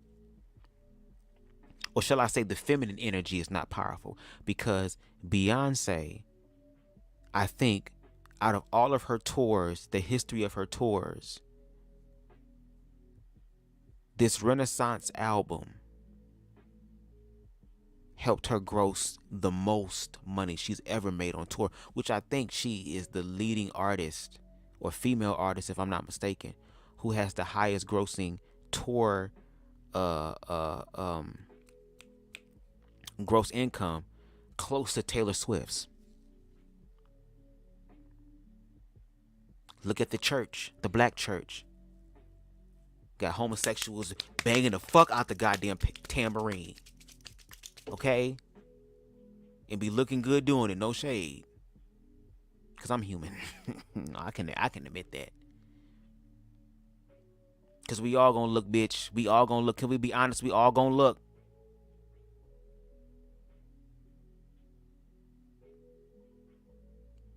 Who direct choirs. And not even in the stereotypical manners of we see queer people doing it, but just them serving the church. Giving of their time. I remember the church I used to go to. It was this deacon girl that everybody thought was gay. He was very feminine. He had a wife, girl, but his wife was miserable, girl. Like, girl, is this a beard? Because this ain't going to be my ministry, bitch. Fuck that. But he also was trusted. He was the most trusted deacon because he cared about the community and he felt included and accepted even though people thought he was gay. And if they were to get into an argument, girl, all type of homophobic shit come out, bitch. And I'm grateful that pretty soon the Bayard Rustin movie is going to come out on Netflix. And I encourage all the homophobic people to watch that. All the black queerphobic people who talk about the black community and black unity and the black movement. I want you to watch that movie of a queer person who contributed in a monumental way to black liberation.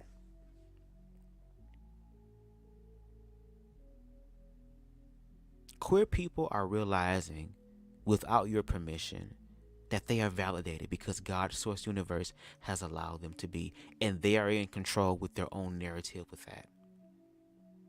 If you want to be ignorant as fuck, be ignorant as fuck, but also know you're going to be labeled as ignorant as fuck. So wear the fucking sash. We got to wear the title of fag and tranny and dyke and all this other stuff you want to call us and not respect us. Okay then, bitch, let's do it both ways. But then when we do it, oh, now we're bullies. No, girl. Or better yet, girl, we bullying the bullies. How about that, bitch? We bullying the bullies. I'm with that. We're bullying the bullies. Because I ain't picking on people or getting my videos and my perspectives on motherfucking people who don't know who the fuck they are. Well, in a sense, I am. Some of these niggas don't know who they are. But in reference to, I'm challenging the men. I ain't arguing with women. I'm not doing that. The smoke is for you niggas. For you men. Y'all not gonna deny queer people no more. We exist and we contribute to society. And it's time for men to motherfucking heal and step they motherfucking game up and again become the men that they really want to be, or they want us to believe them to be. You want to be that man? Then fucking act like it. We'll be back with part 2. Have a good night, y'all. Love never